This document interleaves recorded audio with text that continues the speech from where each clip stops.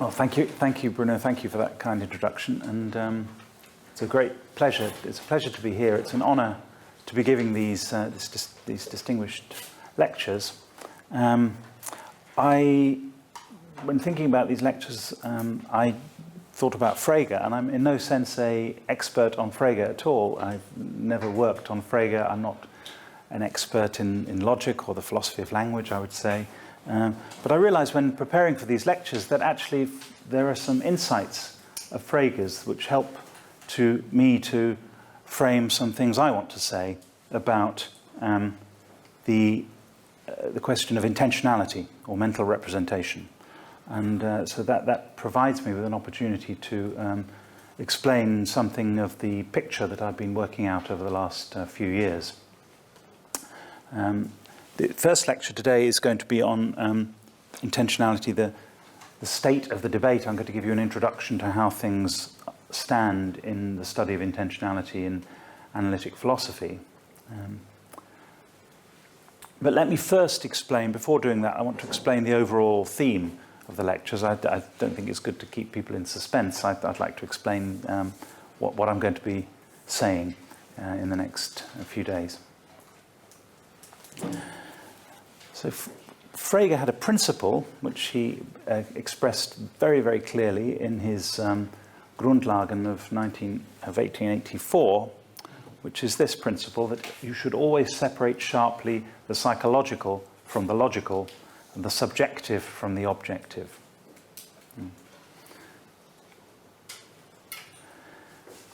I think that analytic philosophy of mind, despite Frege's importance in philosophy, analytic philosophy as a whole, analytic philosophy of mind, I think, has ignored this advice. I think most of the analytic philosophy of intentionality in the last 60 or so years has not separated sharply the logical from the psychological. The objective from the subjective, I think that's something else. Let's stick with the logical and the psychological. And what I'm going to ask in these lectures is what happens to the study of intentionality or the study of the mind if we take this advice seriously. I think that we emerge with a view which I have called, in other writings, which I have called psychologism. Of course, the word psychologism was used in Frege's time and since for the view that logic and mathematics are psychological sciences, that they are sciences of about the laws of thinking, or that numbers are the constructions of the mind, or something along those lines. And psychologism is widely regarded to be a gross mistake. Psychologism about logic or mathematics. There's also psychologism about the semantic, about the study of meaning. And that's a less controversial doctrine, perhaps, but nonetheless one that's been rejected by analytic philosophy. The doctrine I want to defend is what I call psychologism about the psychological. So you might think that, if psychologism about logic is the view that logic should be explained in psychological terms, then psychologism about the psychological is the view that the psychological should be explained in psychological terms. Now, what could be more obvious than that? What could be more obvious than that? But actually, I think that analytic philosophy has rejected psychologism. And so my big picture view that I want to try and defend in these 4 lectures is that part of the problem with the current state of philosophy of mind, in particular in its thinking about intentionality and about consciousness, is that it rejects psychologism in a sense I'm going to explain to you. And I think it's because of this that it's unable to treat satisfactorily consciousness and intentionality. And I think a lot of the problems that philosophy of mind has encountered are due to among other things, are due to its failure to take psychologism seriously.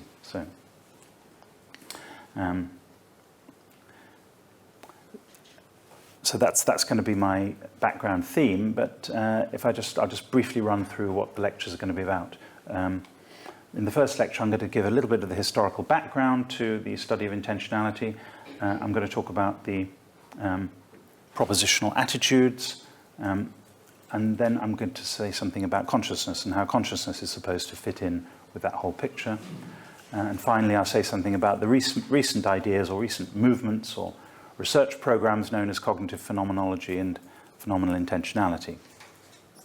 This afternoon in lecture 2, I will talk about thoughts. So this will be thoughts in Frege's use of the word, and I will be talking about Frege's famous essay, The Thought, his distinction between thoughts and what he called ideas.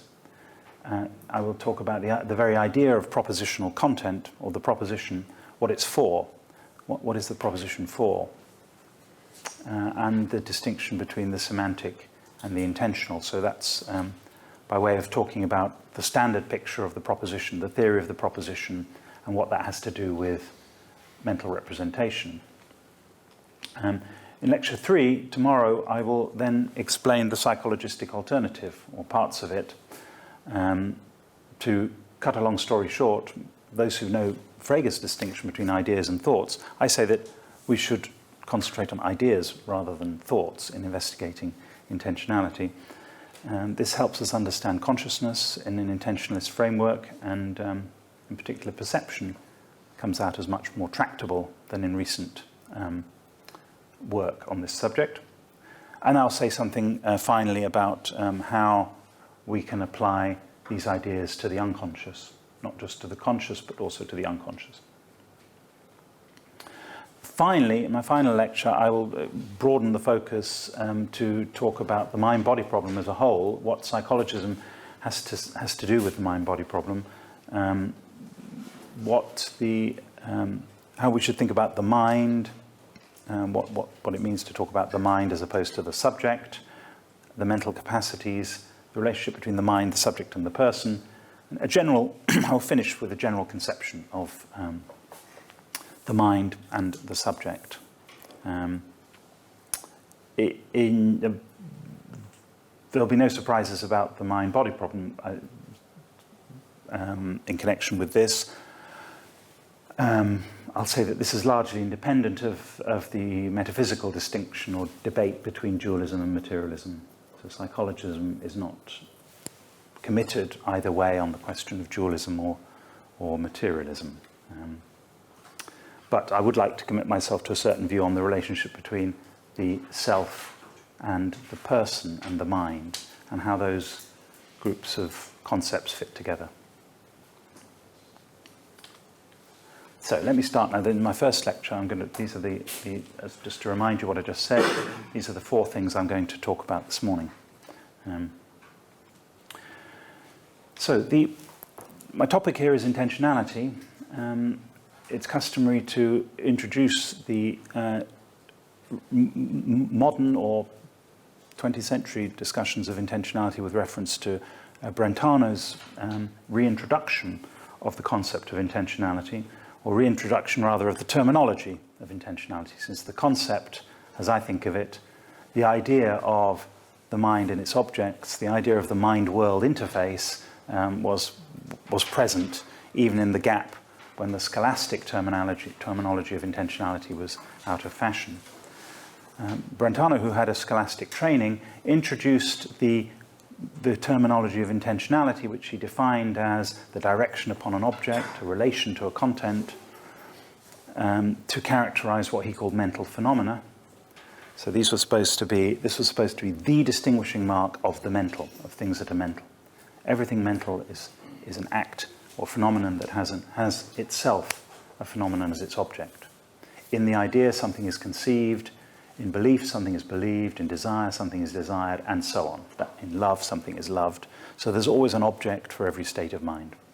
That's the basic thesis that he put forward in his book, Psychology from an Empirical Standpoint. And it's sometimes called Brentano's thesis. I'm going to call Brentano's thesis the view that all mental phenomena are intentional.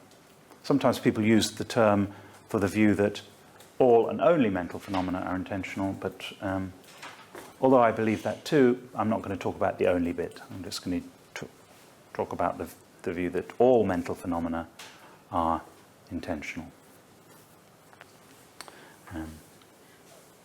If something is mental, then it is intentional, then it is something that has an object. That's Brentano's thesis. Now, Brentano, of course, was famous for, but not just for that thesis, and not just for his other work on ethics and so on, but he was also famous for his students. He had some very distinguished students, including Husserl, who was, of course, the founder, I suppose, of the phenomenological movement, Edmund Husserl, Alexius Meinong, who's famous for his theory of objects, in particular objects which have no being, Kazimierz Twardowski, who was one of the founders of the Lvov-Warsaw School of Logic. Among also Brentano's other students was Thomas Masaryk, who was the first president of Czechoslovakia. Some very distinguished students, and he was clearly an inspirational teacher and spent a lot of time with his students, which is perhaps why a lot of his works were unfinished, including psychology from an empirical standpoint. In the phenomenological tradition, intentionality is, of course, a fundamental concept, a very important concept, and it's a concept that dominates Husserl's work through his various changes of mind. Also, Meinong and Twardowski, who distinguished, as Brentano did not, between what he called the content of a presentation and the object of a presentation, in his very usefully titled book on the content and objects of presentations. I like this phrase, self-transcendence, to think of what intentionality means in this tradition. Self-transcendence meaning that in experiences, in intentional experiences, there is the self transcends itself. The self goes outside itself, as it were, and takes on board the world, or at least the appearance of the world, or the phenomena. And the question of the self and its place in the world then was put under scrutiny by the later phenomenologists, in particular, of course, Heidegger, if you count Heidegger as a phenomenologist, and Merleau-Ponty, and to develop the idea of intentionality in different ways. In analytic philosophy, there also, I think, was a concern in the beginnings of analytic philosophy with intentionality. It's not put in those terms, but if you look at the famous rejection of idealism, the famous paper by G.E. Moore, which is called The Refutation of Idealism, I think it probably would be better titled The Rejection of Idealism, since apart from its use among journalists, refute means show to be false. Journalists use the word refute to mean dispute. This is one of these regrettable facts, that a distinction is being eroded by in language. But nonetheless, we have to follow. Meaning is use, after all. But at the moment, refute means show to be false. Moore said that he was refuting idealism. In fact, he was rejecting idealism. He didn't have a refutation of idealism. And he influenced Bertrand Russell in this. Moore and Russell had both been brought up as idealist philosophers, as most of the British philosophers in the 19th century were, late 19th century. The dominant tradition there in the British universities was idealism, a kind of Hegelianism. The rejection of this tradition involved a number of elements.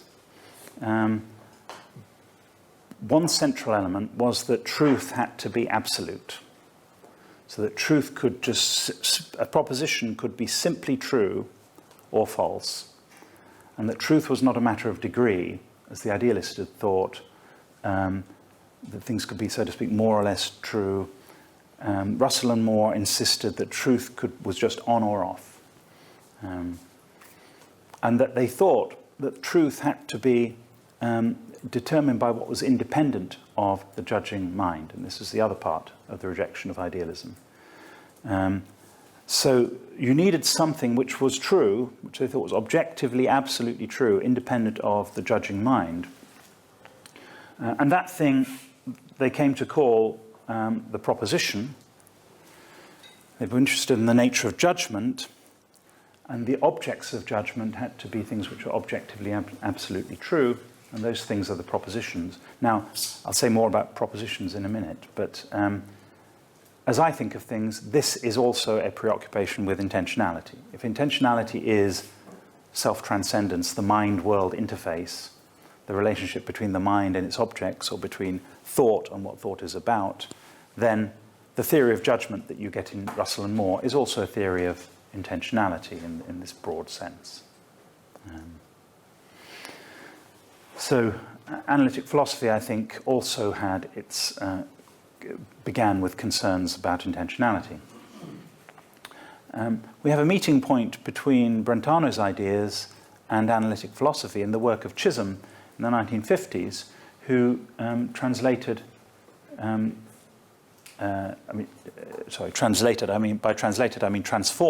transformed Brentano's criterion of the mental into an analytic idiom. He tried to identify the marks of intentionality in terms of the marks of certain kind of linguistic contexts, those that are these days called intentional contexts with an S. Now, the relationship between intentionality spelt with a T and intentionality with an S is a very interesting relationship for many reasons, not least because it's a testament to the ability of philosophers, who are on the whole very intelligent people, to completely wrap themselves up in knots because of verbal disputes and because they have not kept a grip on their own terminology. The more authoritarian side of me thinks that we ought to have a terminological convention where all terms are defined. I mean, like they do with standard units of measures and things like this. All terms should be defined. Of course, you couldn't do that because all these terms are contentious and complex and they can't really be defined. But if you've never come across discussions of intentionality with an S before, then you could ignore what I'm saying here. But all I want to say is that these are very different phenomena. This intentionality with an S is a phenomenon of logic. Intentionality with a T is a psychological phenomenon. But in the analytic philosophy of the 50s, these things were not distinguished because there was a tendency to do philosophy talk about philosophical problems by examining the language or the semantics or what they sometimes call the logic of sentences describing the phenomena. Unfortunately, this led to a certain amount of chaos, which was perhaps perfectly exemplified in Quine's Word and Object, one of the most influential works of philosophy of language of the last 60 years, where Quine says a number of extraordinary things in this famous passage. He says, the scholastic word intentional, and that's true, it was a scholastic word, or it's a translation of a scholastic word, was revived by Brentano in connection with the verbs of propositional attitude and related verbs, hunt, want, etc. There remains a thesis of Brentano's, illuminatingly developed of late by Chisholm, that there is no breaking out of the intentional vocabulary by explaining its members in other terms. Now, if you've ever done a course in Analytic Philosophy of Language, you will know that passage. It's a famous passage in Word and Object.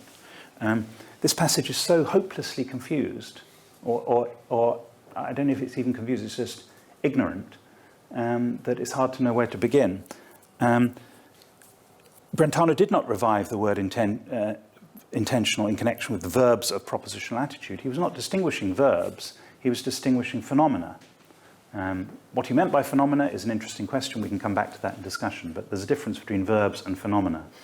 Phenomena basically appearances. He wasn't distinguishing verbs of propositional attitude. The term propositional attitude was introduced by Russell in 1904. That it was invented by Russell, and maybe it was 1921 he introduced it, but Russell called something propositional attitudes before that. Brentano didn't even think that belief was a propositional attitude. Brentano had no place for the concept of proposition in his system. This is one of the criticisms that Meinong made of his system. Brentano did not discuss hunting. Hunting is not a mental phenomenon. There remains a thesis of Brentano's, illuminatingly developed by Chisholm, that there is no breaking out of the intentional vocabulary by explaining its members in other terms. Brentano never said that. I can tell you that because I have read Psychology from an Empirical Standpoint, which Quine obviously hadn't read. So Quine took what he thought of as Brentano's view from Chisholm, directly from Chisholm, and elaborated it in his own way. I mean, the example of hunting as an intentional verb is Quine's own example from his paper, his 1957 paper, I think it was. So these ex cathedra statements are covering up a spectacular ignorance of what he's talking about. Davidson, who was less ignorant than Quine in this respect, nonetheless makes similar confusions when he says that the distinguishing, and this is one of the most famous papers in philosophy of mind in the 20th century, Mental Events, the distinguishing feature of the mental is that it exhibits what Brentano calls intentionality. Well, that's fine. We may call those verbs mental that express propositional attitudes like believing, intending, desiring, hoping, knowing, perceiving, noticing, remembering, and so on. Again, he associates with Brentano's doctrine of intentionality the idea of the propositional attitude. And that idea then became firmly entrenched in analytic philosophy. I'm not saying that in itself is a reason to think that it's wrong, but the strange thing is that what it has meant is that people have ignored all sorts of other ways of thinking about intentionality. So analytic philosophy, the analytic philosophy of intentionality, in the post-war period anyway, has been the theory of the propositional attitudes. That's, I think, fair to say. What is a propositional attitude? This is my the second part of today's lecture. So, as I said, Russell introduced the idea of an attitude towards a proposition. I'm pretty certain, I'd be interested to know if there were early occurrences of this phrase. In a paper that he wrote on Meinong, 1904, belief is a certain attitude towards propositions which is called knowledge when they are true, error when they are false. So it was obviously much easier to get published in Mind in those days, in 1904, when you could say that true belief is knowledge, false belief is error. But maybe there were fewer academics trying to publish in Mind those days. The actual terminology of propositional attitude comes from Russell's 1921 book, Analysis of Mind. Propositional attitudes are not just beliefs in the usual conception, but any state of mind, and here we want to say that it's attributed in a particular fashion, where you have a subject, a psychological verb, and a sentence, relating a sentence. So P is just a schematic letter for a sentence, V is a schematic letter for some psychological verb. We can say S desires that P, hopes that P, fears that P, intends that P, wishes that P, and so on. Now, that way of describing things, it seems like you relate a subject to a proposition. And this is what Jerry Fodor says in a famous paper in 1986, where he said that propositional attitudes should be analysed as relations. Belief, he says, looks like a two-place relation. So it's a relation between a subject and a proposition. And he said it would be nice if our theory of belief permitted us to save the appearances. So you've got a subject, the thinker, and then you've got the proposition, and they have they judge that proposition to be true, they believe it to be true, or they doubt whether it is true, or they desire that it is true. So there are these various different relations that can stand to the same proposition, and different propositions can stand in the same relation to the subject. So you've got three dimensions of variation in these sentences. You've got the subject term, you've got the psychological attitude, and then you've got the proposition. Now, I'm going to say a lot more about propositions, but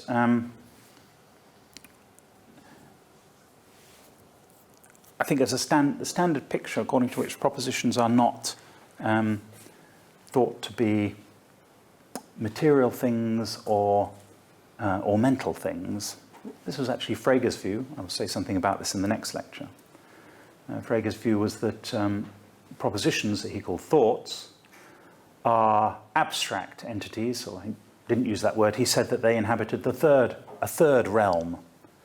Third meaning beyond the realm of ordinary material things and the psychological realm. And that's how people think of it today. In fact, they think the propositions are abstract entities like numbers. I suppose one reason for thinking that is that these are not things that go in and out of existence. As you know, you might think that facts go in and out of existence, or objects go in and out of existence.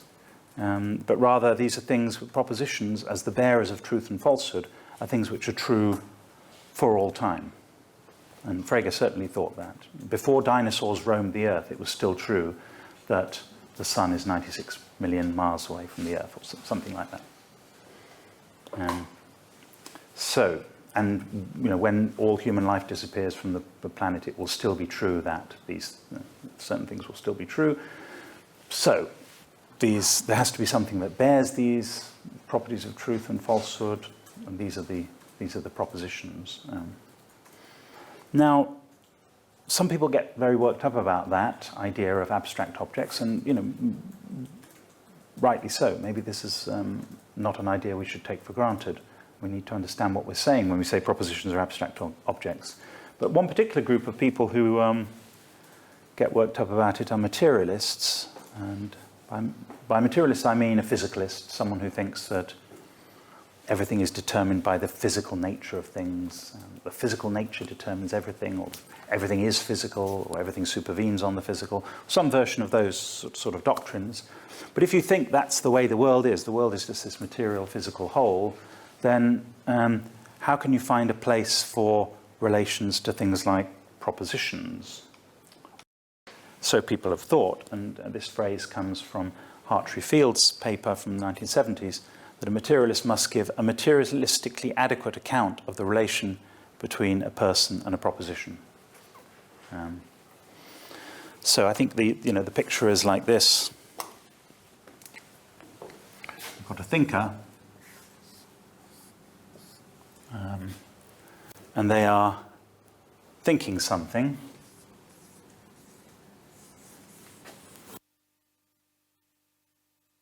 Let's call it P.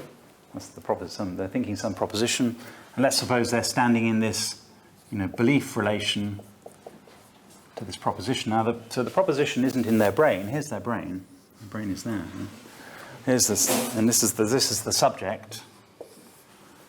So this is the subject standing in relation to some abstract object. Well, you can see that as a materialist, or even if you aren't a materialist, you might think, what the hell does any of this mean? Right? How is that just more than a cartoon image? Right? This abstract proposition and the relationship between you and the abstract proposition, what's that all about?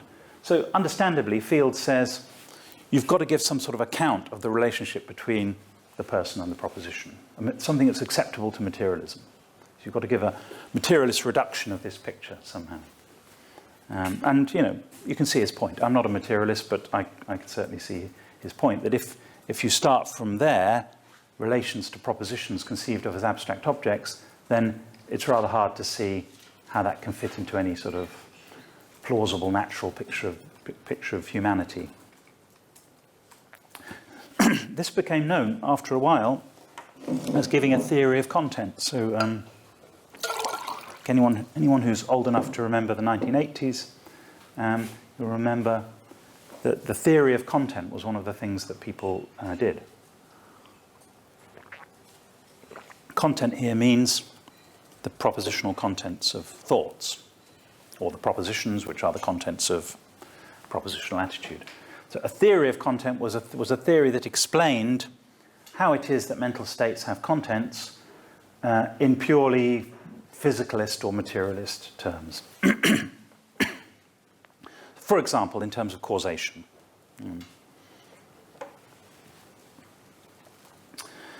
Now, that was one way in which the investigation of intentionality went in the 1980s and 1990s. Another way was to investigate the proposition. So we've got to the point where we say that there is this phenomenon called intentionality. Mental states represent the world in some sense. What does that mean? Well, it means that there are propositional attitudes, as, to use Russell's term. Thinkers stand in relations to propositions. So one research project then is to investigate the nature of the proposition. And this then you can see how people suddenly felt at home, rather than have this mysterious concept of intentionality. Suddenly we had something we understood, which is the proposition, because we know about that from the philosophy of language and logic. Russell, for example, thought that propositions are made of worldly objects and properties, that they were somehow, the propositions had to contain the very things you were thinking of. And this was part of just a consequence of the rejection of idealism. So he thought that it was necessary, if you were going to reject idealism, that everything you were thinking about had to be something independent of your mind. So if you thought that Mont Blanc was over 4,000 meters high, then what you were thinking had to in some way involve Mont Blanc. Your mind had to get out there and get itself wrapped around Mont Blanc in some way, the very mountain itself. If it was just a representation of the mountain, then there was this fear that you would be stuck behind a veil of representations. And that's a very crude way of putting it, but I think that was the basic thought. And so there's a famous correspondence between Russell and Frege, which I recommend to anyone, not least because it's very short. It's only 2 pages long, and it's in the anthology edited by A.W. Moore, the current editor of Mind, one of the editors of Mind, and the anthology is called Meaning and Reference. And in this anthology, in the selection from the correspondence, Russell says that Mont Blanc, with all its snowfields, is part of the thought that Mont Blanc is over 4,000 meters high. And Frege obviously finds this completely bizarre, that anyone should say that a mountain is part of your thought. Right? Your thought is a proposition. How can a mountain be part of a proposition? Well, that was Russell's view. The proposition was made up of objects and properties. Some people say that propositions are ordered pairs or ordered n-tuples of objects and properties. I think strictly speaking, that can't be right, because a pair of objects and properties is just a pair, no matter what else it is. And the pair of the object, Mont Blanc, and the property being over 4,000 meters high, that doesn't say anything. It doesn't say that Mont Blanc is over 4,000 meters high. It's just a pair of objects, and that pair exists if the objects exist. So I think more charitably we'd have to say that people who say this mean that you can model the proposition by using the set theoretic apparatus of ordered n-tuples. Now Frege had a different view. His view was that propositions, what he called Gedanken, are made up of sensors, or the modes of presentation of objects. Now, the point of this view was to accommodate differences in thinking which were possibly results of error and not results of irrationality. So, for example, the ancient astronomers who believed that Hesperus was not phosphorus need not have been irrational people who believed that Hesperus was not itself. Hesperus is phosphorus, but they didn't know this. So we need to distinguish between believing that Hesperus is Hesperus and believing that Hesperus is phosphorus, if we are going to recognize them to be rational. That was Frege's reason, roughly speaking, for thinking that propositions should be made up of sensors, or as they're sometimes called, fine-grained propositions. In the second half of the century, another view came to be very dominant about propositions, which is the view that propositions are sets of possible worlds, a view deriving, I think, from Carnap and Montague. It finds Lewis and Stalnaker its main supporters. The proposition that pigs fly is the set of all those worlds in which pigs fly, regardless of how else they differ. This means, of course, that the proposition will be true in the actual world, just in case the actual world is a member of that set. So it's a very elegant theory. but nonetheless somewhat abstract. And if we're thinking in terms of relations to propositions, then it starts to look even more strange that not only do we have relations to abstract objects, but we have relations to sets of possible worlds. The thing about possible worlds is that there aren't any possible worlds, of course. They don't exist. There's no such thing. This is just a way of talking. Everyone knows that, apart from those people who claim not to believe it, but everyone knows that there aren't no such things as possible worlds. This is an elegant theoretical way of talking. So if there are no such things, then how can we be related to them in thinking? I should point out that occasionally I'm throwing out some controversial doctrines in the course of my lecture just to spice things up a bit. Anyway, that was Russell's. Those are 3 theories of propositions. So what I'm going to call the propositional attitude project, which is analytic philosophy of intentionality, consists of at least 4 principles. These seem to be the central principles.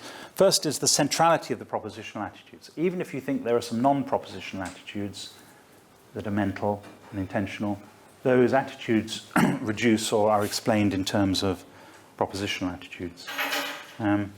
Second is the idea of relations to propositions, propositional attitudes as relations to propositions. The third is that understanding what someone is thinking, identifying their thought, is a matter of identifying the right kind of proposition, or in general, do people believe Russellian propositions, or do they believe Fregean propositions, or do they believe sets of possible worlds? Which is the best account of the proposition? And the assumption there is that one of them's got to be better than all the others, I should say. And the final thing, which I'm not going to talk about much, is the what's called materialist theories of content. So materialist theories of content, by which I mean explaining intentionality in materialist terms. Those are 4 characteristic principles or features of the propositional attitude project. Now, I suppose the theme of my Frege lectures, the take-home message, is this, that I'm going to reject all 4 principles of that project. I won't say I'm going to refute them, but I'm going to reject them. I hope I'll refute some of them, or bits of them. I can't claim to refute them all, but I'm going to reject all those 4 principles. And there's one obvious difficulty with the whole propositional attitude task force, as Daniel Dennett has called it, which is that there are many intentional states that are not propositional attitude, and many of these are among our most important attitudes, our emotional attitudes, however we want to call them, loving and hating, liking, disliking, these kind of things. These are not attitudes to propositions. When we're talking about emotional relations with people, they're attitudes to people rather than attitudes to propositions. It seems like the wrong way of thinking. Desire is something that, although it's often treated as a propositional attitude, it's actually quite obscure why it should be treated in that way, except to make a smoother theory for the propositional attitude picture. Thinking about something, contemplating something, think of a number between 1 and 10. There are many things that we do when we're thinking, imagining, speculating, fantasizing about something, visualizing, which don't seem to have propositional contents. Now, I've talked about that before. I've written about it elsewhere. I'm not going to say anything about that now. I'm going to talk here about something else, which is consciousness and how consciousness fits in. So if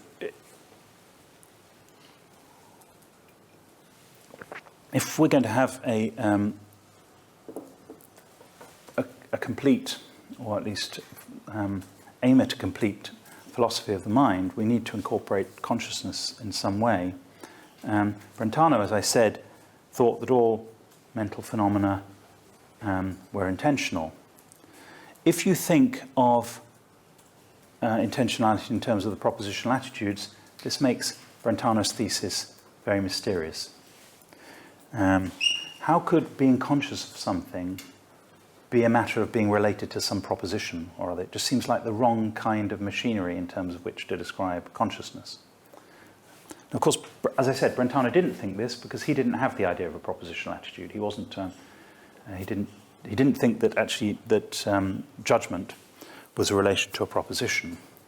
But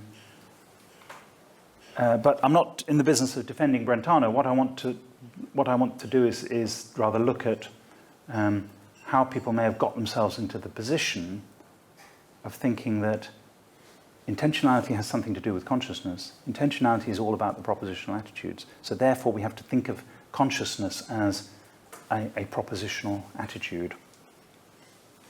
David Papineau expresses some understandable skepticism about this in a paper from a few years ago. Propositions are abstract entities. He comes back to that point. There seems something quite amiss with the suggestion that my here and now conscious feelings are constituted by my bearing any kind of relation to abstract entities. And that's easy to be sympathetic to that idea. I think there are two sort of standard responses to this challenge. And one response is basically to just dig your heels in and say, no, what we need is a special kind of proposition. This was the approach taken in Michael Tye's book from 20 years ago now, called 10 Puzzles of Consciousness, or 10 Problems of Consciousness. And he said that if you characterize the proposition in the right kind of way, that it's non-conceptual, it has other features, then it'll be more intelligible to you how consciousness can be a matter of having such a propositional content. That's what I'll call standard intentionalism or representationalism. These words mean the same thing. People can stipulate them to mean different things, but roughly speaking, intentionalism, representationalism about consciousness is the view that consciousness is an intentional state, that all conscious states are intentional.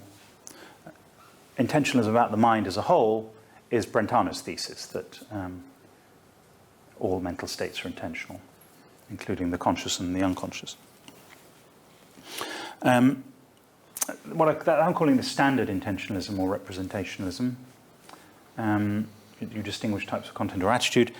The other approach, the second approach, is to distinguish propositional attitudes from conscious states. And conscious states are often labelled qualia in this context, where qualia are thought to be non-intentional conscious states. The standard representationalist view is well, here's one version of it. This is a strong version that says the phenomenal character of a conscious experience is identical with its representational content. This is a view that's been defended by Tye and other people. On the face of it, this is a very strange view. It's a very strange thing to say. The phenomenal character of an experience is what the experience is like. So as you're sitting in this room now, all those elements of what the experience is like how warm you feel, the various colours that you can see around you, the people around you, the sounds and smells around you. The phenomenal character of that whole experience, he says, is identical with a proposition, because the representational content is a proposition.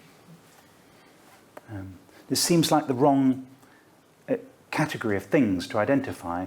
I mean, the phenomenal character of an experience is a collection of properties. The representational content of an experience is an abstract object, a proposition. It seems to be all mixed up.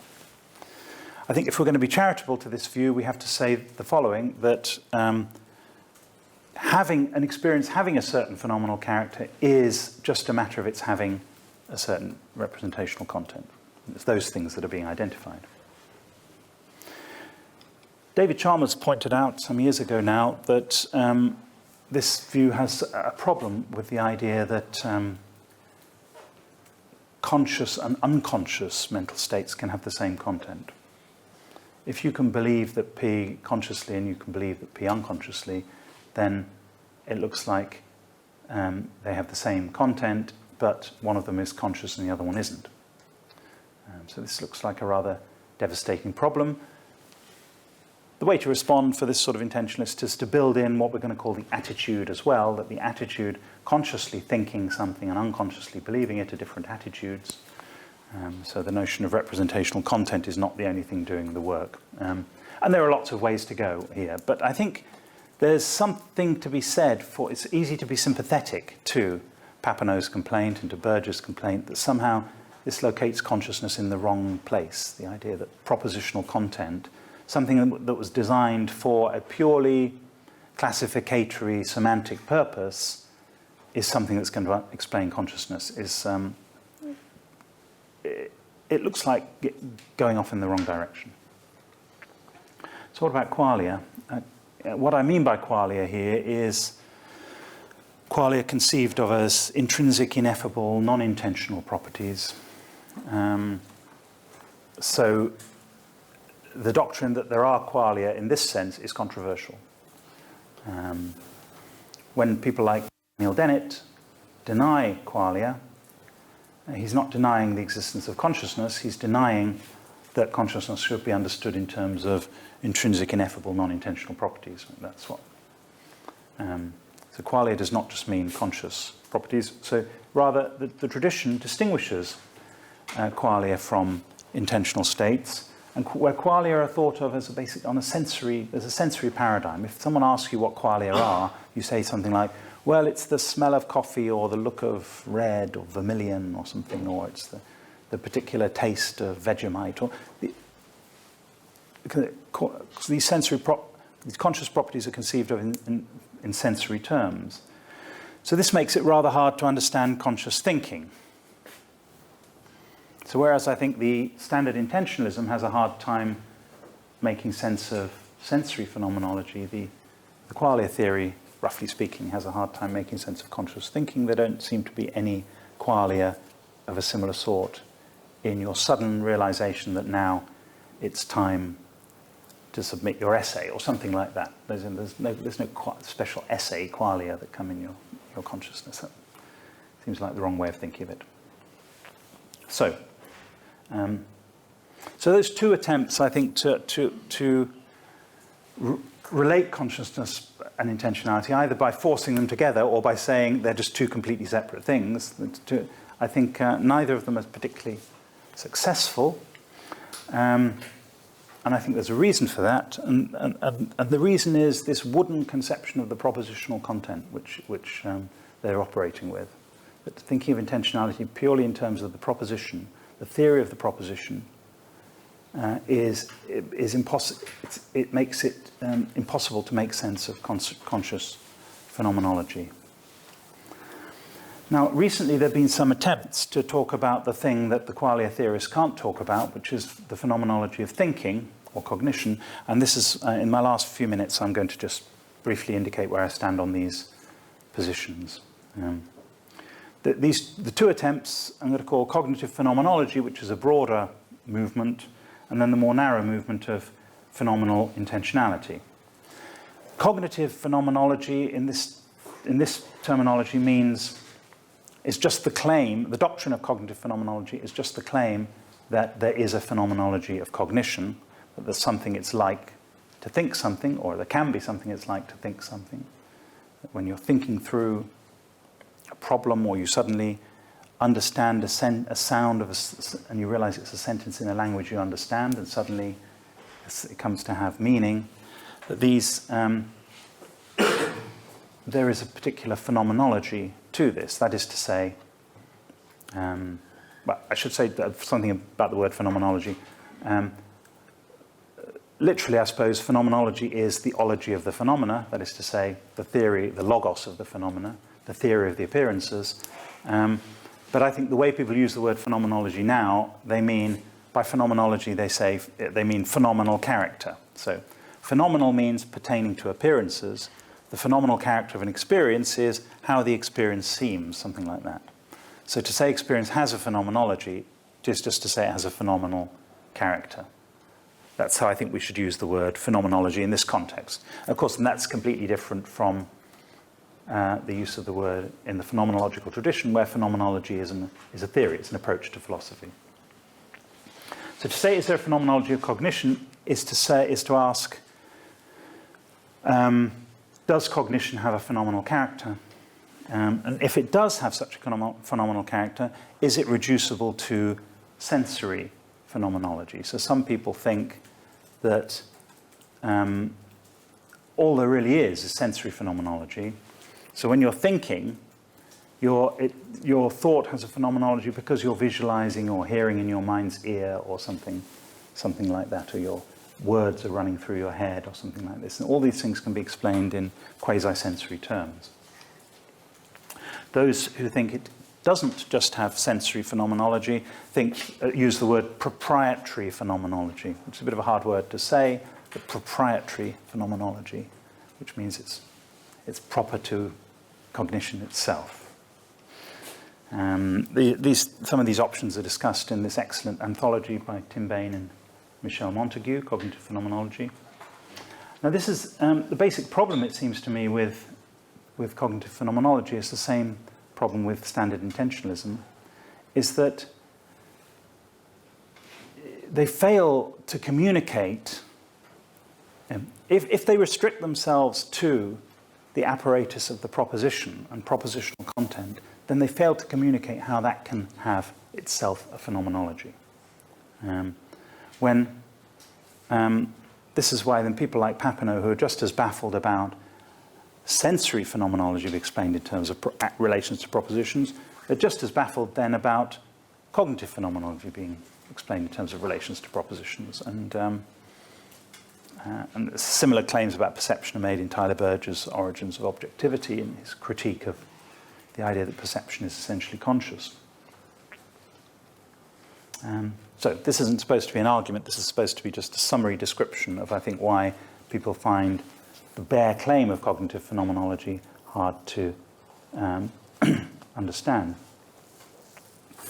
The second doctrine, and this is the final thing I'm going to talk about this morning, is the doctrine of phenomenal intentionality. Now, this is a more specific claim, and it's more of an explanatory claim. That the idea is that there is some intentionality, some mental representation, which derives from the phenomenal properties of mental states. So we have to understand phenomenal property independently of intentionality.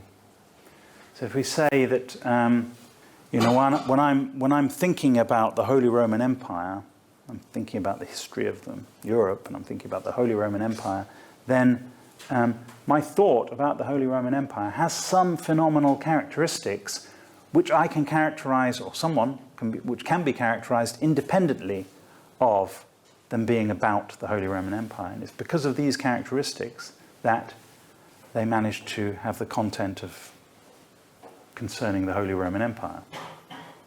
Perhaps you can see it more in the case of perception, how it might work.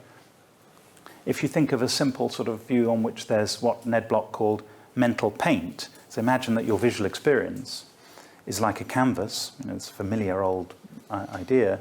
Visual experience is like a canvas, and there are, if you were going to sort of draw a picture of, or paint a picture of how your visual experience is, you would be painting lots of different shades at different points, and because of color constancies, things that are judged to be the same color would be painted with different shades at different points of your visual field. That's one way of thinking of qualia, as mental paint.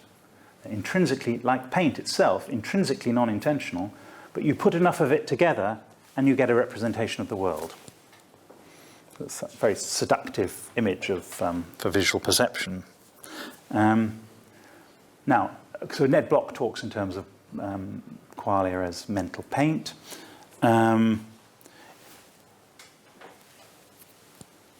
Qualia as mental paint could be a theory of phenomenal intentionality for the case of perception. The intrinsic sensory qualities are not in themselves representational, but when you put enough of them together, you get something that's representational. Now, the way people present this, the way some people present this doctrine is that this will give us a better theory of content than, say, a causal theory of content. So rather than saying, it can explain how my thought about the Holy Roman Empire is about the Holy Roman Empire by appealing to a causal relationship between me and the Holy Roman Empire, whatever that would be. We say instead that our thoughts have certain phenomenal characteristics, and that those phenomenal characteristics somehow determine what my thought is about. Perhaps that isn't a very good example. Perhaps that's not a very favourable example to them, but let's leave it at that. I mean, I reject phenomenal intentionality, although this book here, Phenomenal Intentionality, has some very interesting essays in there, and actually there's an essay by me in that book, but I don't endorse the doctrine of phenomenal intentionality, I hope. I'm talking about something else. I reject this theory because, for me, the notion of a phenomenal property is inseparable. I think properly understood, it's inseparable from its intentionality. The phenomena are how things seem, how the appearances of things. Now, there are the things out there, and then there are the way that they appear to you. The way, if I were to describe the way things appear to me, then that is a way of describing the phenomena. It's true that you can imagine that there might be such a thing, as mental paint. I could imagine that. I don't need to talk in that way, though, in order to describe my experience, the appearances of things. So I don't see a way in general of characterizing the relevant phenomenal properties in ways that don't presuppose intentionality, so I'd rather not take that route. At a sort of more diagnostic level, I still feel that the phenomenal intentionality program is stuck on the idea of a theory of content. And that may be because they're materialists, maybe not. They may be asking the question, what makes your thought about your dog a thought about your dog? How can that be? How can that thought really be about your dog? Now, if you're a materialist, I can see that might be a question. But if you're neutral on materialism, or if you don't think materialism is true, then I don't see any reason for starting with the theory of content problem, which is the reason I'm not going to talk about it in these lectures. So, let me conclude then. I want to make a few points in conclusion. I think it's fair to say that analytic philosophy of mind, analytic theories of intentionality, have largely been theories of the propositional attitudes. I think that's an uncontroversial thing to say, to the extent that intentional state and propositional attitude are almost synonyms in a lot of analytic philosophy. I think this has led to distortions of the phenomena. In particular, it's led to the inability to connect intentionality and consciousness, which incidentally is not something that is a problem in phenomenology. Whatever criticisms you might have of Husserl's work, it's not that he cannot connect intentionality and phenomenology. The recent attempts to connect them, I think, have been hampered by their attachment to elements of the propositional attitude project. And this afternoon I'll say a little bit more about how Frege diagnosed the problem that they're facing there. So thank you very much.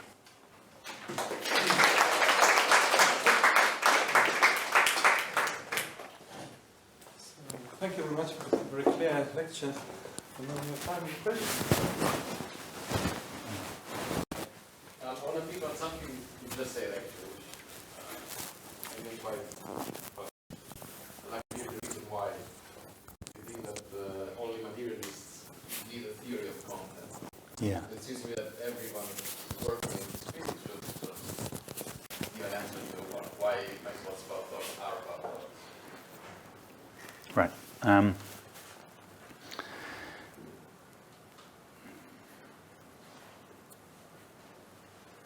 So perhaps I could illustrate this by just talking about Putnam's example of the ant at the beginning of Reason, Truth and History. Putnam has this example that an ant is walking on the sand. Does anyone know the first chapter of Reason, Truth and History? That's a wonderful book. An ant is walking on the sand, and by coincidence, the ant draws something that looks just like or makes a pattern in the sand that looks like Winston Churchill. So here it is. There's the pattern in the sand that looks like Winston Churchill. It's got a cigar. Yeah, maybe.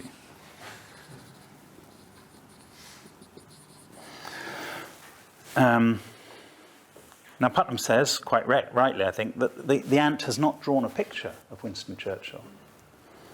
You say, well, why not? And he says, because, well, the obvious answer to that question is that the ant has no idea what it's doing.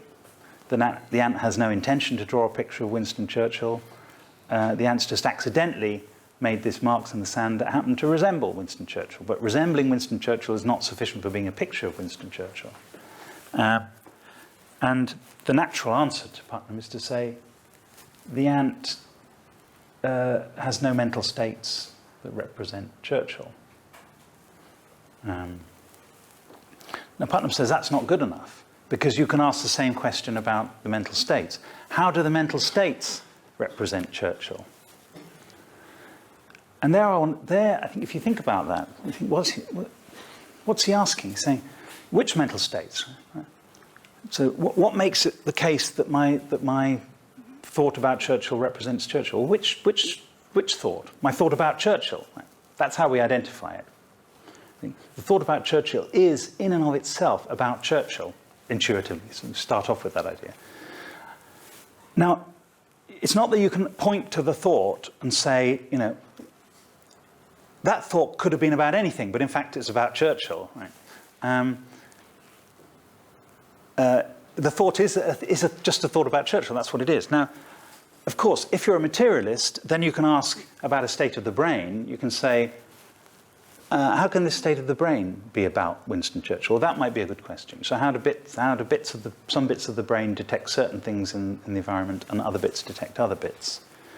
But if the thought is just a thought, then by introducing it as a thought, you settle the question of what it's about. Now, there may be another question in the background, which is, how do thoughts come to have their content as a matter of fact? I mean, why is it the case, so it's an example I used in my book, why is it the case that only since Europeans colonized Australia in 1788 that people in Europe had an idea of a kangaroo? Why is that? Well, because they'd never seen a kangaroo before. That's the obvious answer. Does that mean it's a metaphysically necessary condition for having a thought about a kangaroo that you've seen a kangaroo? So I'm very sceptical. So I think that there is the materialist presupposition makes sense of the question, because it says, look, it's this bit this bit in my brain here. This is my brain, and I want to know what makes my brain, what makes it the case that something that doesn't seem to be a thought actually is a thought. Whereas the thing about thoughts is that they do seem to be thoughts. So that's, I mean, I realize it's controversial, because there is this assumption that this is a problem for everyone, but I've come to the conclusion that it isn't. So.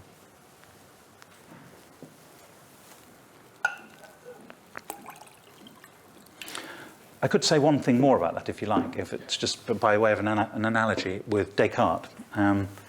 Because when, I think this happens a lot in introductory philosophy of mind, you look at you try and motivate people to think about the mystery of the mind or consciousness, and you say, look at the brain, it's just this wet, fatty thing. It's just, it's inconceivable that thing could produce, our lives, experience, love, emotion, meaning, all these things. It's just inconceivable. If anyone's ever eaten brains, it's just incredible. They just seem so simple. Fatty, gooey sort of things. Yeah. So how is that possible? I mean, that is genuinely puzzling. It's really, really puzzling to think how that's possible. So some people generalize. They say, how can any matter think? How can any material substance think? Descartes comes along and says, material substance can't think. Mental substance is what you need in order to think. Now, the standard textbook response to that is, how does it help to introduce another substance? Because you can raise the same question about that substance. But that's a misunderstanding of Descartes' view of substance. Descartes' view is that matter has its characteristic attribute. Every substance has its characteristic attribute. Matter's characteristic attribute is extension. The characteristic attribute of mind is thought, or consciousness, basically. So you can't ask, how can this substance, which somehow we understand in some other way, sustain thought?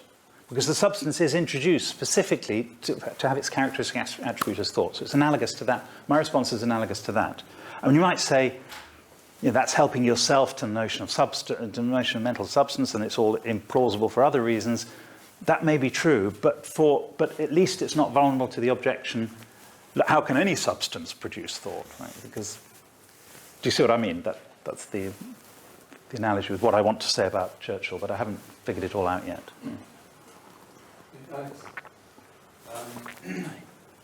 So I'm wondering about the role of the historical story that you told, the role that it plays in any argumentation. Yeah. So I'm thinking about the contrast between like internal and external explanations of philosophy of science for its development. Right. So you might appeal to, right. You might start thinking that, well maybe, no, forget that. Okay. Maybe your description of the history functions as a kind of genealogy that's supposed to make us like change the way that we think about it. Yeah. So I wondered, if you could have approached this, I mean it might just be a consequence of the format of the lectures, but you could have just approached this by entirely stepping inside the debates about, contemporary debates about intentionality and propositionality and such, and then just participated. But instead you set up this history, and it seems to have a sort of rhetorical effect of making you wonder about, looking at the current debates as hinging upon certain contingent assumptions. Yeah. And so I'm wondering about the role of telling that history and the way that you want to argue for your position. Yeah, well, thank you very much. That's exactly what I want to do. It is genealogical in the Bernard Williams Nietzsche sense, I suppose.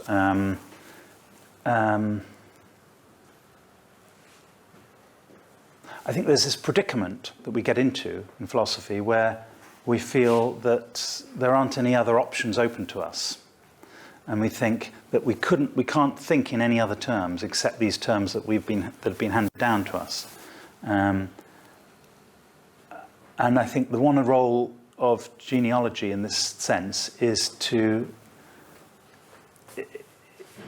trace back to a point where it seemed as if those options were not necessary or obligatory, where we could have gone in another way.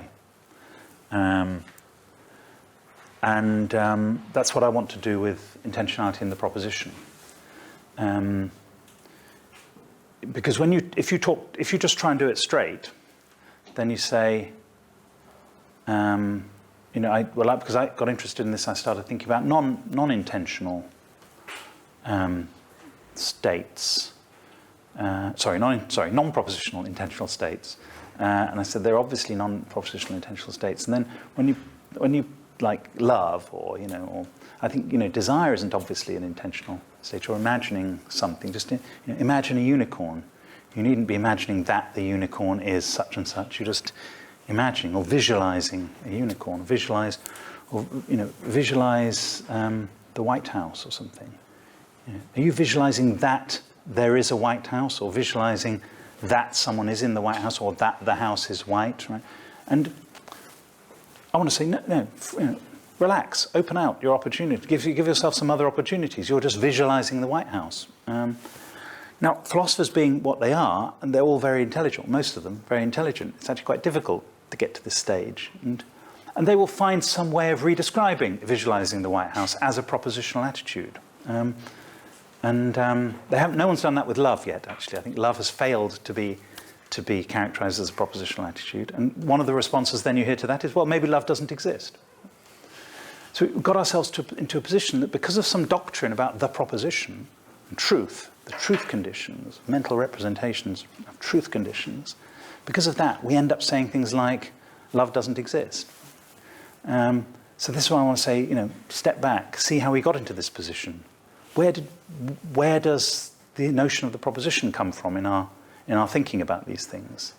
It's a relatively recent invention, the proposition. Similarly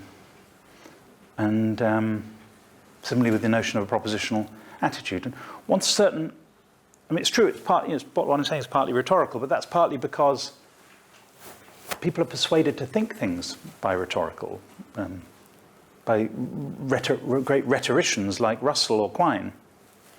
And Quine was a very, very florid rhetorical writer who painted a picture of the world and somehow persuaded people to agree with him about certain things through sheer force of, this sort of Olympian elegance of his convoluted prose.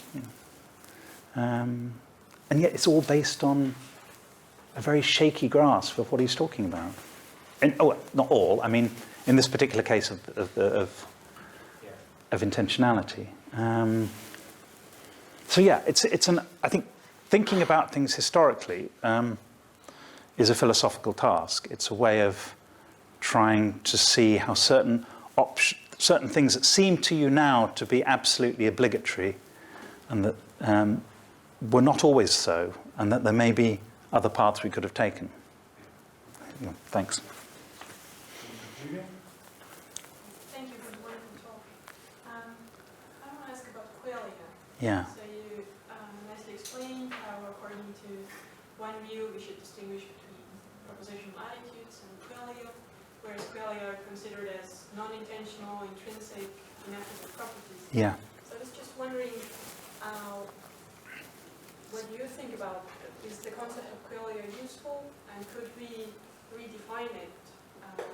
Could qualia be considered as relational and intentional properties? What do you think about Right. Thank you. Yes. So I think Oscar Wilde said, "Evil is not one of my words." I think he said that. It's like qualia is not one of my words. So I think we don't need the word qualia.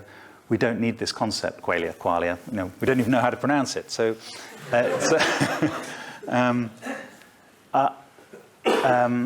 I think we already have our common sense psychology, our everyday self-conception, gives us enough words to describe conscious experiences, and we don't need this concept. And I think it adds to all sorts of confusions about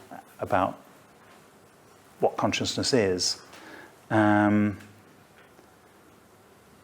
So I think it'd be better off to get rid of it, rather than say, as in the second part of your question, rather than say, well, what qualia really are intentional.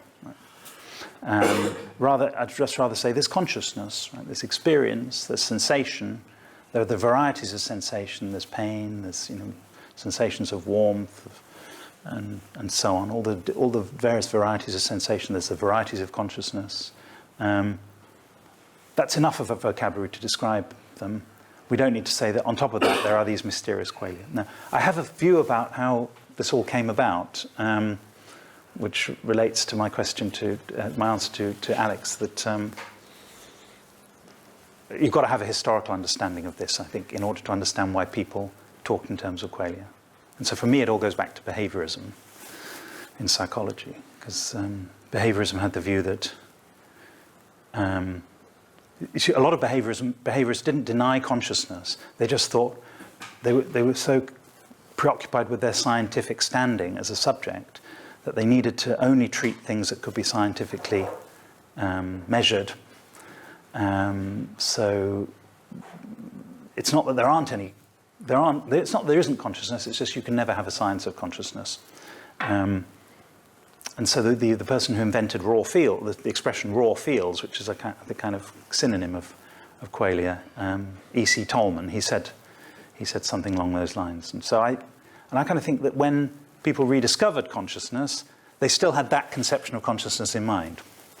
It was what was left over after you've done the functionalist causal story of the mind, and you've talked about intentionality and everything else, and there's still this extra thing which can't be treated by science. And I think that's the origin of that idea of qualia. That's my short form of. There's a paper on my website about this if you're interested. It's called The History of Consciousness in the 20th Century, or something like that.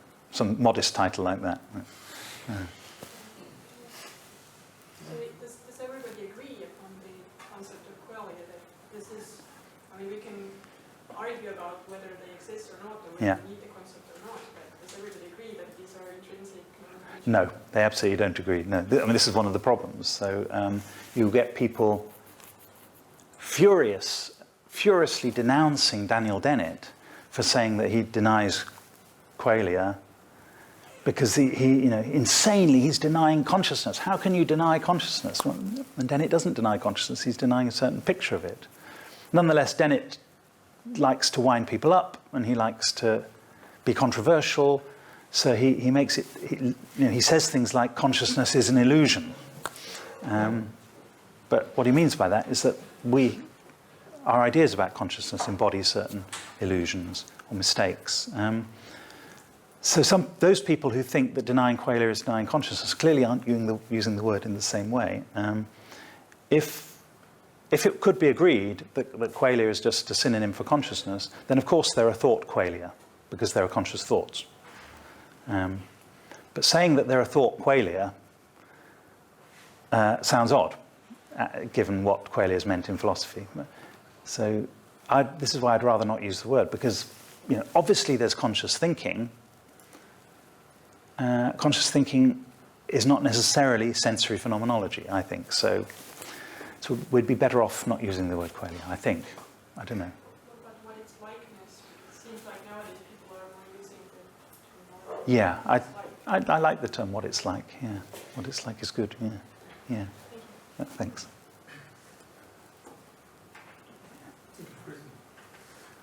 I was wondering if you could say more about your the reasons why you reject phenomenal intentionality. You say it's because the notion of phenomenal property is inseparable from intentionality. So does this mean that you accord to intentionality a kind of primacy or a representationalist? Is that the case? I think intentionality does have a sort of primacy. Yeah, sort of. I think, and I think the idea of intentionality is the idea of the subject's point of view on the world, or the subject, or for there to be intentionality is for the subject to have a point of view, by which I don't just mean a visual point of view. I mean their whole psychological orientation on reality or unreality, depending on what they're thinking about. So. And I think it's very natural in the case of consciousness to describe the conscious aspects of that point of view on the world as phenomenal, because phenomenal has the traditional meaning of relating to appearances, so how things appear. And so those are my starting points. And what I can't get from people like Kriegel and Pitt is a clear idea of how you identify ostensibly non-intentional phenomenal properties out of which you're going to construct in some way intentionality. So that's my basic worry about the obscurity of it. And I wonder. I sort of understand the mental paint view of Bloch's view, but that's just a view about vision. There's no thought paint, right? Just as there are no thought qualia in the usual sense of qualia. So I'm,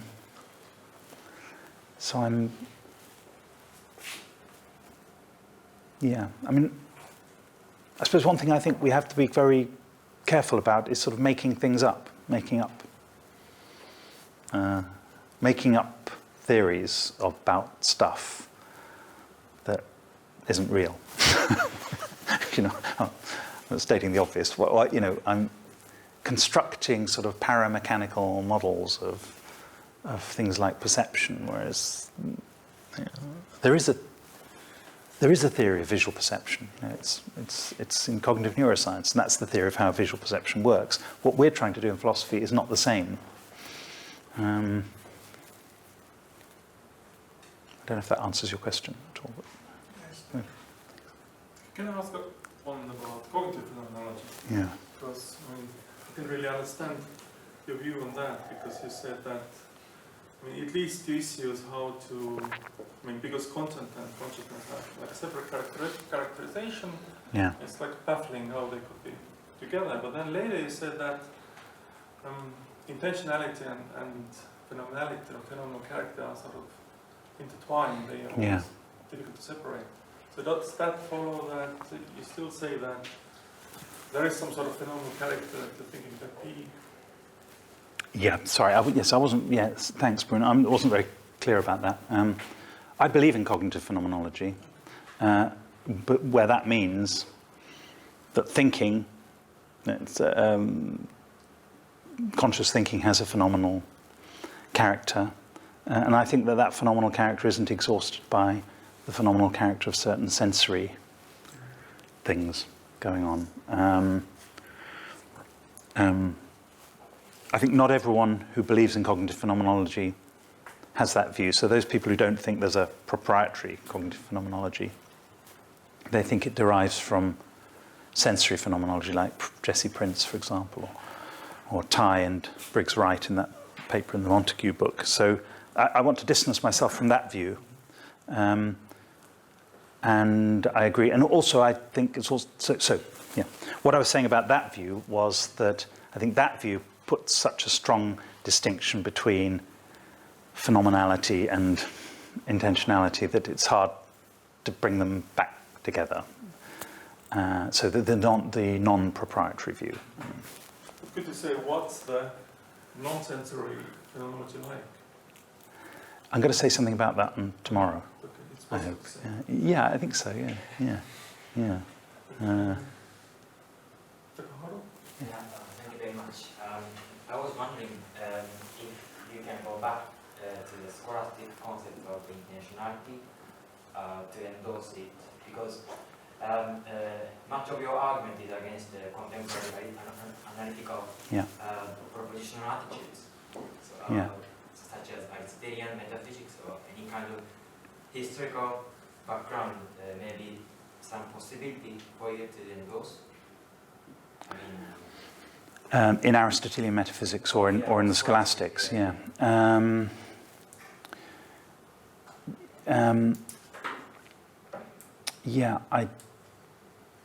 think there's a lot to learn from Aristotle and the scholastics, and I'm not a scholar of these things, and I'm attracted to some aspects of what's now called Aristotelian metaphysics. I'm going to talk about that in the last lecture a bit. But when it comes to intentionality, so as I understand Aquinas, maybe there are people here who know Aquinas better, but that Aquinas tried to extend Aristotle's idea of perception to the whole of intentionality. I don't know. Are you a student of the scholastics at all? Yeah. Right. Okay. So I think Aristotle thought that in visual perception, the soul or the organ, it's a bit disputed, or the visual or the eye, took on the form of the object of perception without taking on its matter. So you see a horse and your eye takes on the form of a horse, or you see something red, your eye takes on the form of redness without taking on the matter. Aquinas, and here this is totally secondhand from Kenny and some other people, Anscombe actually, Geach, said that thinking about something also involves taking on the form of that thing without taking on its matter. Clearly, if you did take on the form of something, if you thought about a horse by taking on the form of a horse, you better not do that in the way that a horse takes on the form of a horse, otherwise you'd have to become a horse whenever you thought about a horse, which would be a bit like the children's cartoon, Baba Papa, this one keeps changing his shape all the time. Everything, you think about something, you change your own shape. So what Aquinas said, as I understand it, is that the form of horse, when you think about a horse, the form of horse exists differently in your soul or your mind than it does in the horse. In the horse, it exists naturally, the form exists naturally, it has esse naturale, and in your mind it has intentional being, it has esse intentionale. what does that mean, right? I think it means, on the one case, the horse is a horse because it's a horse, and when you're thinking about a horse, you're representing a horse. I'm saying the horse, the form of... The thing is, if you don't believe in form and matter, so I don't believe in form and matter, that's not my metaphysics. I don't have the hylomorphic conception, so if I don't have that, then I can't take that story literally. So I can say... Kenny has an essay where he discusses this, and he says it's a bit like Wittgenstein, that Wittgenstein says when you think about something, your thought doesn't stop short of the thing itself. He said Aquinas was making the same point, that your thought doesn't stop short of the horse itself, it takes on. Well, all that means is that, to my literal-minded way of thinking, that what that means is you're thinking about a horse by directing your mind on the form of a horse. You're representing the form of a horse. That's it. So, yeah, short answer, if you're not a hylomorphist, then you can't have that theory. Okay, thank you. I was wondering about the historical, how you got to the view of intentionality in terms of propositionality. Yeah. And the way you characterize the story, how we got to this point, from more rejecting idealism. There it seemed that Moore wasn't trying to put forward a general theory of intentionality. He was just trying to reject a certain way of thinking about truth. And then if I come up with a sufficiently objective story about propositions, then I can reject idealism in that sort of degrees of truth, instead of truth of being a subjective, relative thing.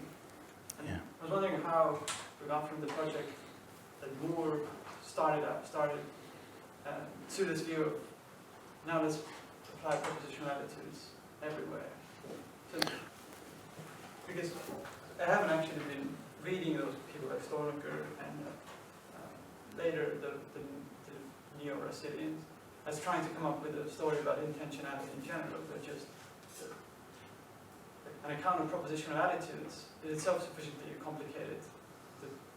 Just those that we've been working on phenomenon of propositional attitudes and not trying to generalize their views to all mental. So I was wondering, why people make that leap? Yeah, thank you very much. I mean, obviously the story is much, much more complicated than the simple picture I painted there. With regard to Stalnaker, actually, the first chapter of his book, Inquiry, as it's called in its home country, Inquiry, is called The Problem of Intentionality. And in that book he articulates the notion of, he talks about belief and desire, and how the contents of beliefs and desires should be thought of in terms of sets of worlds. So,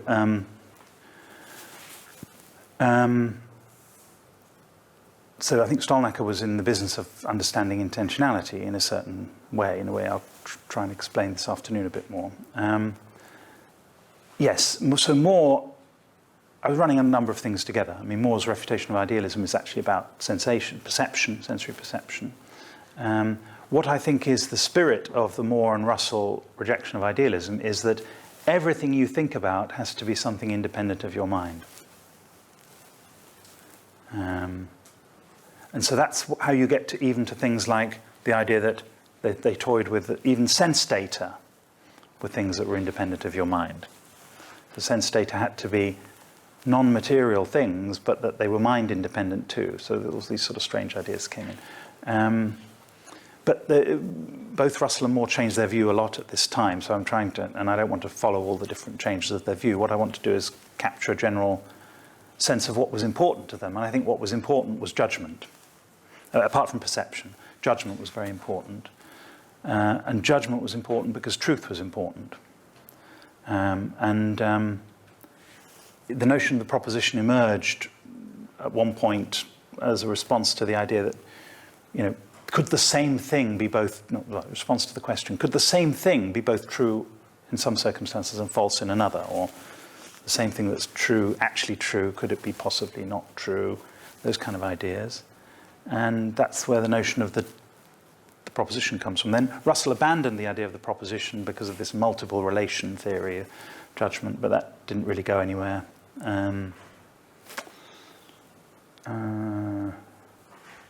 So I think the proposition was central because of judgment, and that interacts with Frege because Frege had a calculus of propositions and a method for mechanically determining truth values of propositions, and Frege and Russell argued about the nature of the proposition, and then so that's the beginning. I think the beginning, the refutation of idealism and the beginnings of logic, or the philosophy of logic of that period, I think are closely connected, I believe. Now, how you get from there to Fodor, Field, Stalnaker, and the 1970s and 1980s is a long story. But one thing that you need to bring in is the idea of one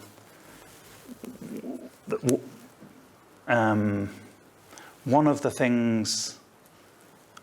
the uses of mental. So Quine attacked all this mental terminology, and he thought that was all rubbish, and that we should all when we're limiting the true and ultimate structure of reality, the fundamental language was something else, and it didn't involve all this backward, prehistoric mental discourse. But one thing that emerged out of that is that there was one part of mental discourse which was okay, which is what became known as belief-desire psychology, that you can explain people's actions by talking about their beliefs and their desires. And this fitted in with a number of trends in philosophy and related subjects. One is functionalism about the mind. Another is decision theory and rational choice theory, which had a sort of independent life, but is basically a very simplified belief-desire psychology. So belief-desire were states with propositional content, and that you could explain people's behavior in terms of what they believe and what they desire.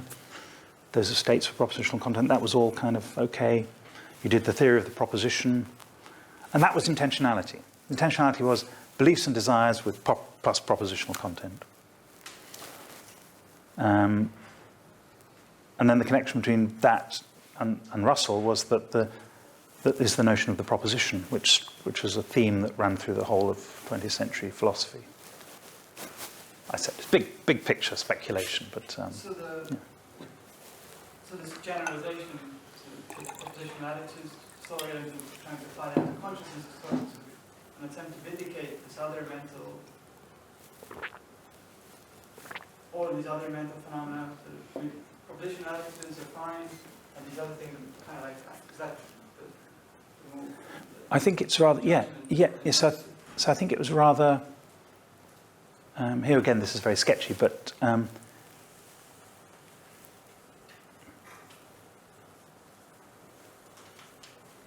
there's a paper by Gilbert Harman called from the 1990s, I think, called The Intrinsic Quality of Experience, where he's criticizing the idea that functionalism can't account for qualia. And there was that debate that went on in the 70s and 80s about whether functionalism can account for qualia, because two people could be functionally identical, but one could have qualia and one not. And then Harman said, what is all this stuff about qualia or the intrinsic qualities of experience? There aren't any intrinsic qualities of experience. If I introspect my experience, all I find is the object of the experience.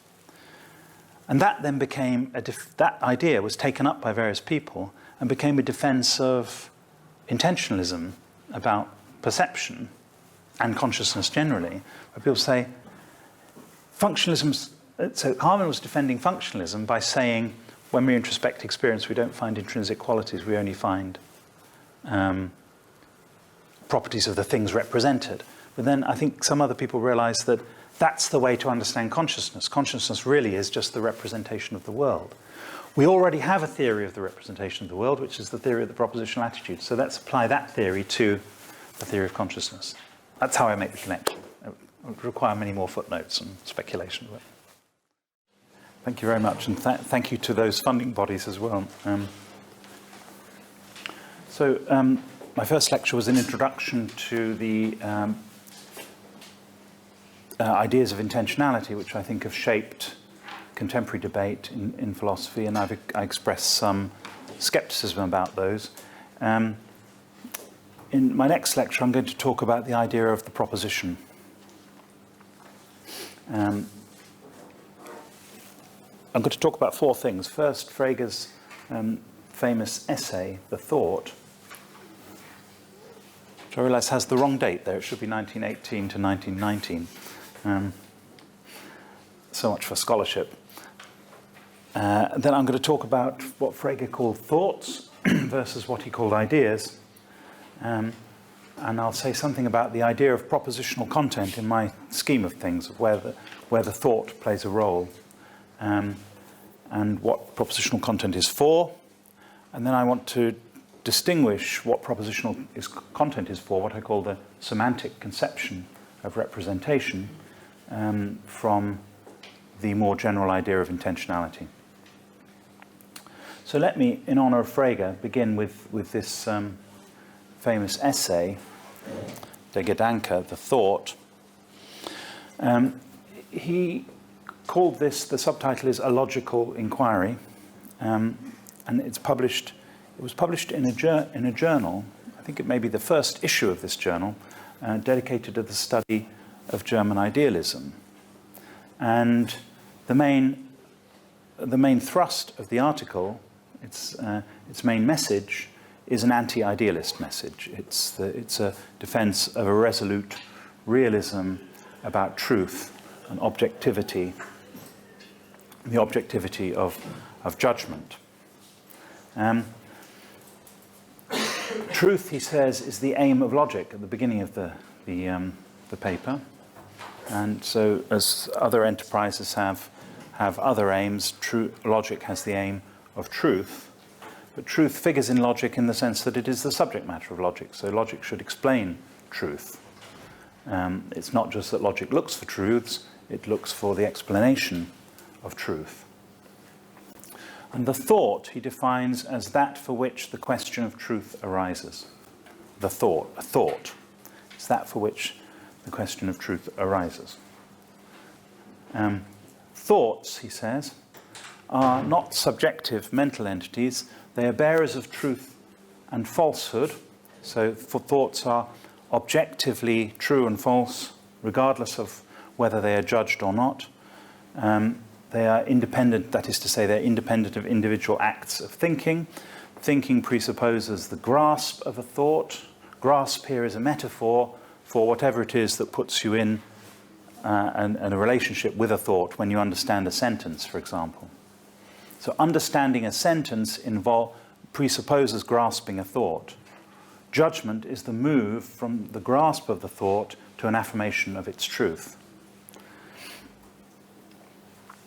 Thoughts, as I said this morning, are composed of senses, that is to say, the modes of presentation of objects in the world, things in the world. Thoughts are not worldly things like Mont Blanc. Thoughts are things like the mode of presentation of Mont Blanc, the way of thinking of it, a certain way of thinking well, he doesn't say way of thinking. That this is something Gareth Evans says in his exposition of Frege. Mode of presentation is or mode of givenness. Art des Gegebensein is the word. And these things exist in a third realm, as he called it. The third realm is not independently characterized, but the third realm is just the realm that is not the material realm or the realm of ideas, of mental things. So these are the characteristics of thoughts, and thoughts are what logic deals with. And thoughts and the relationship between thoughts. So thoughts, their internal structure, and the relationships between them. The thought, in other words, is the proposition. So this is what the thought is for Frege. Propositions are the contents of judgments, of beliefs. And so when I talk about propositional contents, I just mean the same as propositions. So propositional content, proposition means the same thing. And again, the fundamental idea here is truth and falsehood, that we start with the idea of truth. We understand the thought as whatever it is which is the ultimate bearer of truth. So it's very important that mental acts of judgment, assertions, things like this, these are not the ultimate bearers of truth. They are bearers of truth derivatively because the thoughts that they, which they incorporate are themselves bearers of truth. So this robust realism, involves this idea that, when dinosaurs roamed the earth, it was still true that 2 + 2 = 4, that grass is green, and so on. So this is the idea of an objective proposition which you attempt to grasp in your act of judgment. I should also say that thoughts are what are communicated in rational communication. So when I try and explain these ideas to you, on Frege's view, I'm trying to communicate some thoughts, some propositions, and communication succeeds, according to Frege, if you associate roughly the same thought with my words that I do. Just to remind you again of the theories of the propositions that we were talking about earlier on, those are the three dominant styles of theory of propositions. But one very important idea here is the idea of structure. It's sometimes said sets of possible worlds are unstructured propositions in the sense that they're just sets. So the proposition that pigs fly is, or perhaps it's best to say, it's modelled by the set of all those worlds in which pigs fly. But it doesn't have any structure other than just that set theoretic structure. But it's often said that thoughts themselves are structured. This is something that Frege himself believed. And here's a recent example of this. I'm coming across this in a book by E.J. Lowe, where he says that even the simplest thoughts are structured like sentences, containing referential and predicative elements. And studying these structures is the main task of philosophical logic. So Lowe is someone who believes in this enterprise called philosophical logic, which studies the structure of thoughts. And I suppose, insofar as there is such a thing, Frege's essay is an exercise in philosophical logic. Frege's own theory of the structure of thoughts relied on a fundamental distinction between what he called objects and concepts. Now, again, the terminology or the translation into English could be confusing here, because you might think that a concept is something mental. The concept is something more like an idea in someone's mind. So for Frege, that's absolutely not true. The word he used, begriff, this word, and translated as the English word concept, this is not something in the mind, but it's something out there in reality. A concept in his use of this word is a kind of function in the mathematical sense, a function that takes objects as arguments and then gives you a value of true or false, depending on whether the object falls under the concept in the world. Now, I suppose, or you could think of it as that the simple concept takes as its value the object A. This monadic concept takes the object A as its argument, and if A is indeed F or has the property of being F, then you get the value true, and if A has that doesn't have the property of being F, then you get the value false. And that basic function argument structure, Frege said, was at the heart of the structure of the thought, as well as the structure of sentences. So the structure of thoughts mirrors the structure of sentences in his way of thinking. This, of course, is a representation of the concept F.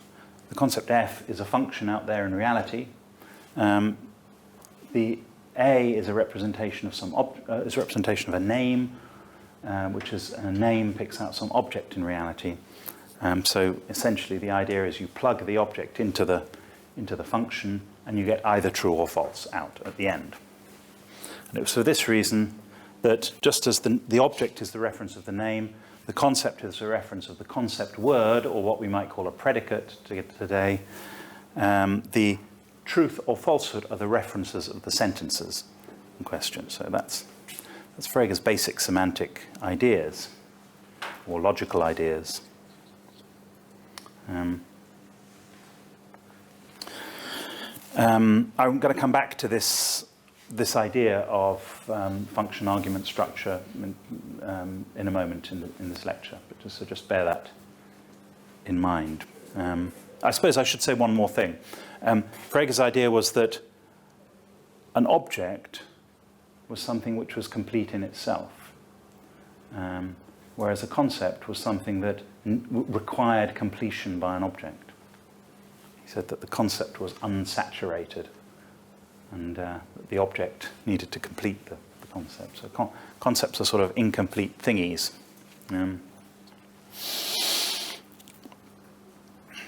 Okay, so my second theme this afternoon is thoughts contrasted with ideas, and this is at the heart of what I want to say, the contrast that Frege is making here. Now, in the Grundlagen, Frege said, I have used the word idea always in the psychological sense, and have distinguished ideas from concepts and from objects. So at this point in his thinking, he didn't have the notion of the thought as he worked that out in later philosophy, but he had the idea of the concept and the object, which are out there, objective things. Ideas are something psychological. What is the content of my consciousness, he says later on, my idea should be sharply distinguished from what is an object of my thought. Now, I'm not entirely sure what he means by an object of my thought there, but let's suppose it's the thing in the world that the thought concerns. And then in that case, he's making the same distinction, distinguishing ideas from these worldly things. Sometimes people use the phrase object of a thought to mean the propositional content of the thing you're thinking. So when you think that it's raining, then the object of your thinking is the proposition that it's raining. Now, I must confess I don't know how Frege is using the word object of thought there, I realise. But if he's using it to mean propositional content, then he's distinguishing propositional content from ideas, content of consciousness. If he's using it to mean worldly object, then he's using it to distinguish worldly objects and concepts from ideas. So, I think that the analogy which Frege used actually enables me to sum up my very simple conception of this whole subject matter. So there's a famous analogy he uses in his paper on sense and reference, where he compares someone using a word to talk about an object with someone looking at the moon through a telescope. So this will be very familiar for anyone who's studied the theory of sense and reference. We compare the moon. The moon is analogous to the reference. So you're looking at the telescope of the moon. The moon is analogous to the reference. I suppose the whole thing is analogous to the act of referring to something. The image on the telescope is the sense, because the image is a mode of presentation of the reference, but it's partial. It's not, you're not grasping, so to speak, the reference itself, but just a particular aspect of a particular perspective on the reference. But it's a perspective that can be grasped by anyone else who goes to look through the telescope from that point of view. So in that sense, it's public. It's the property of many people, as he says. And then there's the image on the retina, which is someone's individual property and cannot be shared with anyone else. And that's what he says is analogous to the idea. Sorry, I've misspelt that. It says Vorstellung. It should be Vorstellung. So Vorstellung means is the word that's translated as idea.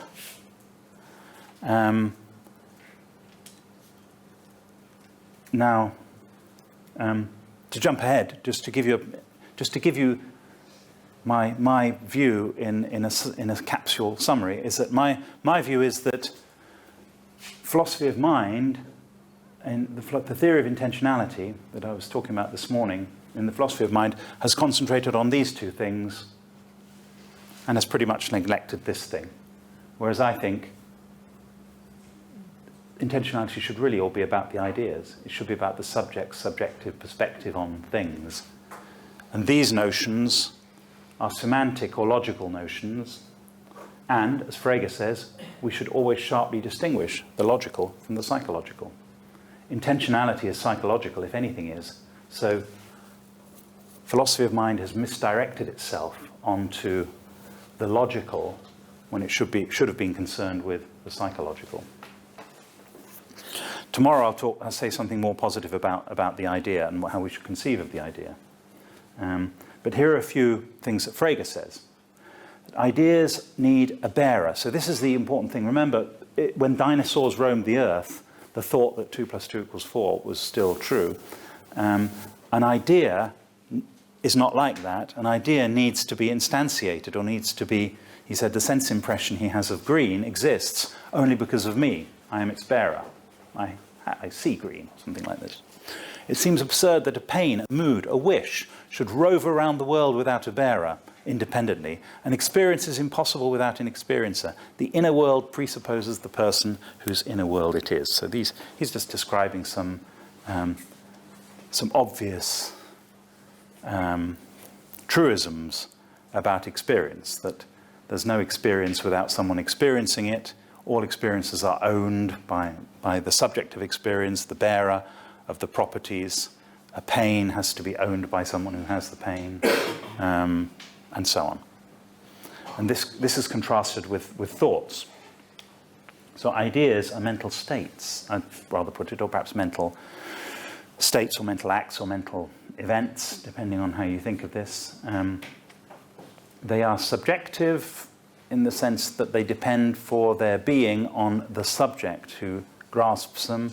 A thought is not subjective in that sense. A thought does not depend for its being on the subject who grasps it. And they are not always straightforwardly communicable. So it's not a requirement on communication that you share ideas. Communication is about communicating things in the objective world, about the thoughts you're trying to express, or talking about objects in the world. So I'm going to say a little bit more about ideas tomorrow, since I think my thesis could be summed up by saying that ideas, in Frege's sense, are the subject matter of intentionality. This word Vorstellung is translated as idea in the translations that are used in English. The same word in Kant is translated as representation. In Brentano, the word is translated into English as presentation. So it shouldn't actually be surprising that I say that the notion of an idea, as it's used in Frege, should have something to do with intentionality, since representations in Kant, presentations in Frege in Brentano, are simply intentional phenomena, ways of describing the phenomena of intentionality. So that's so far I've said that I've talked about Frege's view on thoughts, and I've talked about the distinction between thoughts and ideas. And you can see that the picture that emerges in Frege is a very dramatic one. It's, as I say, it's a resolutely realist picture of propositional content. The truths are all laid out there, and what we're trying to do is to grasp them with our minds. Now, he doesn't say anything about what grasping with our minds is. I'll come back to that. His main aim in that paper is to defend an idea of objective truth and the objective bearers of objective truth. So, propositional content, then, a thought is an instance of it's a kind of propositional content. I think asking what is propositional content, it might be better to ask what is propositional content for? What's the point of it? What is the point of the notion of propositional content? What does it do for us? Then we can ask about the notion of a propositional attitude considered as a relation to a proposition. Are there really such things? Are there? Should we think of ourselves as related to these propositions? Is that the best way to think of things? Are intentional states really relations to propositions? And I'm going to say something about that now. So there's one very unrealistic picture which I want to shift from the centre of discussion, and I've already mentioned it this morning, and that's the idea that we stand in a relation to these propositions. In the Fregean terminology, we have to grasp the thought first, and we proceed then to judge the thought having grasped it. These propositions, of course, for Frege are in the third realm, whatever that means exactly, but it means they're not part of ordinary world. So, it's not like grasping a teacup or a glass. Your grasp here is a metaphor for something like understanding. There was a time when philosophers of mind who were inspired by Frege said that there are two parts to the theory of thinking, the theory of thought. One is the theory of the proposition, and the other is the theory of the grasp of the proposition. So it's like you start off with the proposition and you say what it means for there to be these Fregean thoughts and how you distinguish between them, and then you explain what it means to grasp those things. Now,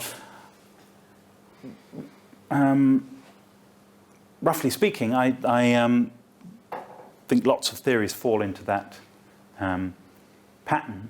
I think Fodor's, the way Fodor introduces his language of thought theory falls into that pattern.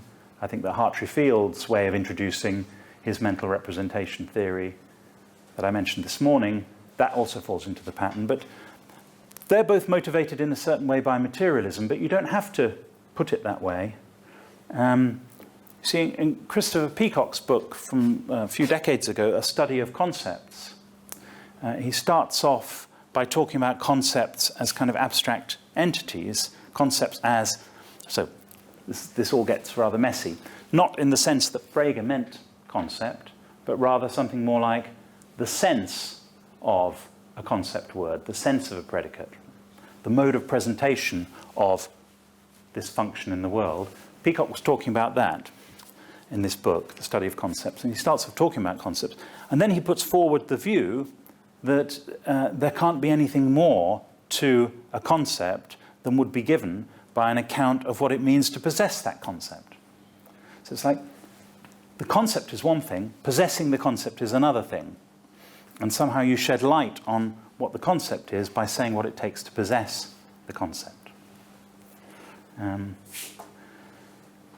Now, I think that in a certain sense, this is making work for yourself. You've started out characterizing these things abstractly, and then you say, what does it mean for us to stand in a relation to these abstract things? What facts about us make it the case that we stand in a relation to these abstract things?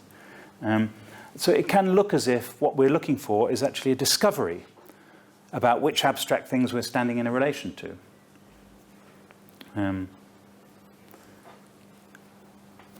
I mean, there's an analogous thing that used to be discussed in philosophy of language many decades ago, which was called the problem of the actual language relation. And this starts off by thinking of languages as abstract objects. And then we realize that there's actually an enormous number of abstract objects that we could be speaking, because we all speak slightly different languages, and the abstract object language that we speak, so to speak, is not determined by anything we've actually said across our life. So it's underdetermined by it. So what we have to establish is the actual language relation. And there used to be discussions of this, the actual language relation. It's like there are all these languages in this Platonic realm, and then we have to figure out which one relates us to the actual language we speak. Now, I can understand why people say things like this, but it seems to me this is starting in the wrong place.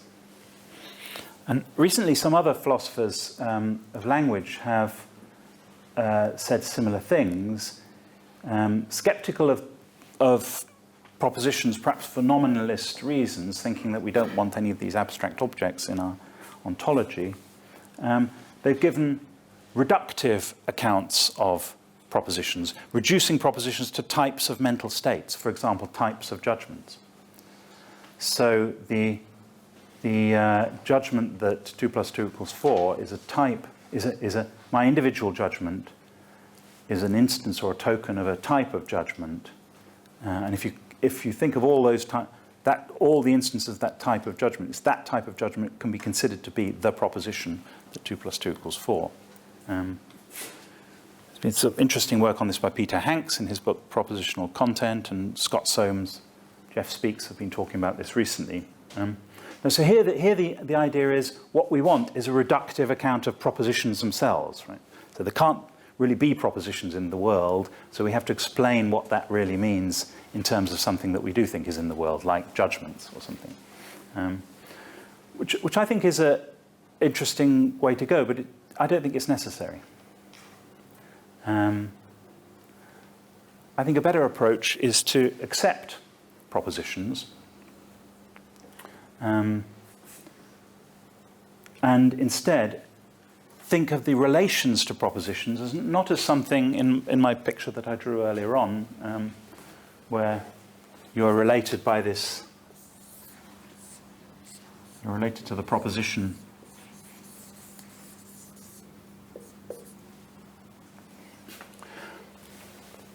to this abstract proposition by some relation, whether it's grasping or judging or doubting or something like this. Don't think of that as a fact, so to speak, that needs to be explained. Rather, we should think of that as hypothesized by a theory which is trying to explain something else. In other words, think of relations to propositions and propositions themselves as theoretical constructs which are intended to explain some phenomena. And this is beautifully expressed in a fairly recent paper by Ian Rumfitt, where Rumfitt says, there is little mileage, he says, in discussing whether Gedanken or Russellian propositions best match our pre-theoretic notions of saying or believing the same thing. So what he has in mind here is the debate about whether, for example, we should use Russellian propositions as the contents of the ancient astronomer's belief that Hesperus was not phosphorus, in which case it's the same belief as the belief that Hesperus was not Hesperus. You give them a contradictory belief, or whether you use a Fregean or Gedanken. So and that's the debate I was mentioning this morning about what are the propositions to which we're related in propositional attitudes. And Rumfitt says there's little mileage in discussing which of these things match our notion of saying or believing the same thing. These entities are best conceived as constructs postulated for various theoretical purposes in philosophy, linguistics, and psychology. The proper topic of debate, then, is whether a given construct serves a specified theoretical purpose. It is entirely possible that Fregean Gedanken might serve one such purpose, Russellian propositions another, and indeed Stalnakerian propositions, sets of possible worlds, a third. So you have the Stalnaker propositions, sets of possible worlds, are a very useful way of capturing some things about belief. For example, they might capture the fact that if you believe something, then you always believe something else by the fact that those things are necessarily they occur in all the same worlds or something. So, on the other hand, Stalnaker propositions don't do very well in capturing the idea that people can believe distinct necessary truths. since the necessary truth is true in all possible worlds, then all necessarily true sentences express the same proposition. So 2 + 2 = 4, and bachelors are unmarried, and water is H2O, express the same proposition. Now that's obviously a very unsatisfactory state of affairs, and these brilliant philosophers have put their minds to constructing a response to it. But I think the best response is just to say, all that shows is that this is a partial picture of what's going on. That the set of possible worlds approach to propositions is a partial model of the thing that we're trying to understand. And this brings me to one of my main claims, which is that we should think of propositions as models in one of a number of senses used in the philosophy of science. In today's philosophy of science, I mean. By models, so those familiar with logic, I should point out that by proposition as a model, I do not mean a model in the sense of model theory. So model theory is part of logic, the semantics of a logical language, which aims to explain the truth of sentences in those languages in terms of their relationship to a model, where a model is a set theoretic construction. So I'm not talking about explaining the truth of something. I'm thinking of a model in the sense in which model is used in philosophy of science, not in logic. So, for example, the way in which the Bohr-Rutherford solar system model of the electron is a model. This is what I was taught at school. Sorry, of the atom. You've got the atom has a nucleus, and then it has, orbiting the nucleus, you have electrons, and in the nucleus you have protons and neutrons, and that's a model. That's a picture. I don't know whether people are still taught that picture, but it's a picture that explains certain things. But it's not as if that's what an atom really looks like or something, or that if you got down to the atomic level and per impossibile you could sort of see things that that it will all be a bit like that. It's just this is a way of representing something by comparing it to something simpler. This is Weisberg says it's an indirect theoretical investigation of a real-world phenomenon. By indirect, he means you model something, you take a model, and the model could be many different kinds of things. So the model could be an image, it could be an actual concrete physical model, like when Crick and Watson actually made a physical model of the structure of DNA. Or it could be a mathematical model. And the point of models is that you try to understand a complex phenomenon by comparing that phenomenon to something simpler whose behavior you do understand. So mathematical models are good because you can use mathematical techniques to explain the behavior of a complex system. I don't mean complex system in the technical sense, I just mean in the sense of a system that's complex. So you've got something you're trying to explain, and you compare it to something simpler, and by that way you understand it. And that's what, I think this is an exaggeration, but I think it's fair to say that that's what science is. Science is about building models of various kinds.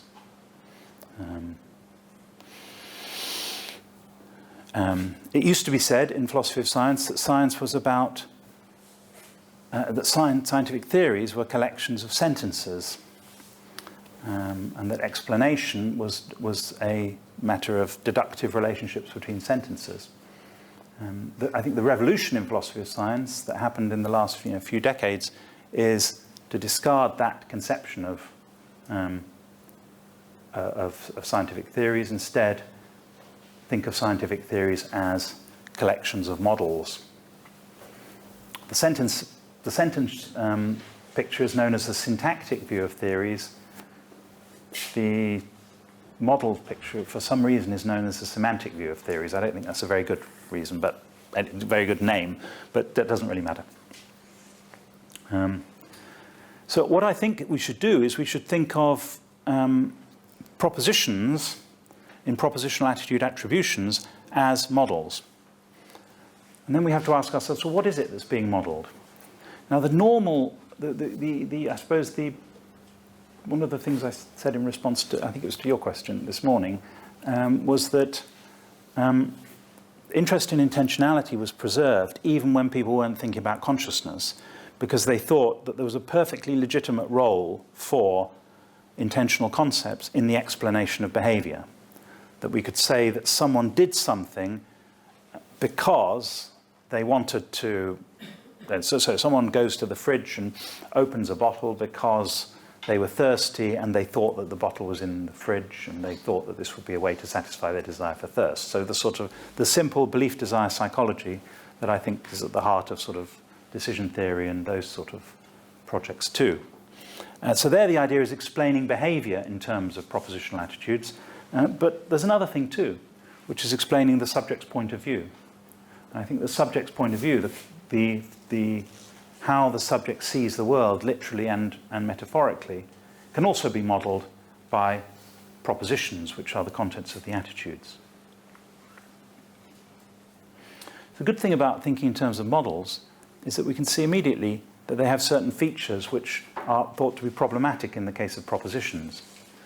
Models simplify. So when you attribute to someone a belief, you might attribute to someone the belief that the world is round or something. Well, maybe many people can believe that the world is round, and maybe for all of them, it's slightly different, involves different connotations. It may involve different connections with behavior. They may have different ideas of roundness. Maybe that's not a very good example, but you can see how there can be people who all believe the same thing in a sense, abstracting away from all their psychological differences.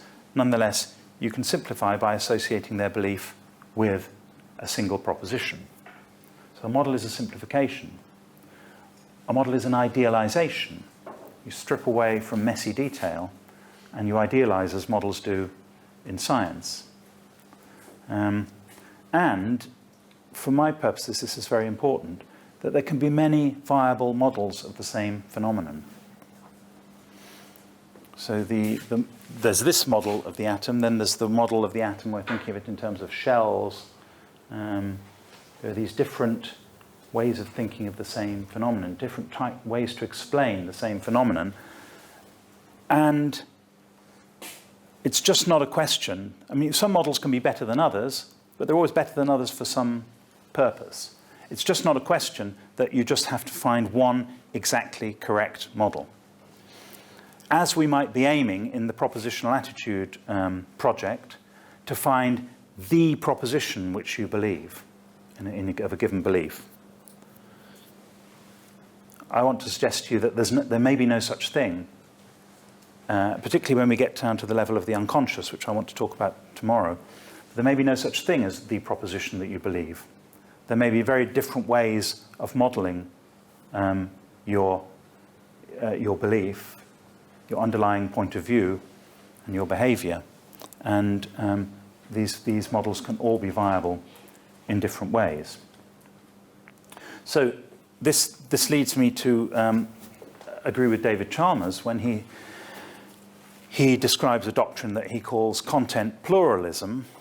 And what he has in mind is that when there's a dispute between different conceptions of propositions in a particular kind of mental state, supposing someone wants to think that perception involves,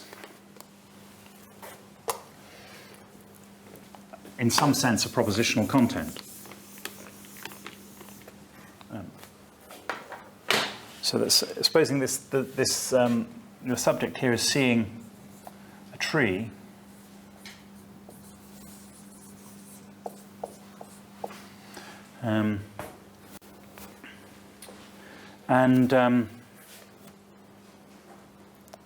we want to say that subject's state of mind has a propositional content as its, and so different philosophers say different things about this when it comes to perception, and some philosophers say that in order to capture this, the object immediacy of perception, that when I'm looking at one of you here, it just seems to you that you are manifestly here, and it doesn't seem as if there's merely I'm merely just representing that some condition on the world happens to obtain. So there just seems to be an object involved in my experience.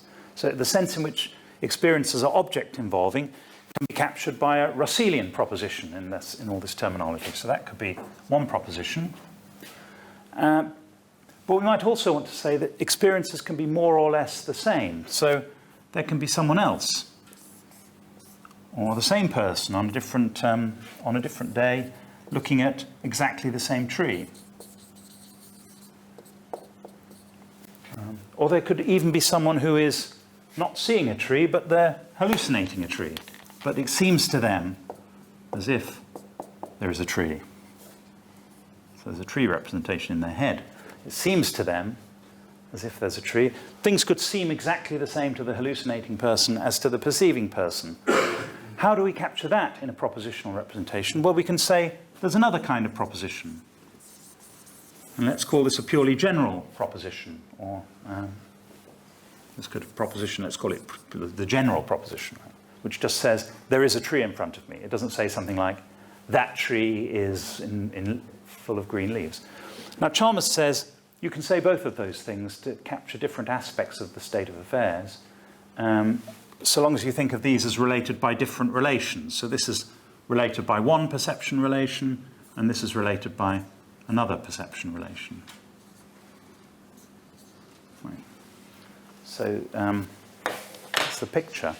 There are different kinds of propositions. There are singular propositions and general propositions.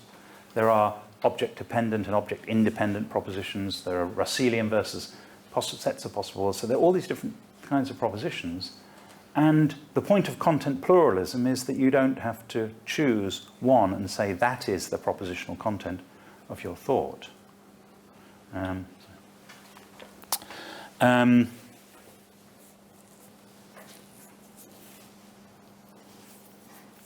Now, you might say, well, this is a cop-out. This is what do you mean? I mean, it's like saying, can't we be can't we be pluralists about moral values? Someone comes along and says, I'm a utilitarian, and someone else comes along and says, I'm a Kantian. We have completely different values about different things that we should do. Could Chalmers come along and say, well, we just need to be value pluralists? You're related to one set of values by one bunch of moral judgments and related to another by another bunch of moral judgments. Can we say that about everything? Do all philosophical disputes just evaporate by stipulating different relations? What I want to say about that is that there's a very specific reason for adopting content pluralism in the case of propositional attitudes. And the reason is that this is what it means to be related to a proposition. There aren't actual relations to propositions in reality. I mean, they're not natural facts that we find out about. What there are people talking about each other's mental states. And they talk about them by relating their mental states to propositions. And here I did then appeal to the analogy, beautifully, beautifully used by a number of philosophers, especially Robert Matthews in his book, The Measure of Mind, but it's also been used in various places by these leading philosophers of mind.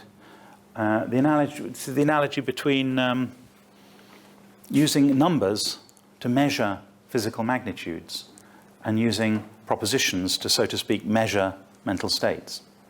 And I think this analogy was invented by David Lewis. I was told by an authoritative source that David Lewis invented it. It's very David Lewis in a certain way. If you think of a physical object like a bag of sugar, so supposing a bag of sugar weighs 1 kilo, then we can say that this bag of sugar stands in a relation to the number 1. And let's suppose, for the sake of argument, that the number 1 or that numbers are Platonic entities outside the world of space and time. So it stands in the relation weight in kilos.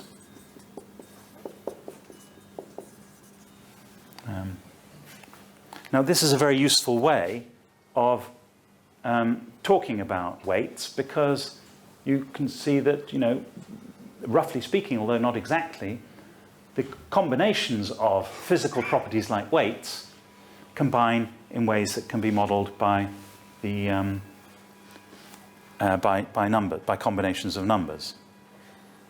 You add two bags of sugar together and you get twice the number. So this is something to do with how mathematics applies to reality, which is a mystery, but nonetheless it's a truth. And so you can do similar things with propositional attitudes. And we also have the fact that, of course, that the weight, that we can be related to the number 1 in this weight, so weight in kilos, but it could also be related to the number 2.2 in the more Brexit-friendly weight of weight in pounds. There you go. So I think probably, there are probably people in my country who think that somehow this relation to this number is more real, that somehow it's more real, and this one's some sort of made-up foreign thing. But, here we can see that that's a myth. Daniel Dennett likes to use this analogy with Americans going abroad who say, what's that in real money? And that they really do think that in the dollar, there's some sort of real, what Dennett calls vim, vis, some real force, Okay. I was in America recently, and I said to someone, and the temperature, it was very, very hot, and someone said, oh, it's at least 98 degrees. I said, what's that in real money? And he looked at me and he said, there are two kinds of people in the world. There are those people who measure temperature in Celsius, and there are those people who've been to the moon. Okay, so propositional attitudes are models. Propositional attitude ascriptions are models. They're abstractions, they're idealizations. We should accept content pluralism to some extent. Of course, these are obviously governed by explanatory considerations. You can't just associate someone's state of mind with any old proposition. It's got to be the proposition that makes sense of their point of view or what they're doing. Most importantly, or not most importantly, but something that's very important, which isn't there in the weight case, that propositional attitude models are normative, that they carry this normative component. That is to say, when you ascribe someone a belief, you're trying to make the best sense of them as if they were a rational person. Now, this is something that Dennett, Davidson, and others have worked on. Bruno has worked on this subject itself. It has led to a conception of intentionality as dominated by the idea of interpretation. And I think that's an incredibly important part of the picture. It's not the whole picture, but it's a very important part of the picture. So, summing up on this point, and then I'll come to my very final point, which is about semantics. The question, are propositional attitudes relations to propositions? I just want to say yes, in a sense, because if I describe your thought by relating you to a proposition, then I've set up a relation between you. If that's a good explanation of what you're doing, I've set up this explanatory relation between you and the proposition. But we also want to say, I'll press the question, are propositional attitudes really relations to propositions? Are beliefs really relations to propositions? And that's when I want to say no, fundamentally no. To say that there are relations to propositions is true, but it's not a truth that, so to speak, lies very close to reality. It's a truth that's a long way from reality. It's quite an abstraction away from reality. What's in reality is whatever it is that's going on in your mind. And that may well be, just to put it in context, that could well be just functional states of your brain. That's perfectly consistent with what I'm saying. So this whole picture is, of course, consistent with the functionalist story, which is what Lewis and others intended. That you use the proposition to pick out some node in your functional organization. And that's perfectly consistent with what I'm saying here. Fundamentally, what a mental state is some sort of dispositional state of your brain, say, or of you, depending on how you want to put it. And so fundamentally, relations to propositions don't figure in the picture.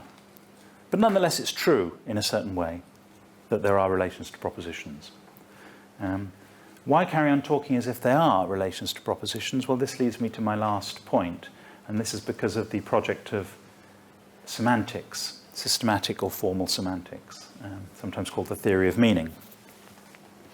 So let me just say a few things about semantics, just to put this in context, to put what I'm saying about intentionality in context. I think this is a question that is insufficiently addressed in the study of intentionality, which is what is the relationship between the theory of intentionality and semantics. Sometimes these things are treated as closely linked.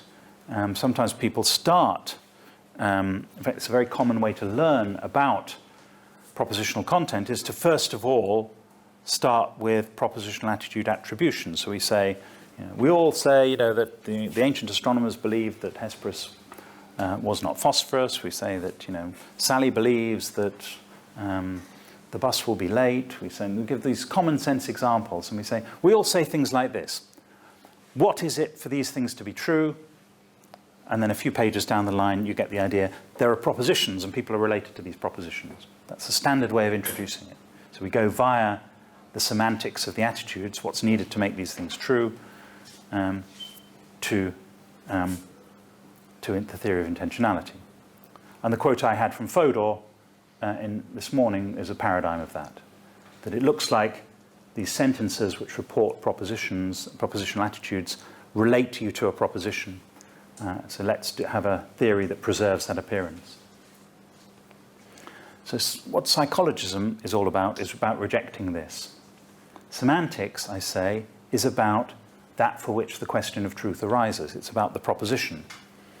And I say intentionality encompasses much more than the proposition, the theory of the proposition. There are non-propositional attitudes, as I said this morning. There's the subject's point of view, which we have to understand in some way. There's the inner life, Frege's phrase, the inner world, and there's consciousness. So none of these things figure in a semantic theory of propositional attitude attributions.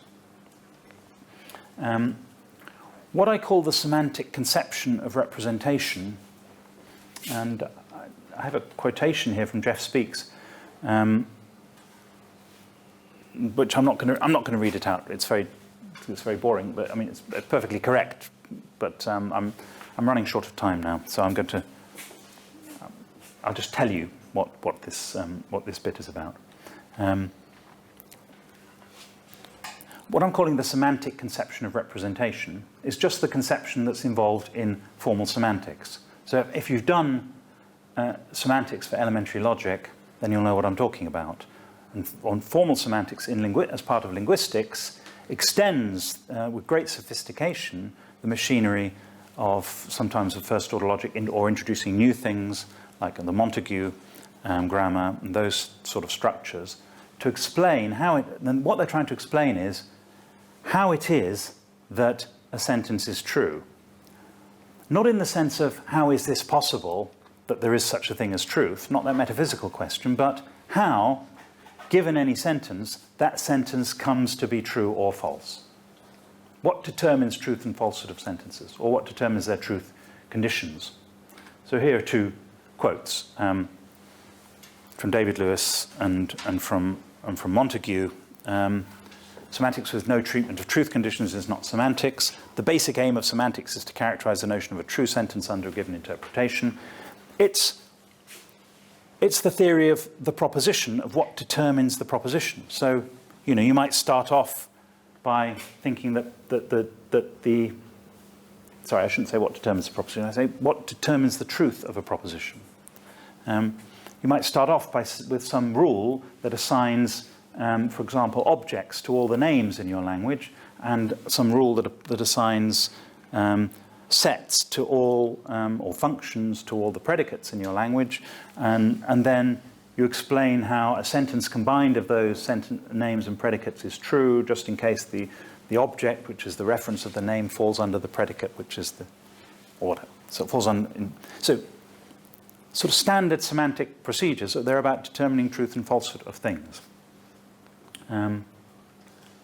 The concern with sense and reference in analytic philosophy, so Frege's theory of sense and reference is all about that. It's an attempt to be a compositional semantics, or at least it's used in that way, whether Frege intended it that way or not. The analytic philosophy of the last 60 years has investigated intentionality by investigating sense and reference. That's my claim. But sense and reference are semantic concepts. And they're broadly speaking logical. I mean, we can discuss the distinction between logic and semantics, but there's a huge overlap between the machinery of logic and the machinery of semantics. So these are logical notions, sense and reference. And if we go back to Frege's moon analogy, you can see there that there's the third element is what's left out, which is the idea. Psychologism, the alternative, says that the investigation of intentionality fundamentally should be the study of ideas. And this, I say, is in accord with Frege's advice that we should distinguish the logic from the psychological. So I think ironically, it's the philosophers who claim to have been following Frege who I think have not followed Frege on this particular point. I think analytic philosophy is concentrated on sense and reference. Now, I want to end just with, this is not immensely important, but I think it's an interesting, perhaps historical observation, that Michael Dummett, who's famous for his interpretation of Frege and his conception of Frege as a philosopher of language, wrote a book on the origins of analytic philosophy.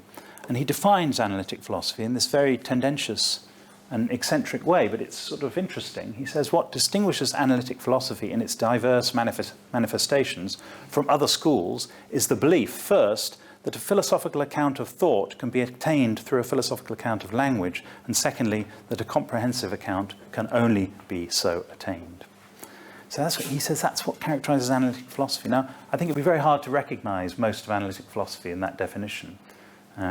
It's kind of interesting that he, who was a great philosopher, saw this as what defined analytic philosophy, but it says more about him and people around him than it does about analytic philosophy itself.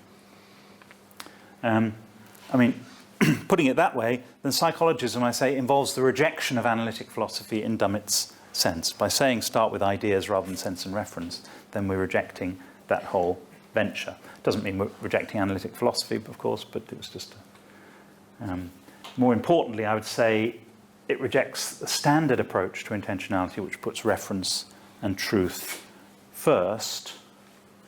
And here I'd like to draw your attention to Gareth Evans's famous book, The Varieties of Reference, which was advertised as introducing the idea that to understand language, you have to understand thought. So introducing an idea that's overturning Dummett's conception of analytic philosophy. But when you open Evans's book, the first 3 chapters, there's a chapter on Frege and a chapter on Russell and a chapter on Kripke on names. So the foundations of this book, which is supposed to overturn Dummett's theory, actually start with fundamentally semantic notions. So these are my conclusions then now. The Frege's theory of the proposition, I think, is indisputable. It's been one of the dominant approaches to the study of intentional states.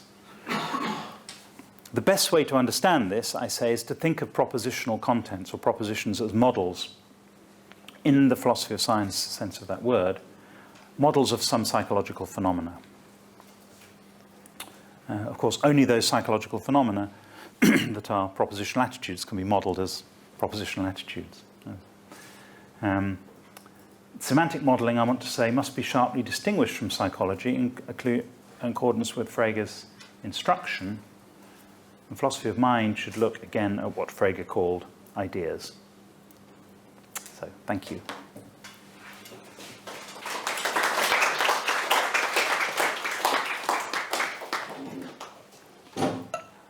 Thank you.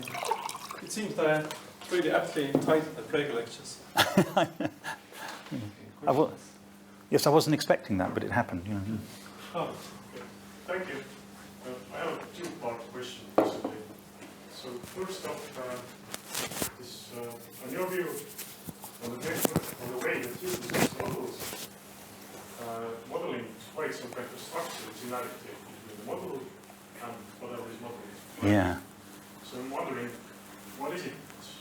what's the structural similarity in the case of modeling the subject's point of view by a belief description? So that's the first part. Right.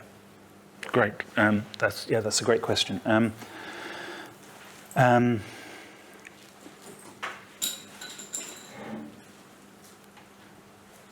So I think it's going to depend on the particular case what the structural similarity is. I mean, because I think if every proposition involved predication, you might think that corresponds to something like how the thinker is representing the world. Say, consider vision. If you're trying to model the subject's visual point, the subject's visual world in terms of something like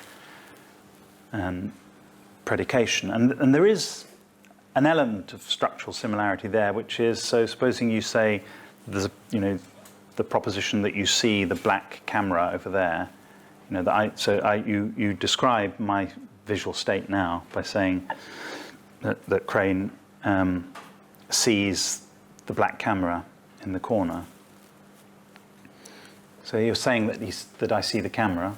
So it follows from that I see the camera. So there's that structural relationship between what's being described and the proposition. I mean, it follows from the fact that I see the black camera that I see a camera, and it follows from that I see something black. So I want to say those elements are structurally in common between the propositions and the relationships between them, and the sort of facts about my mental state. I don't myself think that necessarily means that there is something like predication in experience. I think predication is a logical notion, but so I think so that's one thing. I mean, so in the case of belief, we might say that you're modeling inferential relations between beliefs. That if you believe this, then you will believe this, or then maybe you should believe this, right? And those inferential relations between beliefs are modeled by the inferential relations between propositions. So something like that. Yeah, that leads to the second part. So it seems that belief attributions, in a sense, try to model possible transitions between subject mental states, right? Yeah, that's one thing. Yeah. Mm. So I'm just wondering that those transitions between the mental states are probably correlated with transitions between brain states, right? And if there's this similarity between propositional entity descriptions and those transitions of mental states, which also correlate with transitions in brain states, yeah, then this starts to look like a language of thought hypothesis. I was going to say the same thing. Yeah. It does start to look like that, but two things. I mean, I could say a lot about this, but and I used to find that argument quite compelling. That is, in effect, Fodor's argument for the language of thought. I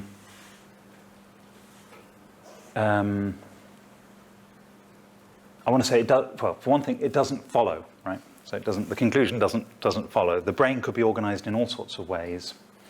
I mean, the brain doesn't have to mirror the inferential structure of thought. One reason that it doesn't have to is that I think that the attribution of the inferential structure is an idealization. And we're going to find so many cases where it just fails, that because someone believes this, then they believe that, so. And so there are all these argument, things and so I don't know if you know Stitcher's book, Folk Psychology of Cognitive Science, which is a classic book from the 80s, where he uses that point, the fact that we have all these breakdowns in thought, in our attributions, our attributions to people give up when we encounter people, who've had brain damage or sort of various psychopathologies and things. We want to say that they believe this, but they don't draw the inferences and so on. And he says, oh, that means belief should go out the window. But I don't draw that conclusion. I draw the conclusion that Dennett does, that belief is a normative model.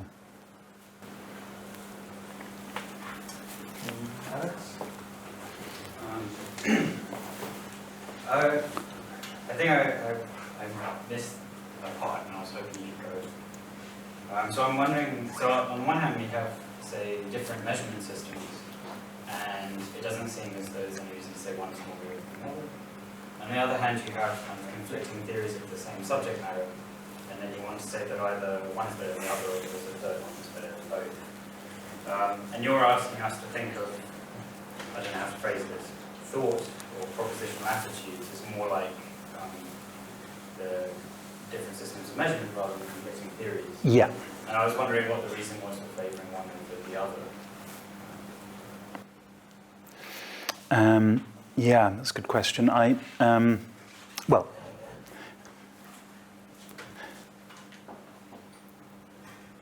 it's only an analogy.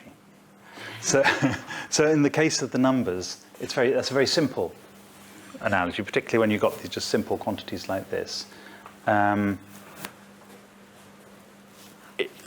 What I want to take from the analogy is the idea that relations to different kinds of propositions can illuminate different things about the mental state.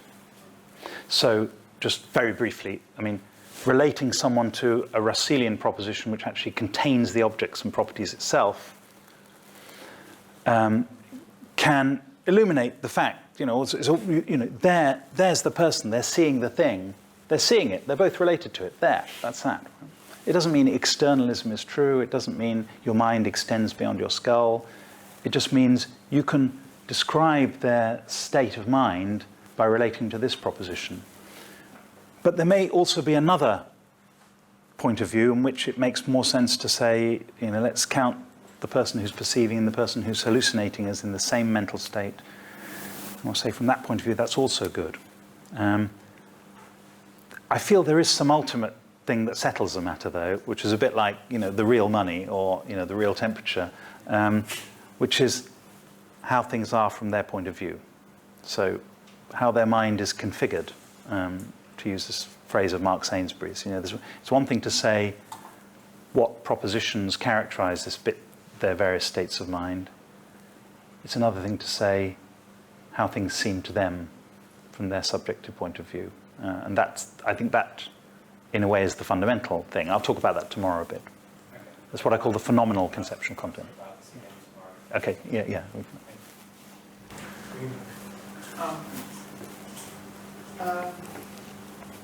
I'm wondering about there's content pluralism, and then you point out semantics. So what if semantics forces a view of content on us? Is that roughly related? And so you said that semantics isn't concerned with things like consciousness and the inner world. Right? Yeah. For instance, when Stalnaker developed the theory of propositional attitudes, he was partly motivated by giving support to semantics, rather it was like semantics was just a young discipline, and Stalnaker was sort of trying to develop an account of propositional attitudes so that the propositional attitude theorists are not sort of stepping onto this total semanticism.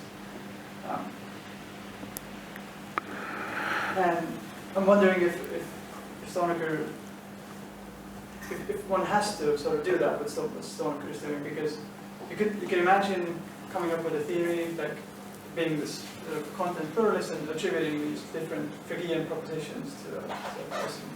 But then you will end up making sentences like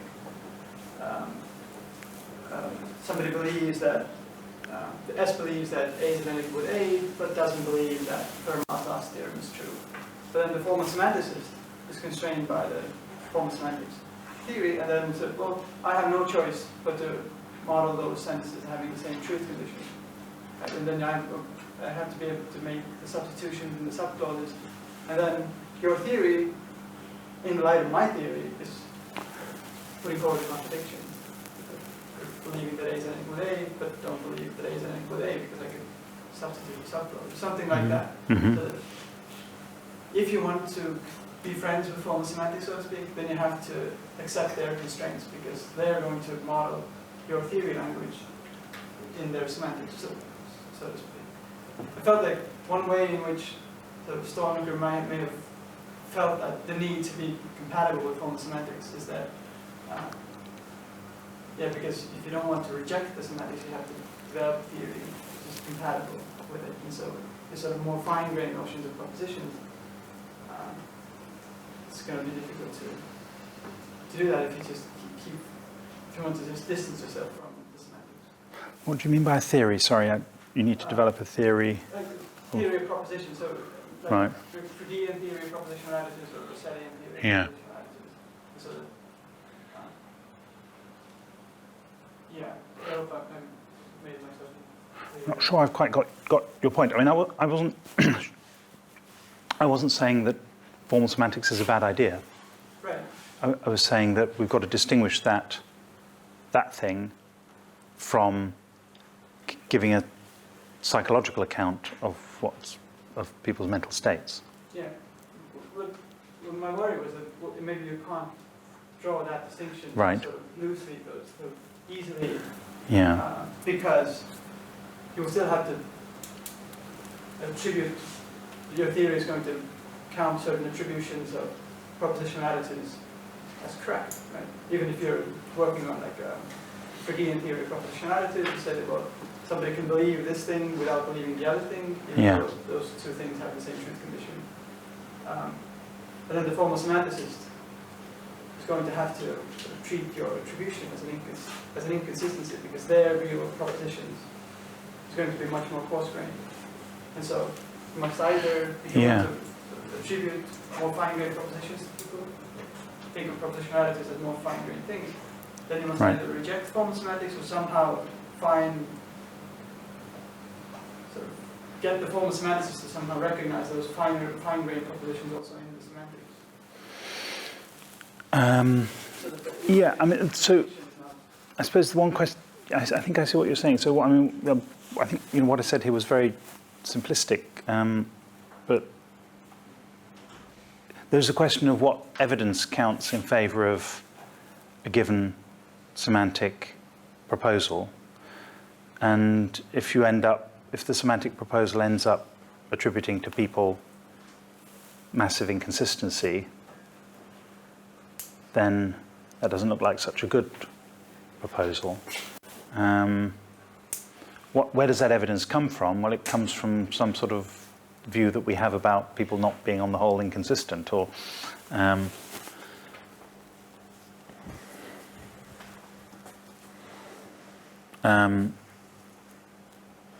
but I think I think that the idea that you can sort of use evidence to refute a semantic claim needs to be distinguished from the idea that there are some areas that some semantic theories work better in than others. So if Frege can't distinguish between and but in his semantics, then you might think that's a disadvantage. So from his point of view, it wasn't a disadvantage because he was just interested in the preservation of truth.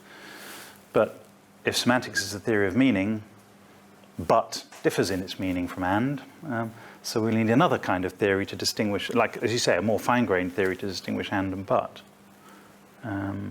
These seem to me to be disputes within semantic approaches. I was wondering, the only reason I was asking is that you were sort of trying to say that what the semanticists are doing is one thing, and what the theorists of propositional attitudes are doing is another, and so they don't have to. So what I think is what is one thing is the semantic attributions for semantic semantics of attributions of propositional attitudes is one thing. The nature of belief as a mental state and what makes different beliefs different, that's another thing. So and what I'm going to say tomorrow is, I know I keep saying I'm going to answer that tomorrow. This is because tomorrow then I can say, oh, I'll answer that next week. But what I think can be true is that, you know, it can be literally true that someone believes something and someone else believes something, but their psychological organizations can be very different, even if they have. Yeah, sorry, I was a bit slow.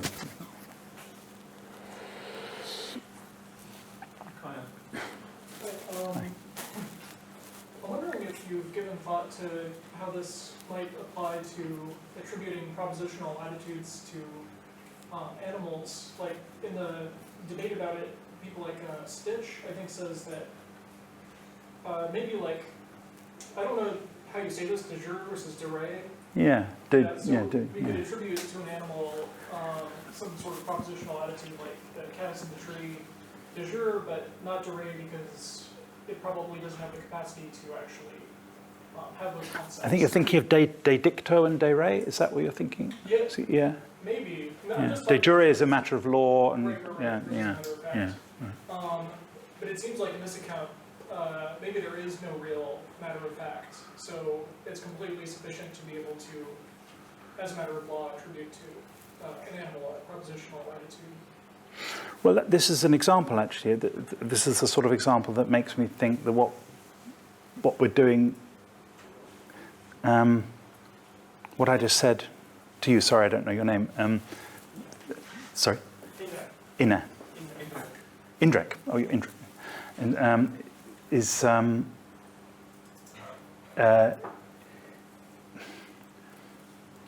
one thing to say that something is true of somebody, and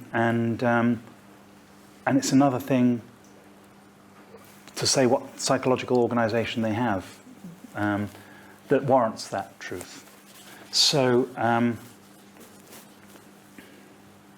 in the case of animals, it's plainly, we want to say it's plainly true that the cat thinks or believes that the squirrel went up the tree. That's got to be true. And anyone who says it isn't true, they're missing something. Right? They've just got a mistaken conception of reality. Of course, cats, dogs think things, pigs, horses, and monkeys, and they think things. They want things and think things. What is the precise propositional content of their thought? Well, that's something that philosophers have sort of struggled with. So,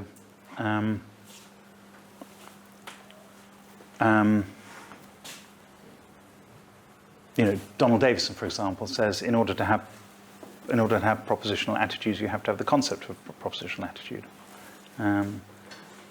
or the concept. In order to have beliefs, you have to have the concept of a belief.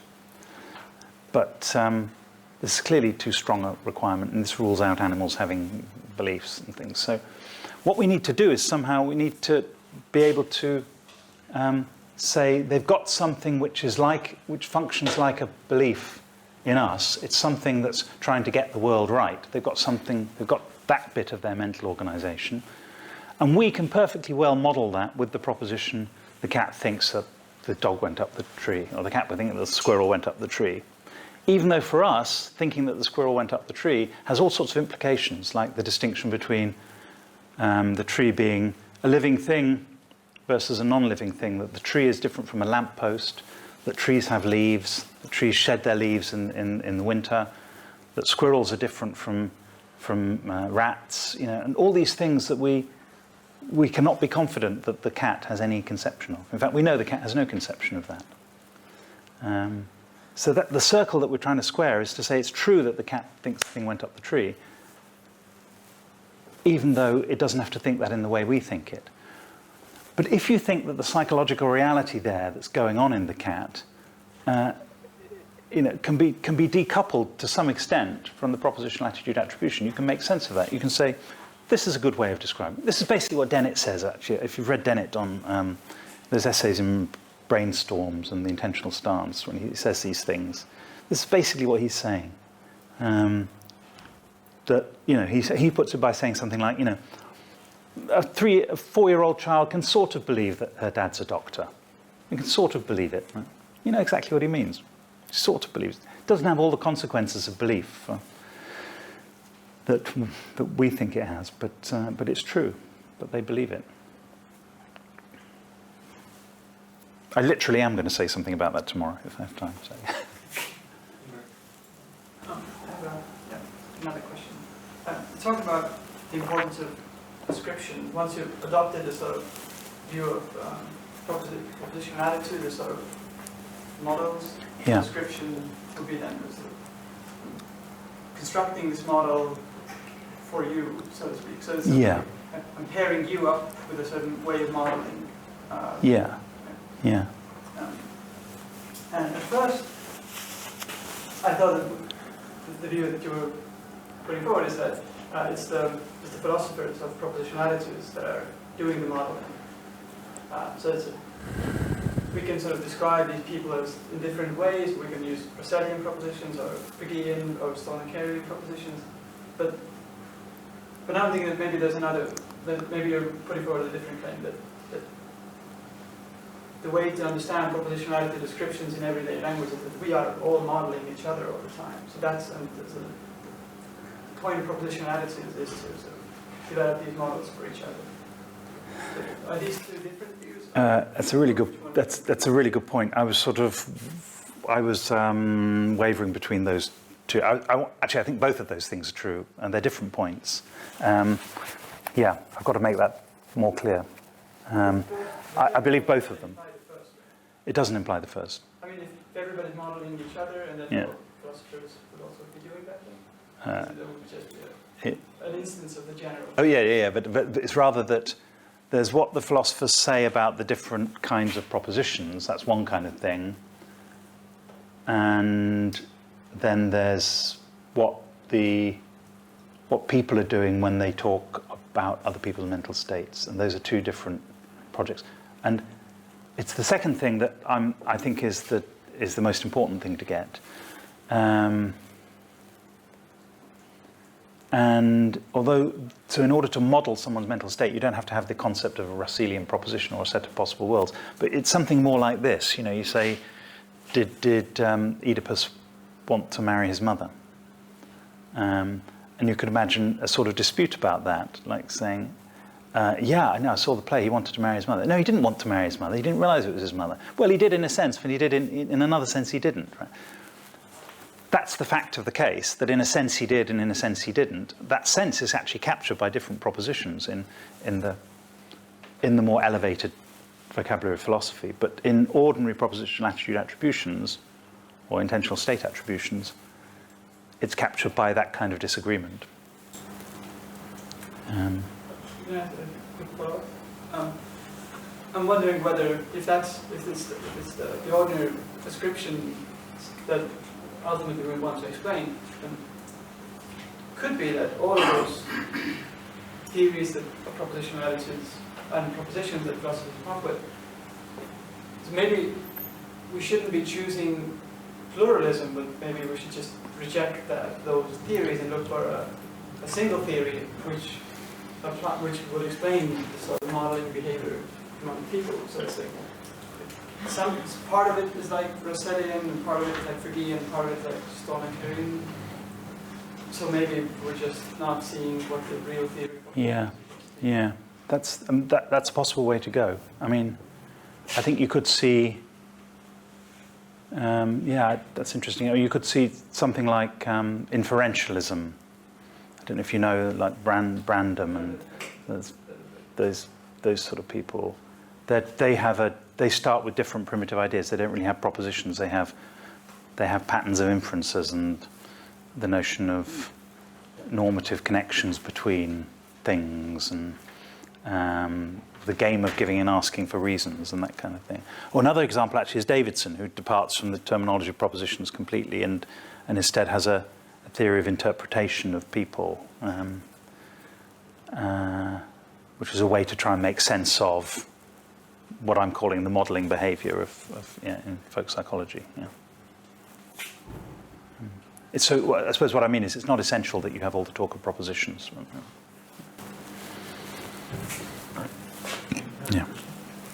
Going back to David Lewis' analogy of numbers. Yeah. See, there is an object and it has a property called weight.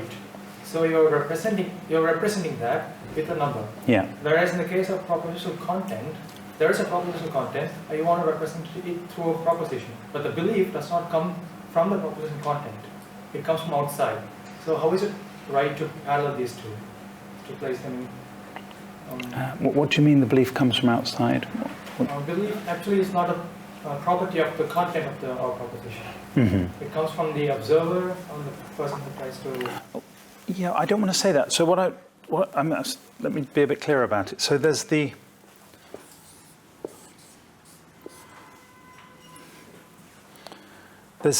is the belief is the state of the person. So the person believes something. They've got this belief in their head, in their brain or their soul or somewhere, or just them. They've got this belief. I say that belief is modelled by someone saying, they believe that so and so. And they say something, and someone, and then someone else, P1, and then someone else says something different, and they say, no, he believes so and so. He doesn't believe this. And I want to say both of those could be true ways of capturing this belief in the person's brain, just as these could be true ways of capturing this. Now, the difference, as I think you're pointing to, is that, in a sense, propositions are representations of reality, or that they're things that are true or false, whatever the metaphysics of this is, and the things that are true or false. So is this a representation? So what you're doing is you're modeling a I say this is a representation. So this isn't just a brain state. You could have that view that this was just what you're doing is modeling brain states. That's what Robert Matthews basically says. He's more. My question is basically like the object, the weight is the inherent property of the object. Yeah. Whereas the belief is not inherent property It of is. the propositional content. So, the belief is not a property of the propositional content. No, it's rather the other way around. The propositional content is a property of the belief. Yeah. So how can you just compare these two and make it? Well, these are analogous to the numbers. This is analogous to the weight. That's the thought. There are differences too.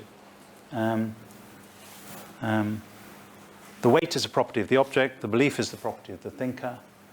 The propositions measure the belief. The numbers measure the weight. That's the analogy. I'm not sure I'd buy it because, simply put, the belief is equivalent to the property weight. It's analogous. Yeah. So the weight is an inherent property of the object. Yeah. Whereas the belief is not inherent property of what we're concerned to express about. The belief is a property of the person. That's the analogy. It's you that believe things. Propositions don't believe things, right? You believe propositions. It's that way. Okay.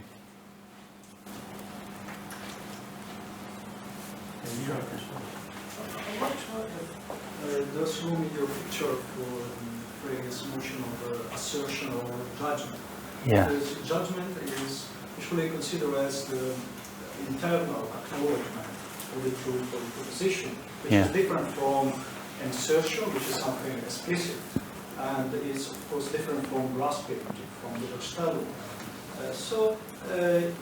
And for instance, it's not the case that Wittgenstein interpret assertion in a psychological sense, not in a logical one. Maybe that's one of the origins of the problems, distinguishing logical and psychological.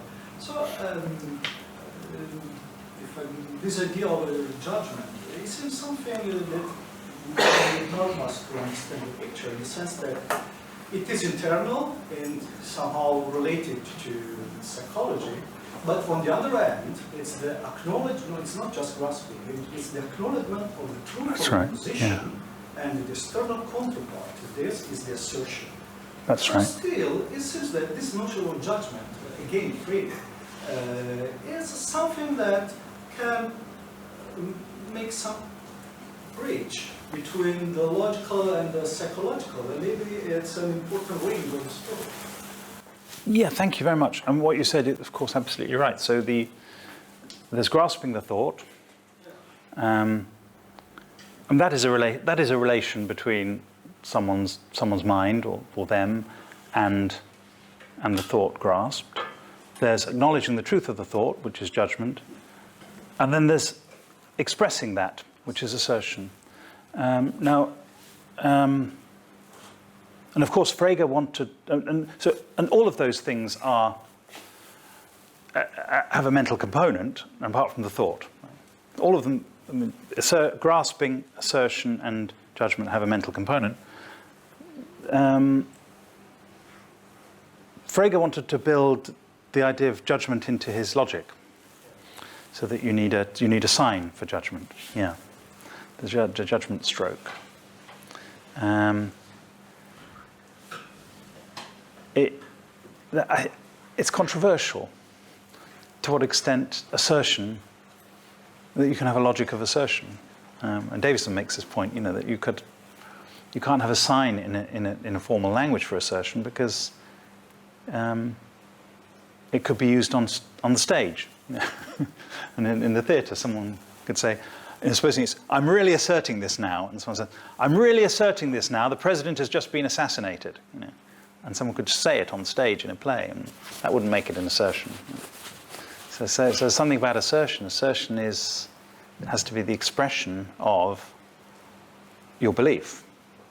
So that's what it is for assertion to be sincere, I guess. This is expression of your belief. So that does involve psychological elements. I don't think there's a logic of assertion. Whether Frege is right to have a symbol for judgment in his system, I'm not really qualified to say, but I don't think there's a logic of assertion. I think so. Absolutely, of course, there's a connection between the psychological and the logical on this picture. There's this thing, whatever that is, right? But I mean, I would rather think of it this way: logic is a normative science that tells you about, or part of logic anyway, that tells you about inferential properties, and that we describe people in as more or less logical by, to the extent to which they live up to that. But there's a world of difference between the logical properties of inference and the psychological processes of,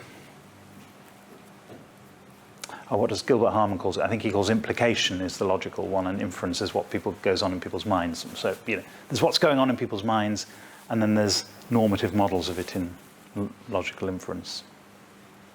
Yeah. Thank you. Okay, thank you. It's time to end here. Let's come back tomorrow. Thank you very much.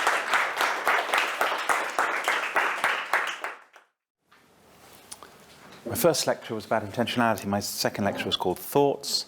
This is the third lecture, which is called Thinking. And the final lecture this afternoon will be called Thinkers. Let me just remind you of what we were talking about yesterday. I talked about intentionality. I introduced some ideas related to the history of intentionality, explaining how we got to where we are today in philosophy. And I characterised what I call the propositional attitude project, which I thought was the dominant approach to the study of intentionality. I claimed that the propositional attitude project gives an unsatisfactory picture of the whole of intentionality. There is some truth to be extracted from the view, but it can't give a whole picture of intentionality, and I focused on the phenomenon of consciousness. I said that propositional attitude attributions should be thought of as models in the sense described in philosophy of science of aspects of psychological reality. So of those, I should make it clear that they're models of those aspects of psychological reality that have a particular relationship to truth and falsehood. So, belief is a propositional attitude because the content of belief is true or false. I say, love isn't a propositional attitude. The content of love is not true or false. There is such a thing as true love. That's a different concept. So propositional attitudes work. Propositional attitude attributions work in a slightly different way from the way I think that some people think of them. I rejected the picture that we start with relations to propositions and try and, so to speak, give a reduction of that. And I said that's the wrong way around. But what we still need to understand is the conscious phenomenology being modelled, and I said we should do that in the way I call psychologistic, which I've characterized at the moment in negative terms, in terms of what it isn't. I'll try and say something more positive this morning. So, in my lecture called Thinking. So I'm contrasting thoughts and thinking because these are the Frege Lectures, and Frege's views on thoughts were his views about the proposition. That was the subject of yesterday afternoon's lecture. Thinking, I'm thinking of now as a generic term for actual mental processes.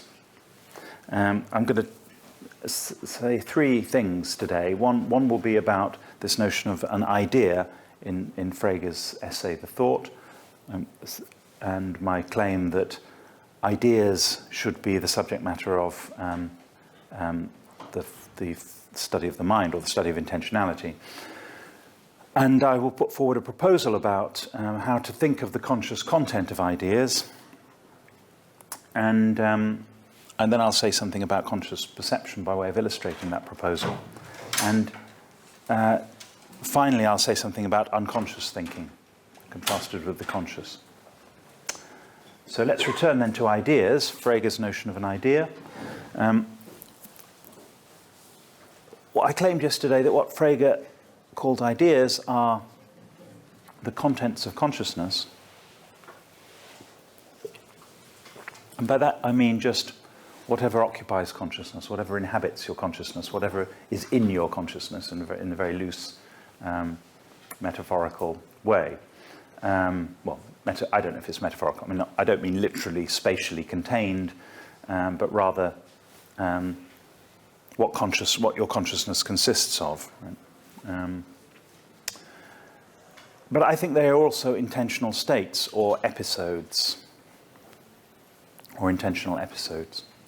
Now, Dummett, I find myself in disagreement with Dummett again. When he talks about ideas, he says that Frege accounts for tone, and tone is an aspect of language, a property of language. You know, the difference between words which have the same sense and reference but differ in some sort of connotation. So the difference between, I don't know, horse and steed or something, if there is such a word anymore in the language. He said Frege accounts for tone as a matter of the association with a word or expression of certain ideas, by which he means mental images. That's what Dummett says in Frege Philosophy of Language. There are very few references to ideas in Frege Philosophy of Language. It's interesting. Dummett is wrong about this.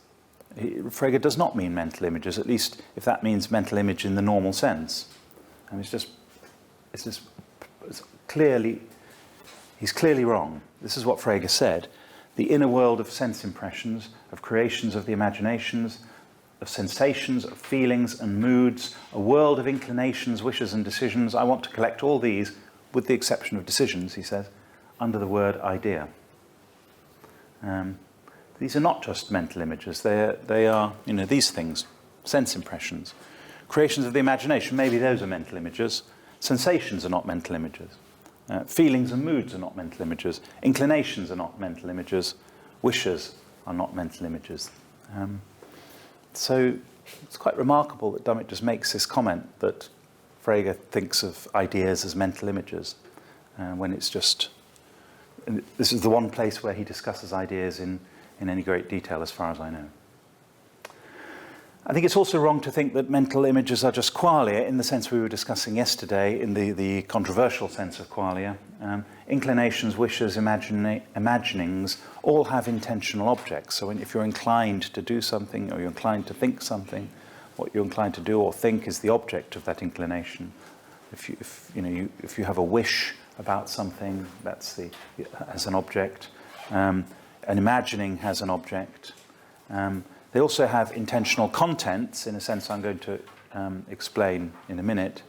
And as I said yesterday, this just falls out, I think, of the way that the word Vorstellung is... sorry, I've misspelt it again. Vorstellung is translated in translations of Kant and Brentano, for example. as representation or presentation. I should say some philosophers want to make a big deal of the distinction between representation and presentation, and I think it's certainly possible to make a distinction there, but I don't think that distinction is significant in the difference between the way Kant and Brentano use the word, as far as I can see. But I don't claim any expertise on that. So, if they're representations, they have intentional content, so it's not surprising. But what do I mean by intentional content? I will now just summarize what I have said about this elsewhere, very briefly. I know that some people in this room read my book, The Objects of Thought, earlier in the year, so you will know what I'm talking about here. The object of an intentional state is what it is directed on. So if you're thinking about a person, the person is the object of your intentional state, that person. The content, I use the word content of an intentional state to be the way the object is represented in a given psychological mode, where the mode is imagining, memory, belief, or so on. The content is the way the object is represented. So you can think about a person as the former President of the United States, or you can think about him as Barack Obama. There's two different ways of thinking about Barack Obama. They are two different ways of representing Barack Obama. They're two different contents to those acts. So, it's in the same ballpark as Frege's distinction between sense and reference, but I don't want to take on all the connotations of that distinction. This is supposed to be a less controversial, phenomenological distinction between content and the object. I'd say some more about this in my book, The Objects of Thought.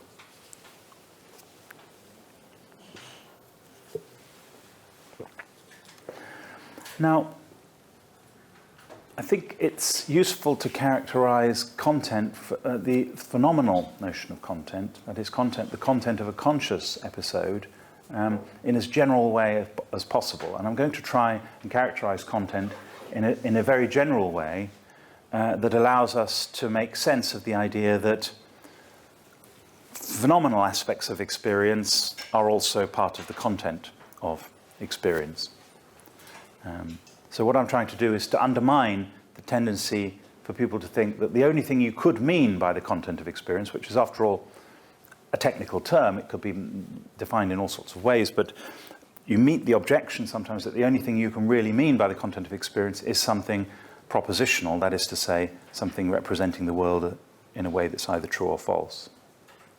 In her Stanford Encyclopedia entry on the contents of perception, Susanna Siegel defines content as what is conveyed to the subject by her perceptual experience. So that's the content of a perceptual experience.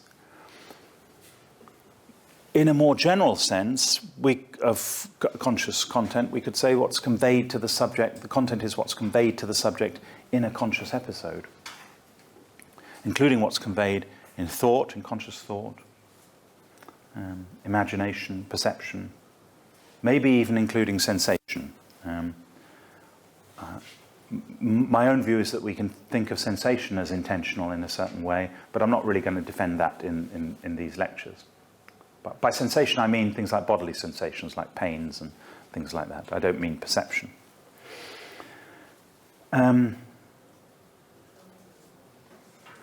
Now, I distinguished yesterday between the semantic content of an episode or state and its phenomenal content. The semantic content I think of in terms of as a proposition that models some aspect of conscious or unconscious psychological reality. So, but conscious and unconscious mental states can have semantic content, which means that they can be interpreted in terms of, they can be described in terms of a relation to a proposition. Modeled, I mean.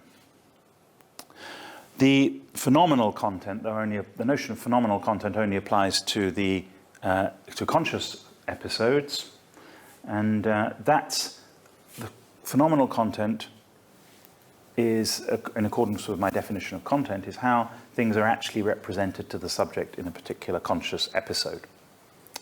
Now, I'm going to suggest a thesis about phenomenal content, which emerges from the contrast with semantic content. Where phenomenal content is concerned, this is the thesis, and then I'll go on to explain it. Where phenomenal content is concerned, there isn't a distinction between the medium. That's a mistake. There isn't a distinction between the content and the vehicle of representation. This shouldn't say medium and vehicle. This should say content and vehicle. Sorry, that's a mistake.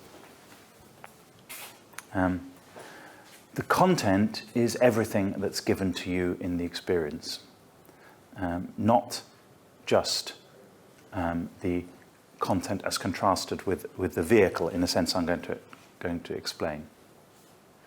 And here I'm conforming with something Michelle Montagu has said in her recent book, The Given.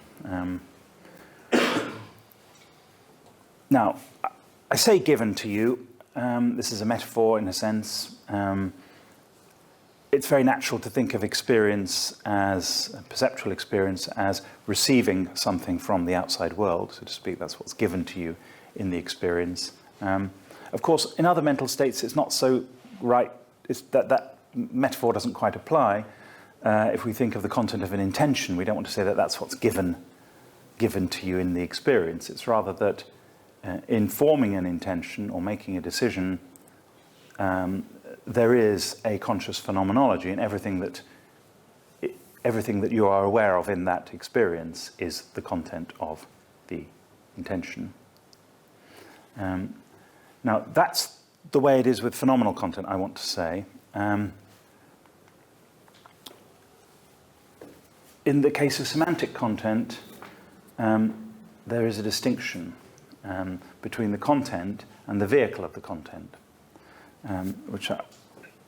This can be defined in various different ways, but let me just define it with an example, or introduce it with an example.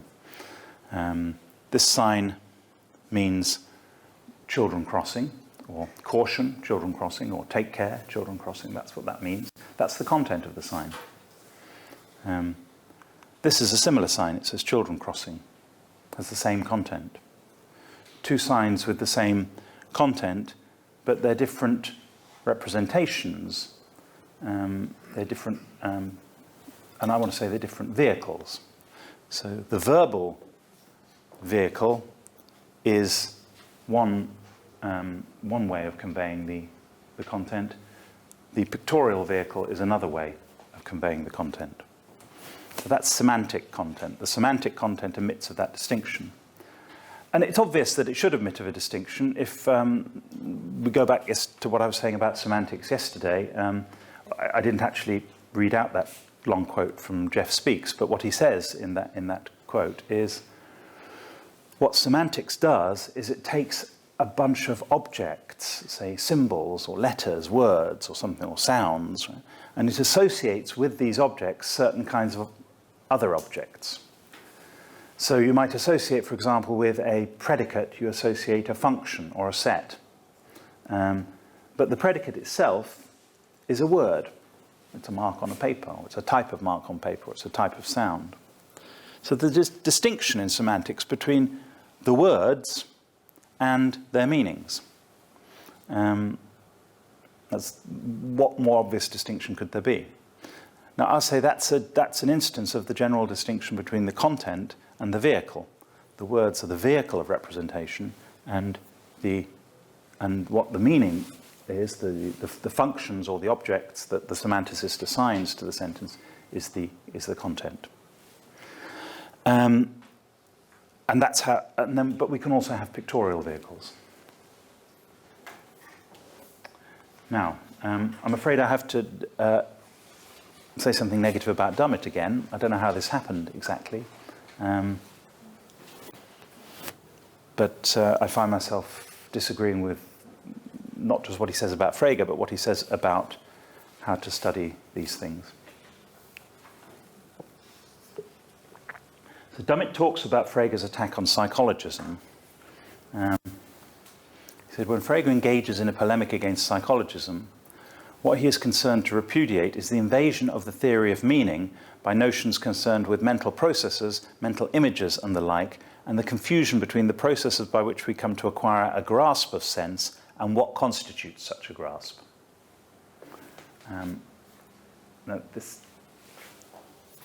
He's talking here about psychologism about meaning, actually, psychologism about semantics.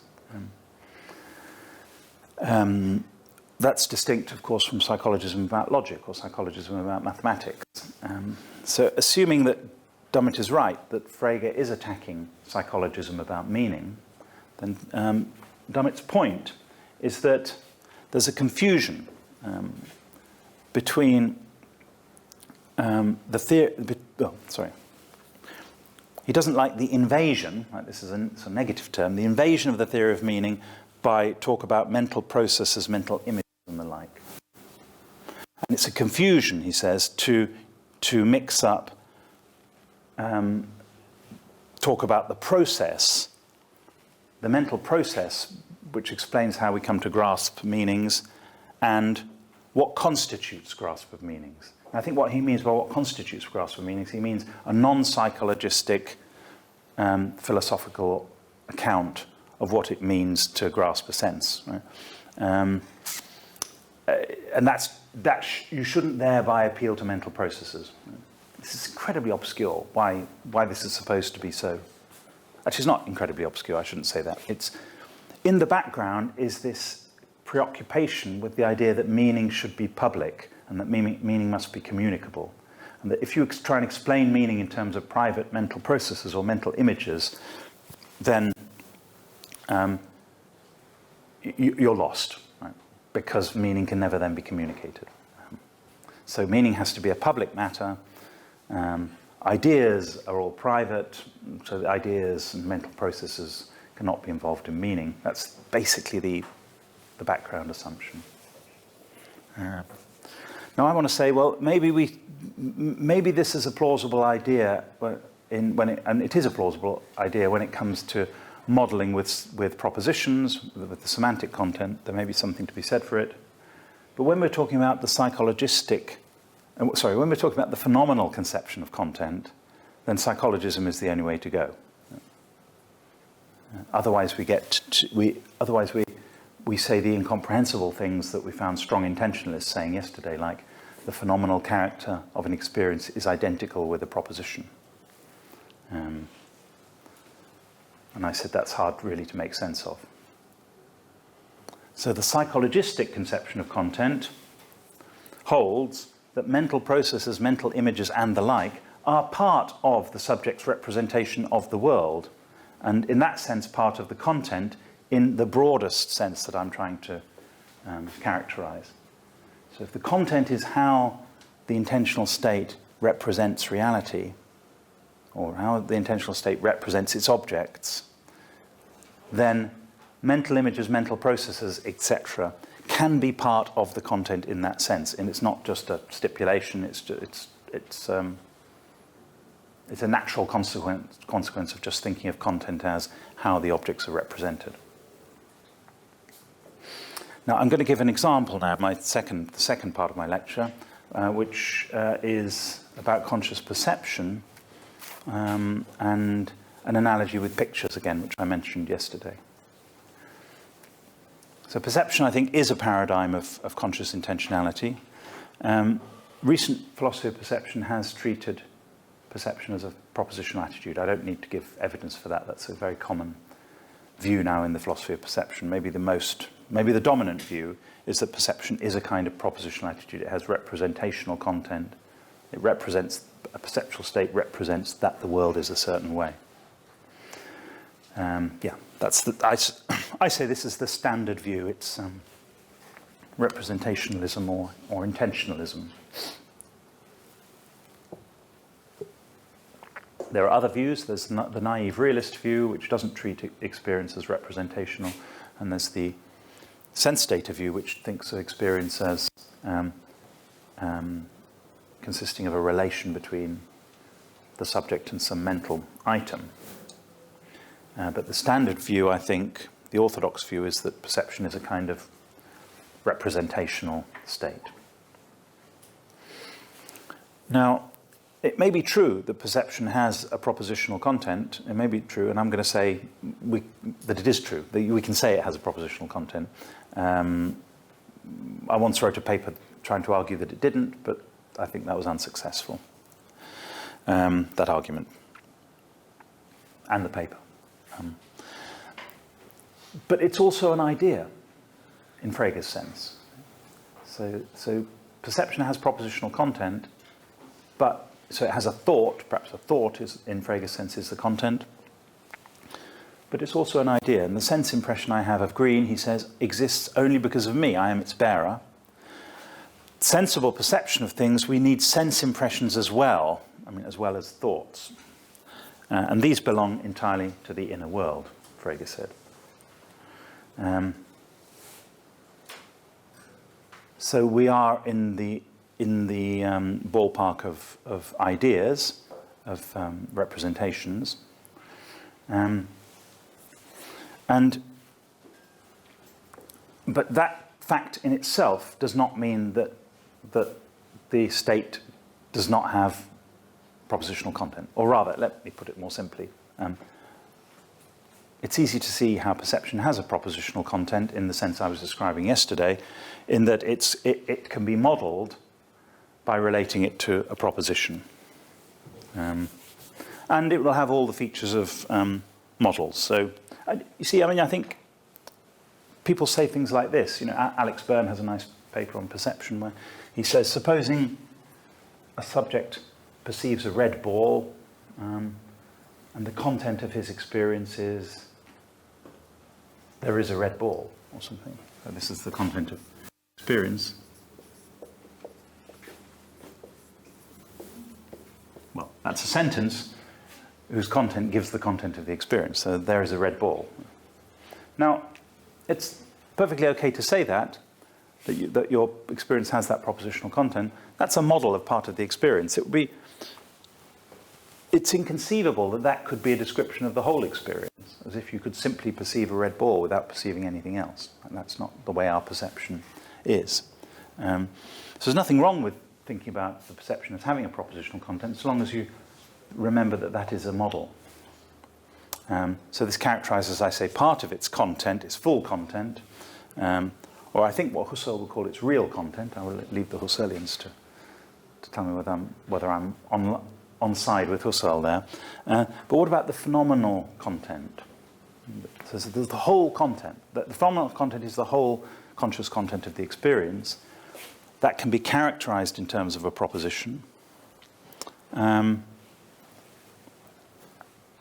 But we want to say something more to give a characterization of the phenomenal aspect of that. As I said yesterday, if perception is a representation, perception itself is a representation, then modeling a perceptual state, a mental state, with a proposition is modeling a representation. And that's what I suppose distinguishes modeling in psychology from modeling in other things. If you model weights with numbers and functions and things like that, then you're not modeling representations, you're modeling physical properties. Modeling mental states with propositions is modeling something that already is representational, or so I say. And as I said yesterday, there's another way you could go here. You could just think that propositional models just model brain states directly without any intervening mentality. I don't want to take that line, but that's consistent with the modeling picture. But I think that what's modeled by the semantic method is a representation, and this representation, I say, is the phenomenal content of the perception, or that representational state has the phenomenal content. Now, I want to illustrate this with a comparison with pictures, and my aim here is not to say that perceptual representation is pictorial, only that we can learn something about perceptual representation by comparing it to pictures. And I'm thinking here of pictures which aim to represent how things look, roughly speaking, representational pictures.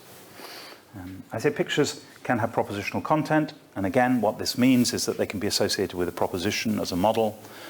The proposition can model what is represented by the picture. So I'm thinking of representational pictures that aim to represent how things look. This picture, for example, doesn't. This is Brancusi's portrait of James Joyce. Has anyone seen this picture? Brancusi's picture of James Joyce. Apparently when Joyce's father saw a copy of this picture in Dublin, he hadn't seen Joyce for a long time, Joyce's father said, "Well, the boy's sure changed a lot since I last saw him." I'm thinking more of pictures like this that attempt to represent how something might look in a certain way. Now, remember, this is Napoleon crossing the Alps. Remember that the content pluralism, we can characterize that, what I just said, Napoleon crossing the Alps, in terms of different kinds of propositions. Here's a representation of the Russellian proposition, the set theoretic terms, and the Fregean thought, Napoleon crossing the Alps. I'm not quite sure how to draw the Fregean thought, but that's the fine-grained thought. And then you have a set of possible worlds, that is to say, all those worlds in which Napoleon is crossing the Alps. So those are the propositional contents that you can use to characterize how the picture represents things as being. But content in the broadest sense is going to involve more than that. I said that the vehicle-content distinction applies clearly to the case of semantic content. But, and this is my thesis about phenomenal content, that in phenomenal content, the vehicle is, so to speak, part of the content. It's part of what is given to the subject. The subject has an experience. There are things which, in the picture, for example, the picture has content in this broad sense too. That I'm not going to say that aren't captured by a proposition, but that you can get the entire content all at once in what's given to you here. And that entire content involves so much more than the proposition. It rules out more possibilities, you could say. That's the way that possible worlds people think. But it's not just that. There are things like the paint in the surface, the way the paint in the surface is given to you. If you see the actual painted picture, or the pigments that come on, or the colours on the screen here, and the way that's given to you. What's represented, how it's represented, all these things are given to you in the experience. And by saying that, I don't deny that you couldn't give a complete representation of this picture in propositional terms. Maybe you could. I don't know. How could you show that that was impossible? But the point is that that representation that would emerge would just be a list of propositions. Whereas this thing that you're seeing all at once is a different thing and has it's a different mode of representation. So that's why I want to talk about content in the broadest sense. Content in the broadest sense is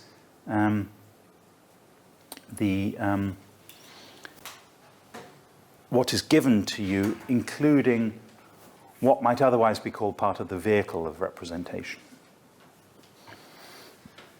Right. So those two pictures that I showed you of the sign for children crossing, they have the same semantic content but different propositional content. Sorry, but different phenomenal content. That's why I say that with the phenomenal content, the vehicle is part of the content. Now, I've talked about the case of perception, and a proper account of this, a full account, is going to have to deal with the cases of conscious thought and other conscious mental states too. And this is the project, the psychologistic project, is to try and understand how all of those states can have phenomenal content in my sense. Some of them will have propositional content, semantic content, but all of them will have phenomenal content. The ones that have semantic content will be those whose content, that is the way they represent their objects, is accessible as true or false. But then there will be phenomenal states that don't have contents that are accessible as true or false, but they still have phenomenal content. So, this is why I say it's content in the broadest sense, the way the experience represents the object. And I think that's the way to start understanding Frege's notion of idea. As Frege said, ideas are part of the content of his consciousness, content of consciousness. So that's an incomplete. Then the notion of an idea, as described by Frege, is an incomplete description of the entirety of intentionality. Because I believe, I think along with most people, that there is also unconscious intentionality. And this is what I want to talk about in the last section of my lecture. So there's the question. If ideas are the contents of consciousness, then where does unconscious content fit in? How can we talk about there being unconscious mental states in the psychologistic sense?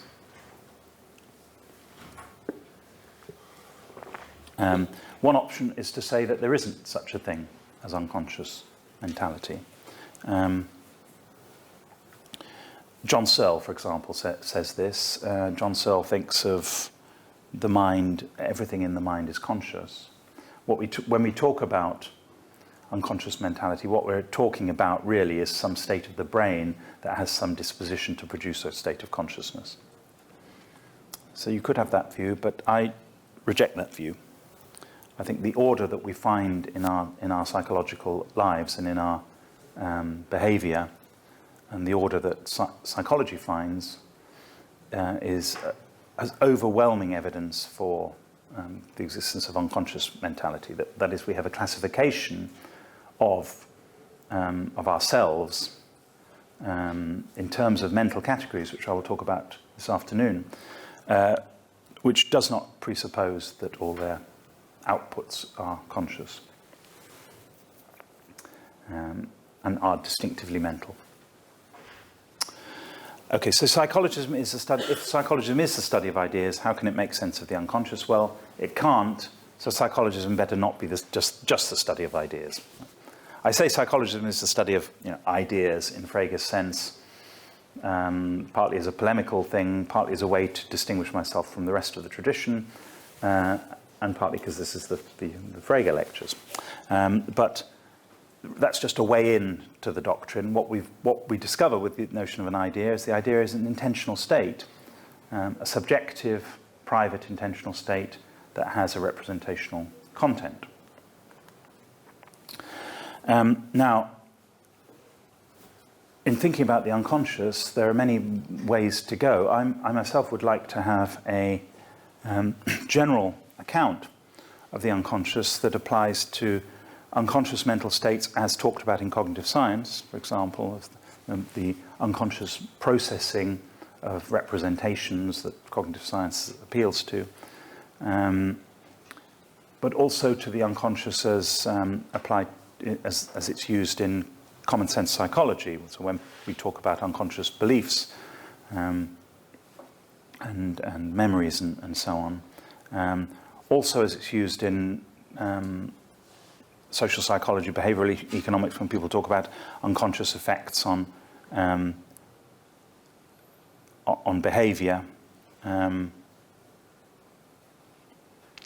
So, for example, in social psychology, the recent interest in the phenomenon of implicit bias and what that actually involves. I think we need a picture of the unconscious as a whole, which was going to cover those things as well as states of the brain, and as well, I think, as the unconscious as conceived of by psychoanalysis. Now, psychoanalysis is something that's, I'd say, is generally out of favour in philosophy, in analytic philosophy and in psychology. But I believe there are some insights there in the psychoanalytic tradition which need to be incorporated into a full account of the unconscious. But for the time being, I'm going to restrict myself to talking about unconscious belief, which, although is not a simple case, it's simpler than some of these other cases. So for the last section of my lecture, I'll say a little bit about unconscious belief. Now, I've mentioned the idea that propositional attitudes are attitudes to propositions, relations to propositions. If you take what used to be called a realist view of these, the sort of view that Jerry Fodor holds, the idea is that there really are these relations to propositions, and inside your brain there is some mechanism that mirrors that relation, as we were talking about yesterday. Fodor's idea was that the mechanism has to correspond to the structure of the sentences that we use to report these states of mind. So you have an area of your brain, some functionally characterized area, which you call the belief box, and when you have a representation in the belief box, then it counts as believing something. That's the language of thought thesis that Fodor put forward. Now, it seems to me that this picture implies that there is an answer to the question, how many beliefs do you have? Because if there really are all these states in your brain, and if to believe something you have to have a sentence written explicitly in your brain, then how could it be otherwise? How could there not be an answer to the question? It's like there is an answer to the question, how many neurons are in your brain? There's an answer to the question, how many hairs are on your head? That's an easy one, but there's an answer compared to how many neurons are in your brain. But there also should be an answer, you might think, if this realist picture is true, to the question, how many beliefs do you have? But that seems like a really bad question. Bob Dylan was asked by a journalist, how many protest singers are there, Bob? And he said, either 136 or 142. So, ask a silly question. And I think that's the same in the case of belief. In some recent work, I've tried to argue for an alternative picture of unconscious belief,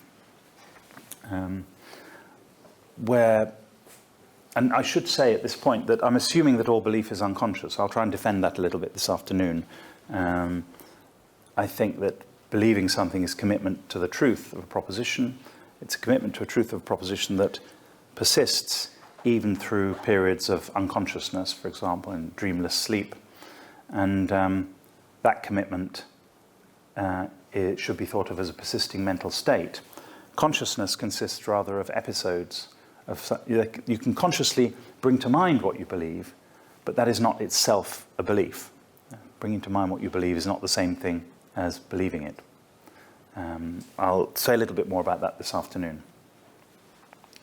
My alternative picture is that you have a total doxastic orientation towards the world, which is to say you're trying to get a picture, metaphorically speaking, a picture of the world that aims to represent how the world is. Belief is the truth-directed attitude. It's trying to get a picture of the world that's correct. That's the point of the state of belief. That's its point. That's its function in your mind. It's trying to get the world more or less correctly represented. Call that total representation, whatever it is, your doxastic orientation. I'm going to call that your worldview. It's not literally a view, because it's not conscious, but your worldview is the totality of your doxastic representations. It's not a set of all your beliefs, because that implies that the picture that you have all these separate beliefs held together as a set. It's rather a part of your functional organization that is aiming at getting the world right. Now, I think that what is undeniably true is that our worldviews are incomplete. They're often indeterminate. When you're trying to figure out what you believe, there's something in your mind about what you believe about this subject matter, but it's often not made determinate until you actually make a decision on it. Or you can clarify exactly what you believe or think on some subject matter. I think our beliefs are often very confused, and I think that our beliefs are often contradictory. Now, what I'm saying when I'm gesturing towards a psychological reality that I think we ought to be able to recognize in ourselves, and I think that it's one that psychology recognizes, and I think it's certainly one that psychoanalysis recognizes or presupposes. Psychoanalysis, I think, presupposes that there are, at least this, that there are things in your mind which are repressed, and there's then there are hypotheses about the mechanism of repression. But whether those hypotheses are right or not, there are things that are repressed in the sense that they are very, very hard to recover in your consciousness, but they affect the things that you do.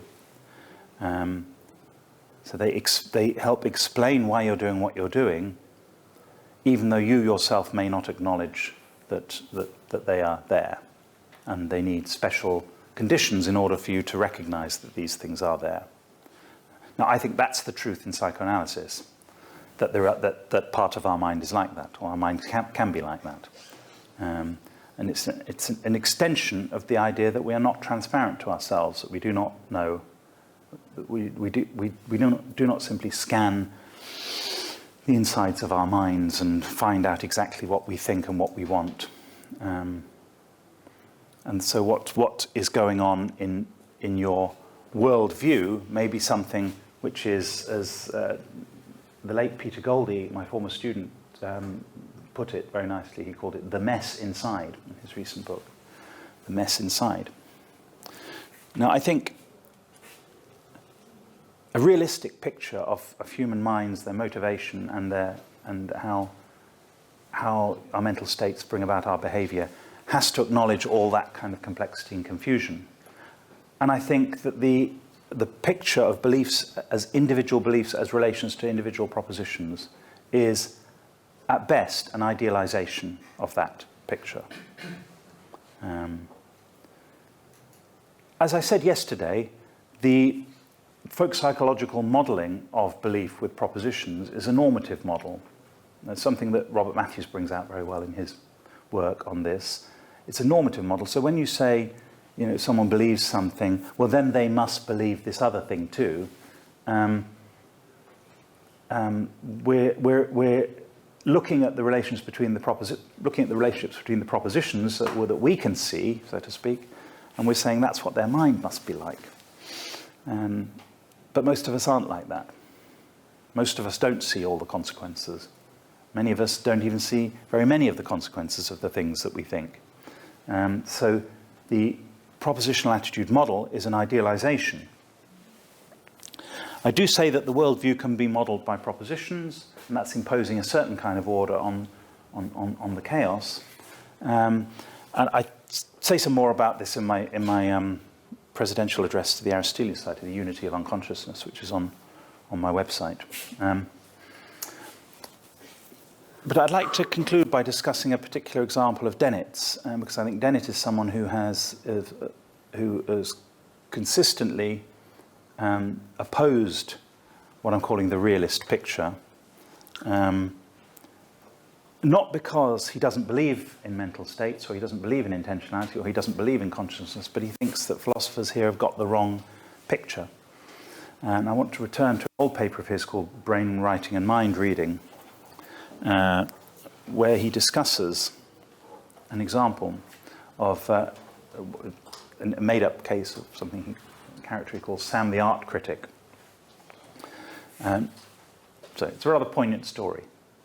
It says, Sam the reputable art critic extols, buys and promotes mediocre paintings by his son. Two different hypotheses are advanced. Sam does not believe that the paintings are any good, but out of loyalty and love, he does this to help his son. Or, Sam's love for his son has actually blinded him to the faults of the paintings, and he actually believes that they are good. Now Dennett's uses this example, and then he develops the example in some detail. If you haven't read this paper, I really recommend it. It's a wonderful paper. He's talking about it in the context of the idea that in our minds or in our brains are explicit representations of the things that we believe. Brain writing. And so this is part of an attack on the idea of a language of thought or something like that. And he said, well, supposing you had this neurocryptographer, someone who could read the code of the language of your brain, and they got down to the belief box and they found in there, at the end of Sam's life, a sentence that meant, literally, unambiguously, I have fathered a great artist. And supposing they found that in the computer readout of the neurocryptographer's mind reading. I have fathered a great artist. It's written there in language of thought or mentalese. Then it says, what would that show? He said, well, it wouldn't show that hypothesis B is correct until we've also ruled out the hypothesis that Sam is not deceiving himself. So how do we rule out that hypothesis? Well, we have to find some other sentence. I don't know. How do we have to find somehow? We have to have a mechanism of self-deception.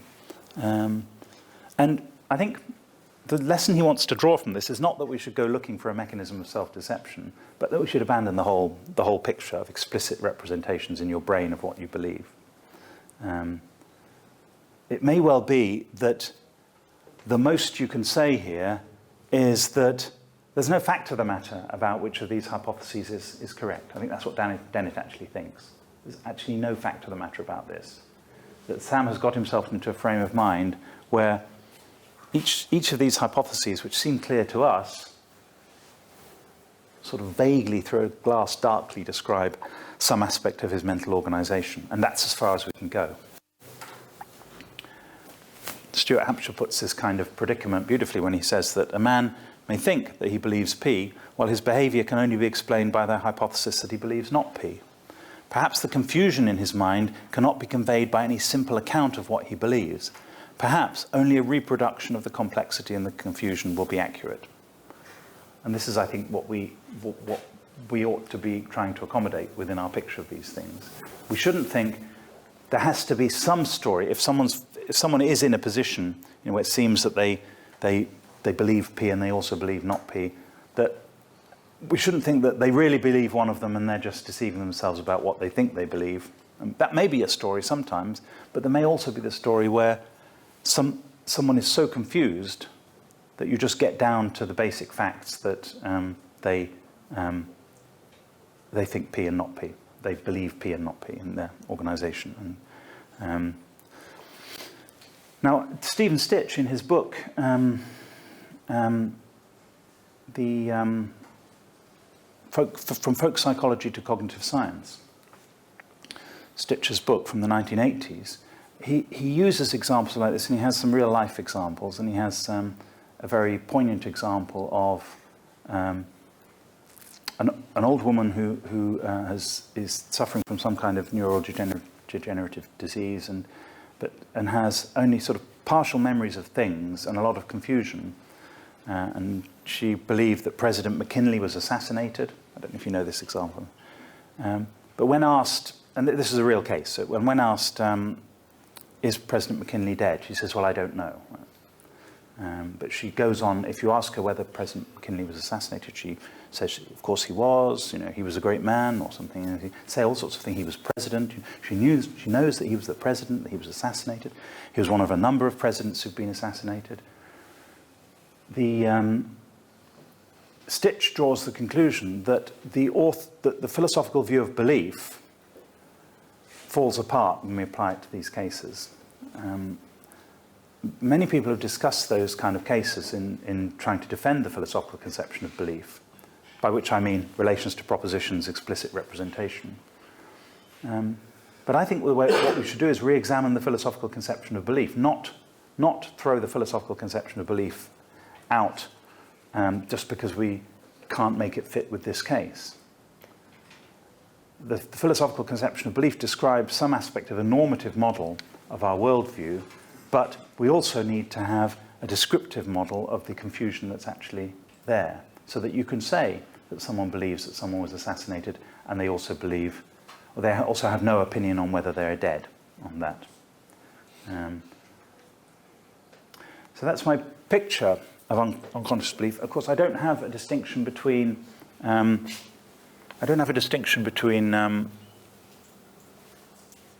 phenomenal content and semantic content for belief, because there is no phenomenal content in belief. So representation in consciousness is a very different thing from representation in the unconscious. And I suppose in this way, my view of the unconscious is more like Freud's than it is like some other philosophers who've talked about the unconscious. Leibniz, for example, thought there were unconscious perceptions, as he called them, but the conscious perception was made up of the gradual accretion of the unconscious perceptions. What I want to say is that the unconscious is something completely different with its own rules and principles, although it can be modelled by propositional attitude psychology. So this is where I've got to, that the worldview approach, I say, I'm proposing it as a more realistic, psychologistic picture of unconscious psychological reality than the standard picture of individual belief states. I say modelling also explains why we're inclined to attribute idealised features to belief. This is the feature of models in general, as we saw yesterday, that the models idealise. And models, the folk psychological models, idealise in the sense that they employ normative principles in helping us interpret one another, as Daniel Dennett and Donald Davidson have argued. So this raises, of course, many other questions. What it is to bring your belief to consciousness, how do we exercise what's known in the philosophical literature as self-knowledge? How this sort of picture is supposed to apply to the brain as opposed to the person. But I'll leave those points perhaps for discussion.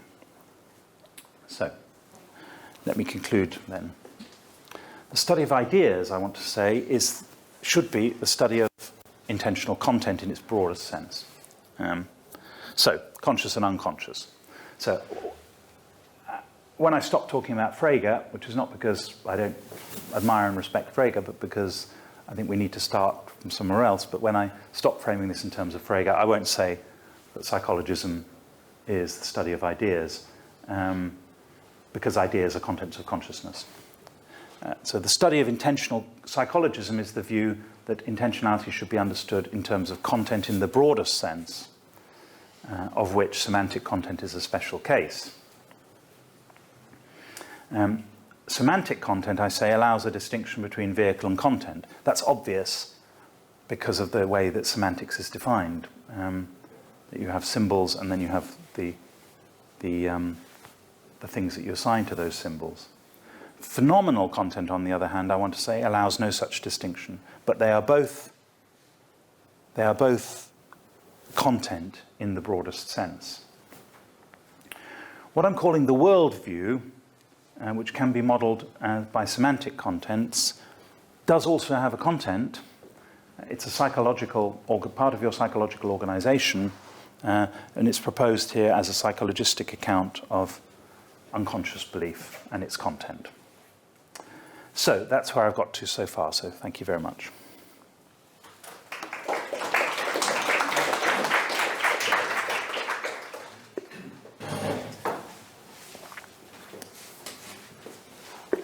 Thank you very much. I think I can't really resist having myself the first question. I think that is your right. It's people study like a temporal content or contents that have temporal properties. Yeah. There, in that field, it's quite common to distinguish between vehicles and contents. Think of Dennett's work on time and the observer. And there the point was that, although, the brain can process representations and contents in different order in which they actually consciously appear to. Yeah. So there are these funny temporary illusions. And then the question is, when you talk about that in the case of phenomenal content, there is no distinction between vehicles and contents. And the question is, what are the vehicles, right? So if the vehicles are representations in the brain or something like that, then there must be some sort of distinction. But when you say the vehicles are something mental, as you might say, like sensations, then it might be a question how those vehicles relate to the things that underpin them, maybe in the brain. So what do you say about that? I was following you up to that very last bit. How which vehicles relate? I mean, first question is, what do you mean by vehicles in case of phenomenal content? And when you say that they are just something mental, then the question is, how do they relate to the happenings in the brain? Okay. Yeah, absolutely. Thank you. So I think that the vehicle-content distinction applies to the case of representation in the brain. So if a cognitive neuroscientist says that there's part of the cortex which represents the decision, or which instantiates your decision to do something, then there's some collection of neurons which is so to speak the vehicle, or some organization of neurons which is the vehicle for the content. Yeah. So in the cases you're talking about, I think you can make sense of a vehicle content distinction there. My hypothesis is that distinction can't really be made in consciousness. And I'm not quite sure how that applies to the Dennett and the time and the observer cases.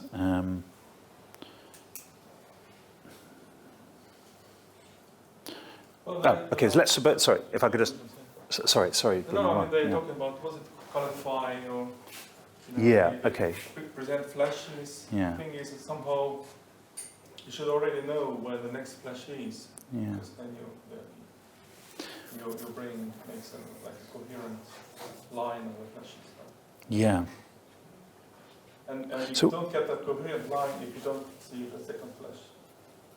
Yeah. What's going on there? So I want to say there are two things here. One is the experience of the experimental subject as they're doing the color phi or something. And that experience, I say, has a phenomenal content. Right? And then there's the contents attributed to states of the brain, which are semantic contents attributed to neuronal vehicles. And you ask, what's the relationship between those two things? And I don't know. I mean, that's the mind-body problem, I suppose. Afternoon's lecture. This afternoon's lecture we'll solve the mind-body problem, and then I'll mention that. Yeah. But the first question was, what are the vehicles in a phenomenal content case? So in a sense, there are no vehicles. I mean, you have content without vehicles. That's the idea. Of course, there's a brain. Your brain is responsible for this, but that's not best thought of as the vehicle of representation. In the way that a word is a vehicle of representation, or. So what you have is just consciousness. Yeah. Thank you. I have a question about this phenomenal content. Yeah. On the one hand, it seems that, and I think you also explicitly said this is something that is not truth accessible. This is not truth theft. Otherwise, it would be, it leads back to the semantic content. Yeah. It's something that belongs to the semantic content. Yeah. But on the other hand, this phenomenal content is also something that represents. So can you explain how should you understand this representation that is not at all connected with truth? Yeah. Well, that's a very good question. I mean, So not all mental states are truth apt. Or when we say that, so beliefs, we say beliefs are truth apt. And we say that because they have a content that represents the world in a certain way, and that content can be true or false. I think an intention, for example, is not truth apt. So an intention to go to the meat market for lunch is not the same as the belief that you will go to the meat market for lunch. The intention, the content of the intention is going to the meat market for lunch, or you yourself going to the meat market for lunch. And that's not true or false, but it's a representation. It's the, I think, imagining or something. You imagine being on a beach. Right? You're not imagining something that's true or false. You're just imagining being on a beach, visualizing, deciding. I think when you decide to do something, that isn't true or false.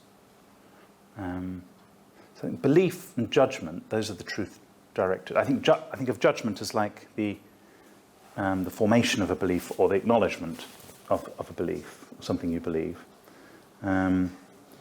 These are things that are clearly cases of being truth apt. I don't actually think desires are truth apt. And people can force desires into the propositional attitude model, and you say that to desire a cashew nut is to desire that it be the case that you have a cashew nut. Is that true? No, it's probably false that you have a cashew nut. Or I don't know, maybe it isn't. So I suppose just generally I want to separate the notion of representation from the notion of truth. So I also think a name is a representation, it's not truth apt. So thinking of someone by their name. So if you think that those concepts like representation and content and truth and false are kind of intertwined, so we should kind of let go of this picture and start to think like representation as something that is not necessarily connected to that you can think of this that is kind of true or false. That's the picture I want. Yeah, I think.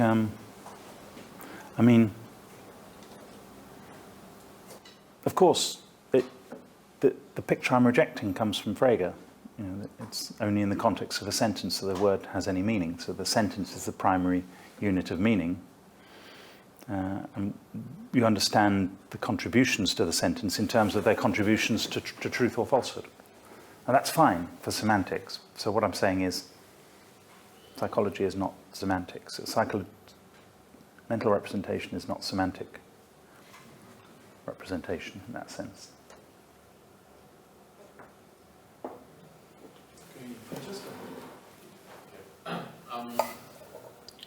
These two questions, so I'll just ask one. So what do you make of Frege's point that all this stuff you're talking about belongs entirely to the inner world? Is that a problem for you? The inner world. I think it's true. I think the inner world, but I think the inner world is, I think we all have an inner world, and we can know to some extent about the inner worlds of others. I don't think that because something's part of the inner world that it's concealed behind this impenetrable veil of blah blah blah blah blah blah blah. If you know what I mean. Cartesianism, right? We're at risk of Cartesianism. That's the worst possible thing that you could say to someone that at a certain time in philosophy, that you are a Cartesian. But I'm a Cartesian. I think there's an inner world. I'm not a Cartesian dualist. I'll say something about that this afternoon. But I'm a Cartesian. I also think that I'm a Cartesian in the sense of the second meditation. That I think the mind is better known than the body. So I think we have a kind of access to our inner world that's not infallible, but I know my inner world in a way that you don't. You can know about my inner world, but you don't know it in the way that I know it. So.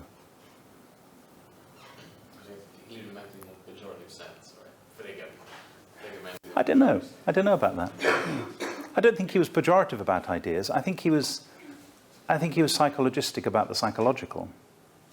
I think he thought that the psychological was subjective. Well, he definitely thought this was the realm of the subjective, and that shouldn't infect stuff that should be objective, like logic and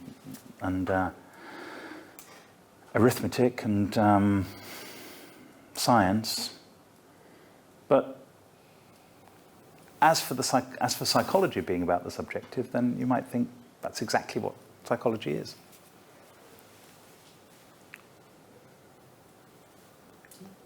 So Wittgenstein is one of the enemies here too, as well. Right. Yeah. So I'm wondering how the content of this lecture relates to the historical tendency you were talking about in the first lecture.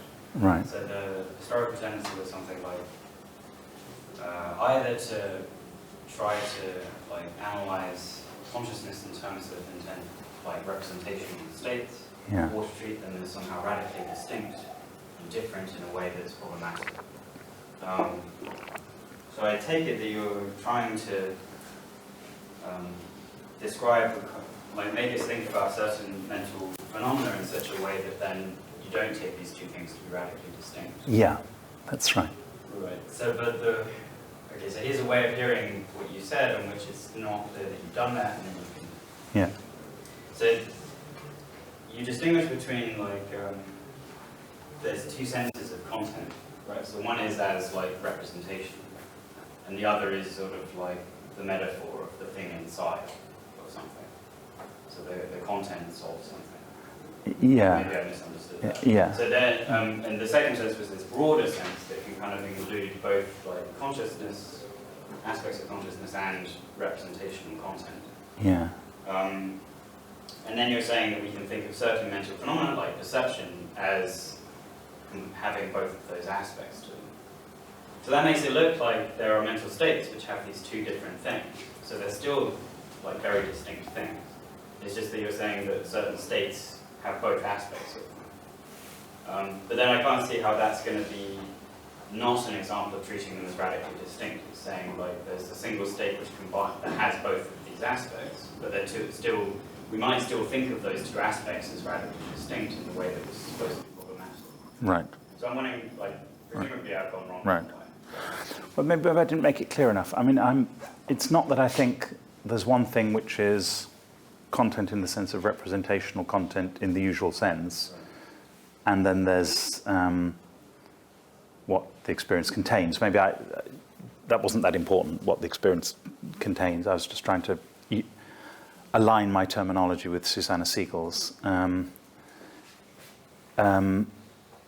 What's important is rather the definition of content that I give in my Objects of Thought book is that, which is a bit vague, but I think it's correct, which is, actually it's good because it's vague, because it fits all sorts of things then, which is that the content is the way the object is represented. That's content in the broadest sense. So perception has content in that sense. Here's the way my experience is representing, the way that my mental state or the world is being represented to me in my experience. It's all this around me now, right? My visual world right now. That's the content of my perceptual state. So I'm drawing a distinction between that, that's content in the phenomenal sense in the case of perception, because it's conscious, and modeling by semantic content. And I use the notion of modeling by semantic content to make sense of propositional attitude attributions, which is a thing. And you've got to make sense of that thing. You can't say that it's all just bullshit. So propositional attitude attributions are real. They relate people to propositions. That's semantic content. So I am distinguishing two things. That's true. In fact, I distinguish the conscious from the unconscious as well. So, which precise sense was... So there was some respect in which it's problematic to radically distinguish between intentionality and consciousness. Yeah. That you were describing in the first lecture. Yeah. So, That's the propositional attitudes qualia. right. Propositional attitudes, non-intentional qualia. Right? That's And then the position that you're presenting today, like, doesn't buy into that dichotomy. yeah. And it doesn't because. There's the fundamental reality is one thing, which is the subject's point of view, which is the subject's lived world. This is it. You know, what's given to us. Right. So in the case of perception, that's a unity. Like a primitive notion that That's, should not be understood as either falling into qualia or intentionality. It's this sui generis thing. well, it is intentionality. That's what I call. So intentionality is. The rarefied propositional attitude, logical sense of intentionality. That's right. So I'm going back to the idea of, you know, what's given to the mind or the mind's direction on its objects. That's the starting point. The starting point is, what is it to have a mind? It's to have a world. For there to be a world for you. Now, you could, if you like, try and break that down into, which is what analytic philosophy has done unknowingly. This is what it's done. It's trying to break it down into intentional states understood as propositional attitudes and qualia understood as non-intentional states. And I think that picture is hopeless. Right? Not because it's a dualism, because dualisms, you know, are just distinctions, or dichotomies. But this hopeless picture of our relationship to the world, which I call intentionalities. So intentionality is the broad category, and then propositional modeling by semantic content is my way of making sense of the propositional attitude tradition. And qualia play no role whatsoever. So, for the reasons I said yesterday. You have a question. So, in your conclusion, you mentioned that the study of ideas should be the study of intentional content, and both conscious and unconscious. I have two questions in this. Intention is the byproduct of consciousness. So, how is it even possible to have an intentional content in the unconscious? That is question number one. And the second question is that, if we have no access to the unconscious, as it is usually held, how can our model access that and make a relationship between the conscious and unconscious contents? The second question first, because that's somewhat easier. I think we have introspective access to some parts of our unconscious. So I think we have introspective access to many of our beliefs and our desires, and it's a hard question to say what that involves, that introspective access. And that's what the philosophical literature on self-knowledge is about. It's not about knowledge of yourself, it's about knowledge of your mental states. So we do have introspective to some. We don't have introspective access to the representations in our brain. So there's no way of getting at that through introspection. I want to say those representations are unconscious and that they have semantic content. I think that's how cognitive science thinks of representation. So they're not accessed by introspection, they're accessed from the third person point of view by the scientist looking at your brain or looking at your behavior or something. So that's the second question. The first question was that intentionality has its origin in consciousness. I haven't committed myself to that, actually. I'm not committed to that. But even if it's true that all intentionality comes from consciousness at some point, then I think the way to think of the unconscious is the sort of the repository or the depository or the build-up of your acquired information, knowledge, memories, beliefs, prejudices, tendencies, character traits, all those things that may have come from originally from conscious experiences. But I don't think it's plausible that everything in your unconscious comes from consciousness. I think people sometimes it's the other way around. I think you can see that people are born with certain tendencies and certain traits. Those traits can manifest themselves in consciousness, activated by certain things. So I suppose I don't really believe in a tabula rasa, blank slate. I think that's implausible, but I don't have any positive thesis about that. Does that answer your question? Thank you. Okay, thank you. Right. So I think I'm going to have a question that you think should not be asked in the first place. And the question is, what does phenomenal content do? Why do we need that? What is it that semantic content cannot do? Well, it can't. The notion of semantic content cannot give a proper description of consciousness. Right, but that's just. The phenomenal content of an experience is the phenomenal content as a whole is the conscious content of your, mine, everyone's experience of the world. What does that do? It does a lot for you. When you ask, I think this is not what you're asking. You're asking why. I'm sorry? Does it explain things that semantic content cannot? No, it's a fact, so it needs to be explained. It doesn't explain things. I mean, I'm trying to explain or describe some phenomena of the mind and consciousness in terms of the notion of phenomenal content. If I'm right that there is such a thing as phenomenal content, then that's something that needs to be understood or explained. I mean, there are two things. There's the notion of phenomenal content, then there's phenomenal content itself. Phenomenal content itself doesn't explain anything. It does various things, but it doesn't explain various things. I mean, it makes a difference to your life whether you're phenomenally conscious or not. For example, if you are in a persistent vegetative state, then you're barely phenomenally conscious. Maybe you have some traces of phenomenal consciousness. So that's what it does for you. It's the difference between being in a PVS and not being in a PVS, for example. Or being in a dreamless sleep. Let's suppose, if there is dreamless sleep, which I think there is, then that's a state of where you lack phenomenal content. I think that's not what you're asking. But there's this danger of epiphenomenalism, which is the back of my mind. We have this phenomenal content, which kind of sounds intuitive, but doesn't really do anything. Or at least you haven't told us what it does. Well, what I'm trying to do is to describe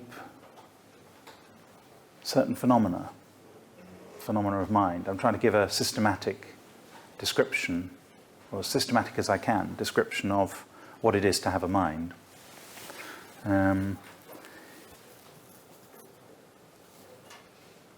If the notion of phenomenal content succeeds in characterizing consciousness, since we agree that consciousness exists, then the notion of phenomenal content does do something, namely it correctly describes consciousness as a form of intentionality. That's the picture.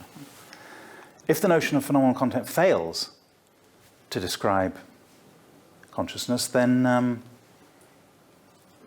it doesn't.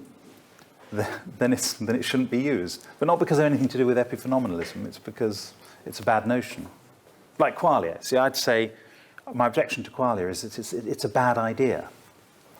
It marks out the wrong things, the wrong distinctions. It doesn't. So we shouldn't use that idea. People may say the same thing to me about phenomenal content. Another question again. How do you individuate phenomenal contents? I mean, is that what I see? Just one content, or are there several contents? I see several people. I'm going to talk about that this afternoon. No, I'm not. Well, I will a little bit. I think. I appeal to William James's idea of the stream of consciousness. I don't think we should think of conscious experiences as there's this experience, then that experience, and that experience. We have something that's more process-like, that has a temporal extension and a temporal shape, so it has temporal parts. Not. Does it have a forward and backward-looking part as well? Yeah, it does. Yeah, and so the specious present, or whatever that is. The conscious present does have. Sorry, no, that's a different point. I think the stream of consciousness does have a forward-looking aspect. But I also committed to the view that what's given to us in consciousness is somehow unified and continuous. because there is a dispute about it. I mean, some people say that actually our consciousness is discrete, it has gaps, like it's like as a focus and periphery. Yeah. And sometimes it gets overwritten, like then it's multiple tracks. So Yeah. it's like a very messy thing, but it somehow might appear as something unified. Right. I think we have to distinguish between how it appears and what the mechanisms are that produce that appearance. On the whole, neuroscientists are very bad at making that distinction, despite all the things that they've discovered. Even some of the best neuroscientists that I've heard talking about things, they say that we think that conscious perception is this seamless whole, without any gaps. But in fact, it really has gaps, and we don't really see all the things that we're seeing. What they mean is, the brain constructs this experience. Now, some people don't like talking in that way, but let's talk in that way. We say the brain constructs this seamless, gapless experience out of a much more minimal input resource than you might previously imagine. You might previously have guessed. If you had to figure it out, figuring out actually how much information is coming from peripheral vision, or you would get it completely wrong. And so they've discovered that in fact the input base that the brain uses to construct this seamless experience is much more minimal than it seemed. And I think it's an amazing discovery. It doesn't show that consciousness is an illusion. So I think we've got to think about describing, of course, consciousness has a foreground and a background, and we've got to think about how to describe that. Some consciousness has foreground and background. I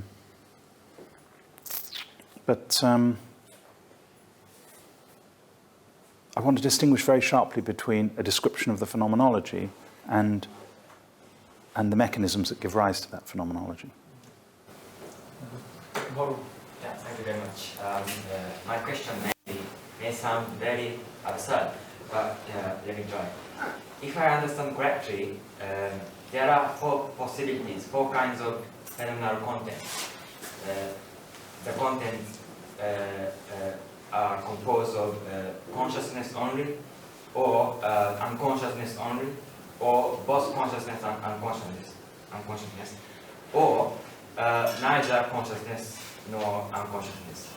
But metaphysically speaking, there may be another possibility,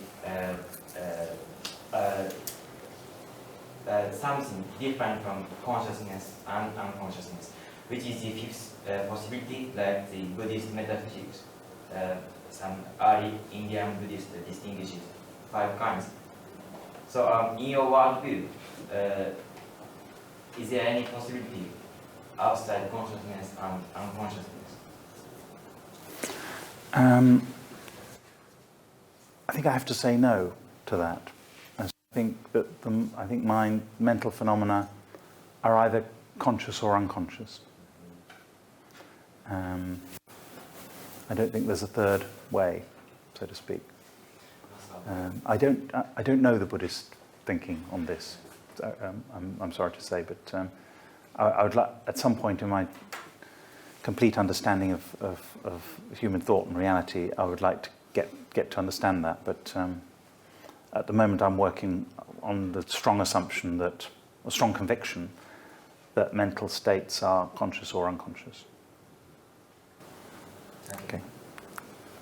And the last question goes to Francesco.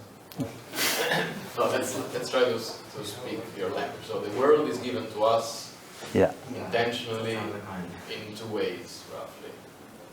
Which, for an analytical purpose, can be distinguished. Maybe they're really not distinguished. The phenomenal way and the semantic way. I wouldn't want to put it like that. No, the givenness of the world that's the fundamental fact. That's what's real, right? Relations to propositions, which is the semantic modeling of bits of your mind, is something that the theorist does when describing, or we do to one another when we describe someone's mental life. So it's not that it's a different way of being given to the world is being given to you. It's a way that you might describe the way that the world is given to you. So it's something that only comes with language. There is no, so I could come clean about Frege. I don't believe in eternal propositions. I don't believe in the third realm. I can say they're abstract objects, it's fine, but that's a way of talking. I don't think that can possibly be a realistic starting point for the whole thing. So I think, of course it's true that when dinosaurs roamed the earth, then 2 + 2 still equaled 4. That you don't need propositions for that to be the case. Or that's what I'd like to say. So if there was no language, there would be no propositional content. So before language evolved, I believe people had experiences, human beings had experiences. I think animals have experiences, they have phenomenal content, their experiences, even though they have no language and they don't attribute mental states to each other. So the notion of semantic content is simply used to explain the practice of propositional attitude attribution, which is something that we do to one another with a language. It's not another aspect of content. Maybe this is, I didn't make this clear enough because Alex's question was based on a similar thought. Is that clear? Or, I'm not saying you have to believe it. It's just, is it a clear answer? Yeah. Okay. Okay, let's finish this session here. Thank you. Thanks very much.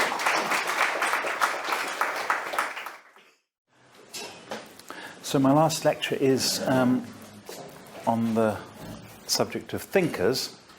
I've talked about thoughts and thinking, and now I'm going to say something about the thinker or the subject. I'm going to say 4 things this afternoon. First of all, I'll talk about the relationship between psychologism and the traditional mind-body problem. I will say something about the notion that I have of mental capacities, how I think of these things. And I hope that will shed light on my general conception of intentionality. This will require me to make an important distinction between mental events and mental states, which I hope will illuminate what I said this morning about the unconscious. And finally, I want to pull this together with some themes in the discussion of the person or the subject.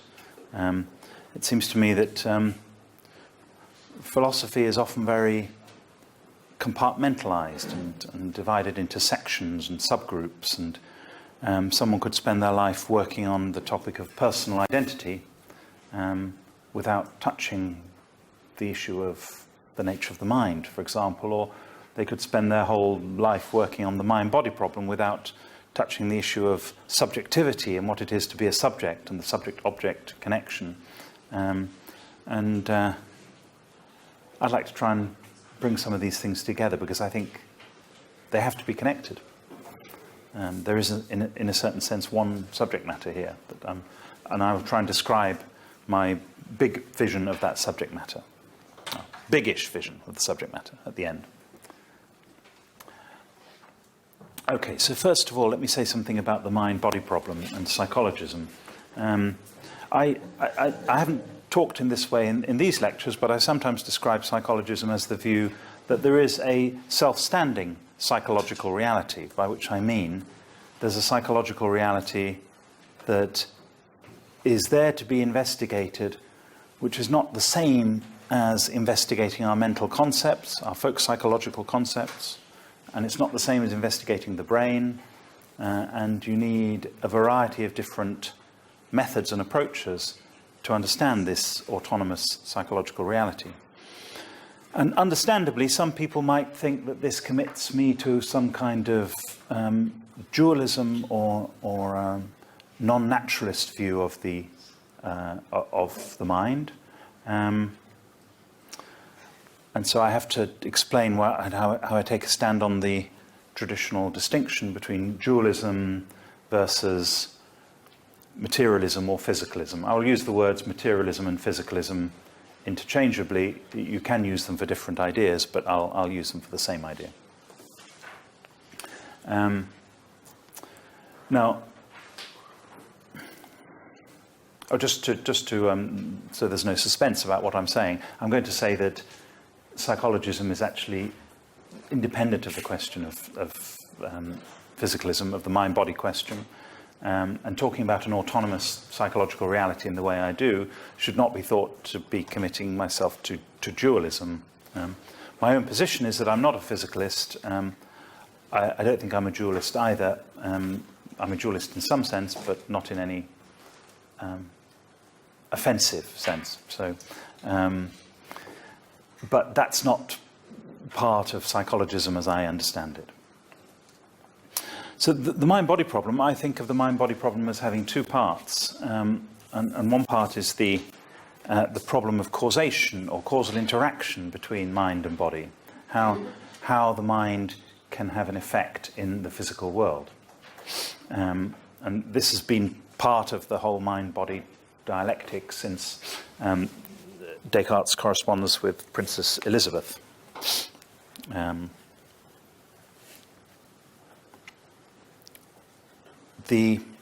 Excuse me.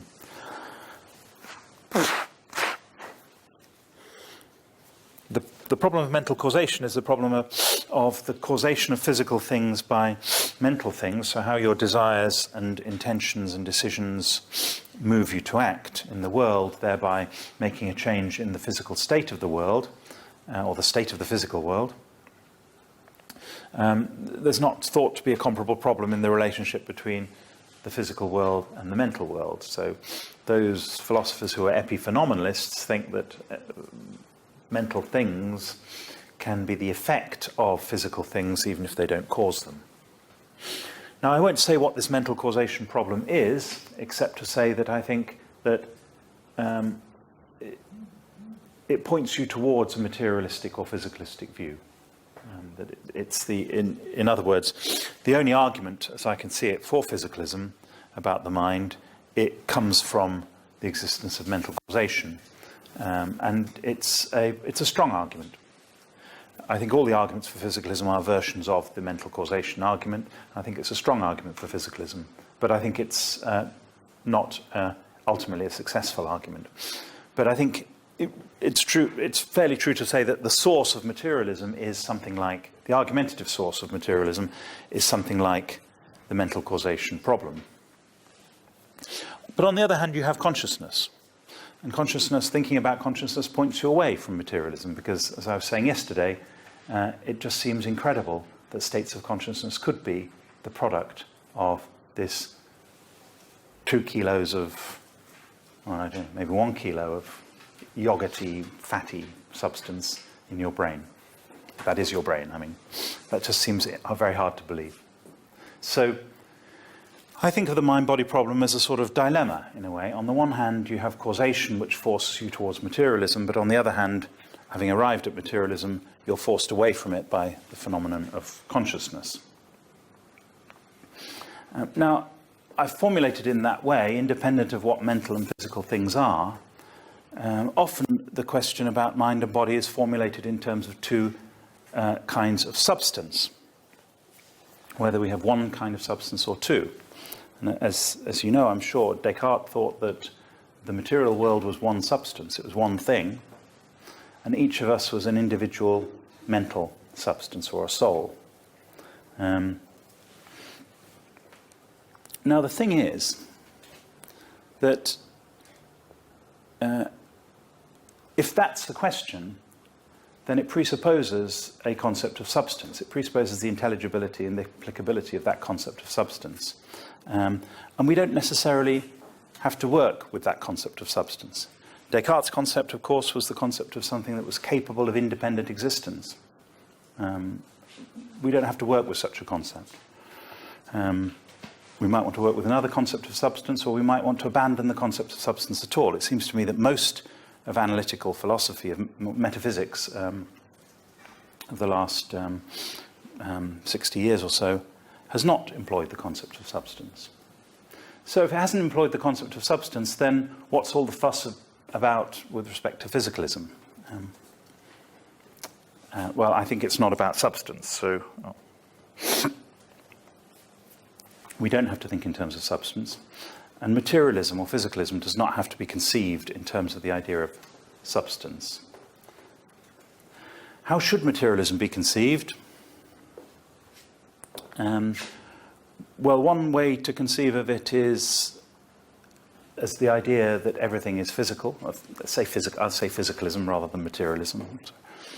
The idea that everything is physical, so all objects, properties, events, states and things are physical, where physical means, in this context, physical means the subject matter of physics. Physics is thought to be the universal science, and that physical things are things which are dealt with in the universal science.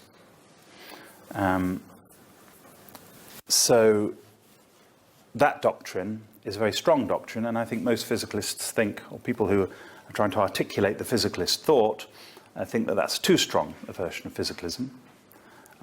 All you need instead is the idea that the physical facts or things or objects are in a certain way fundamental. And the way that I think we should express that thought is through the idea of the physical facts determining all the facts, or fixing all the facts, or necessitating all the facts, or the physical things necessitating all the things, or physical properties necessitating all the physical property, all the properties. So we can ask ourselves, what would it take for God to create this world just as it is? And the physicalist says, God would only have to create its physical nature. And everything else would come for free. So here's God doing a bit of creating. And on this view, on the physicalist view, then God would not need 6 days to create the world and 1 day off. God could do the whole creation of the world in 1 day. Or maybe in 1 second. After all, he is God. You just create the physical nature of the world and everything else come for free. So we could have had 1 working day and 6 days holiday a week. If physicalism were true, that's how we should think of the week. We should have 1 day's work and 6 days holiday, because that was the day that God rested. But on this view, God rested for 6 days. So it's a shame that physicalism isn't true. Otherwise, the working week would be much more tolerable. So spot the flaws in that argument. Anyway, so physicalism is the view that is not the view that everything is physical, but rather the idea that everything is determined or necessitated by physical things. That's physicalism. And I just want to say that it's entirely consistent with that view that there is a self-standing psychological reality in my sense. All that physicalism constrains is that there couldn't be any difference in a world that contains a self-standing psychological reality without some difference in its underlying physical nature. So for those who know about this, I'm talking about David Lewis's conception of physicalism as the doctrine that physicalism is the doctrine that any minimal physical duplicate of this world is a duplicate in every respect. The global supervenience thesis. And that global supervenience thesis makes physicalism a contingent truth, because it's a truth about this world, but it's a truth about what is necessitated in this world. So it's a truth of that formulation allows it to be a doctrine of a contingently true doctrine of necessitation of all the facts by the physical facts. So I think it's pretty obvious that psychologism is consistent with that. Everything I've said about psychologism so far is consistent with that. Because I don't have to say, for example, that phenomenal content is identical with some physical entity. All I need to say is that once God has created the world's physical nature, that also ipso facto creates phenomenal content in some of us. So much for physicalism. It's not only is it not true, but it's also irrelevant. It's irrelevant to this important issue that I'm discussing here. So what about the mind? How should we understand this talk of the mind in relation to the psychologism that I've been developing in these lectures? In particular, if we reject talk of mental substance, does this mean we can still talk about the mind? Well, some people say not. Some people say that this talk of the mind is in itself committed to a sort of Cartesianism or some sort of view of the mental as a substantial entity.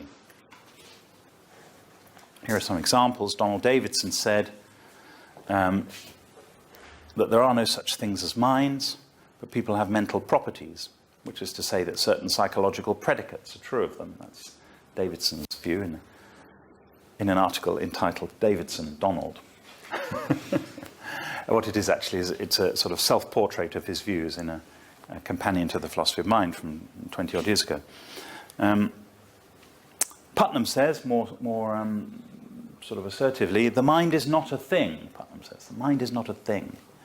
The talk of our minds is talk of world-involving capabilities that we have and activities that we engage in.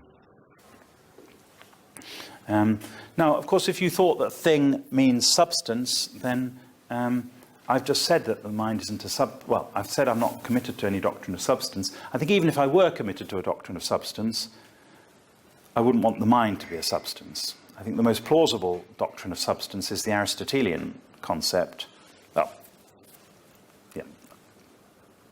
Yes, I think that. So the Aristotelian concept, not in the sense of the hylomorphic concept we were talking about yesterday, but rather the idea of a unity with substances are real unities with their own principle of activity and individuation. So where organisms are the paradigms of substances. So an organism would be a paradigm of substance on the Aristotelian view, not something like a mind. A mind isn't a unity with its own principle of organization, I want to say.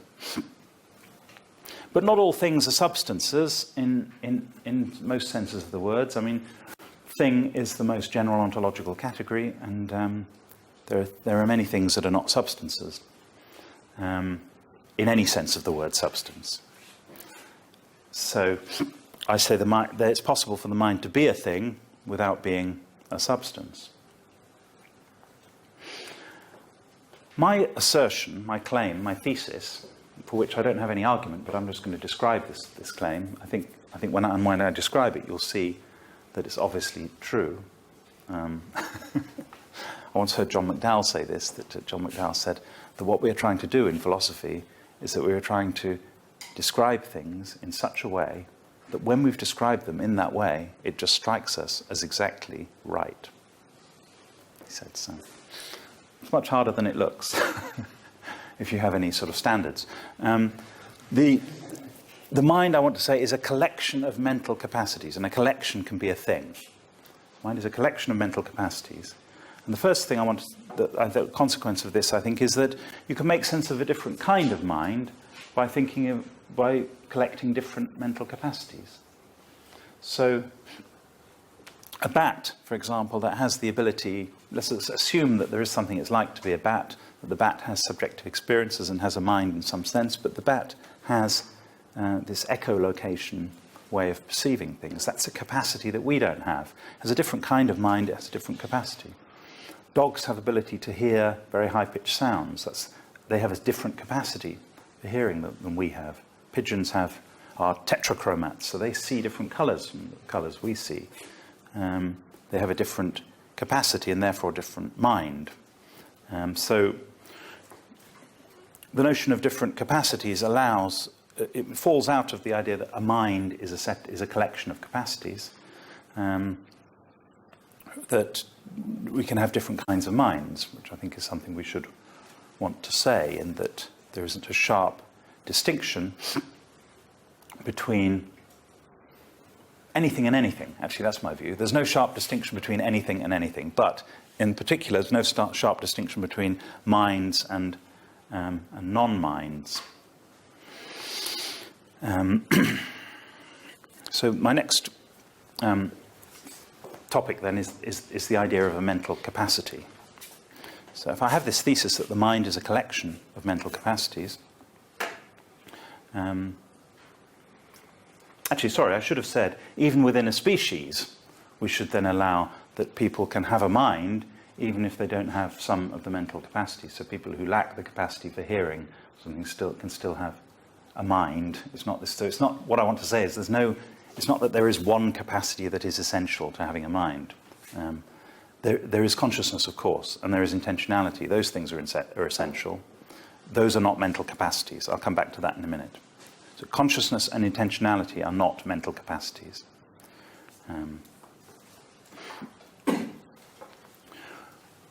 So 3 questions this raises. What is it for a capacity to be mental? What is a capacity anyway? And what are mental capacities of? And in the rest of this lecture, I'm going to answer those 3 questions. So the first is, what is it for the capacity to be mental? And there won't be any surprises in what I'm going to say, which is the thing I've been saying for some years, is that I defend Brentano's thesis that intentionality is the mark of the mental, that all mental phenomena, all mental states, events, processes, and so on exhibit intentionality. So mental capacities are all intentional capacities. I understand intentionality, as I've said before, but let me remind you, in terms of these 3 notions of intentional object, intentional mode, and intentional content. The intentional object is what it is in the world, or what's taken to be in the world, that your thought or mental state is directed on. The intentional object is not part of the state of mind. So I have a transcendent conception of the object as opposed to an immanent conception. Brentano had an immanent conception of the object. The object had to be contained within the state itself.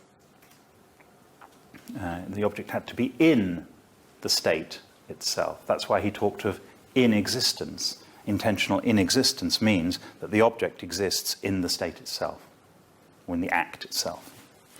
I agree with the early Husserl, who thought that the intentional object was transcendent. That is, the intentional object is not in the state itself. It's what the state of mind is directed on.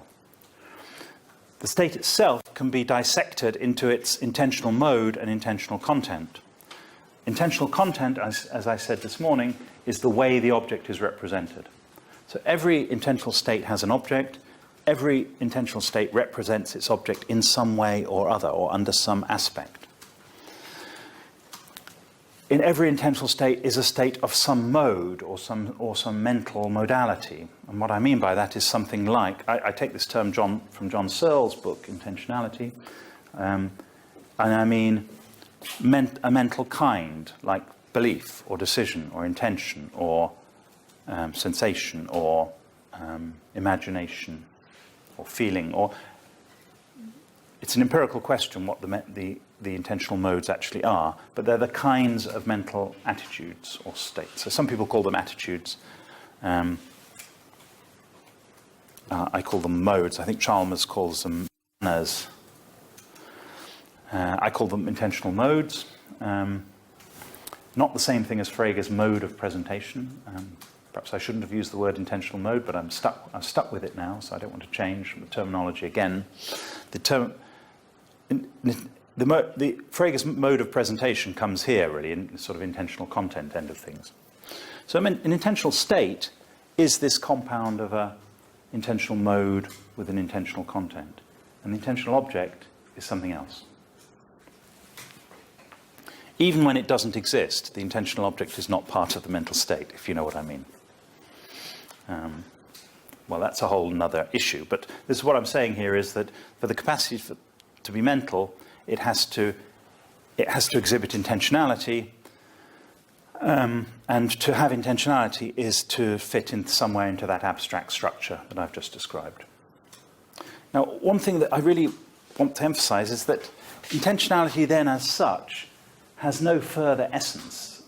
So it's not as if you could describe all the mental features of a person. You describe their intentional modes and their contents of all the states, and then you have to say, Oh, and by the way, the intentionality of these things consists in the following metaphysical property. As if intentionality was something over and above intentional mode and intentional content. That's not the way I'm thinking of it. Intentionality isn't some further property. It's only a property in an abstract sense. It's the property of having states that are structured with this sort of structure. That's what intentionality is. So I have no interest in views that try to say that intentionality must be some... intentionality itself must be analysed in terms of some causal feature or some inferential feature or some mysterious noetic feature. Talking about intentionality is just a way of talking about states with intentional content.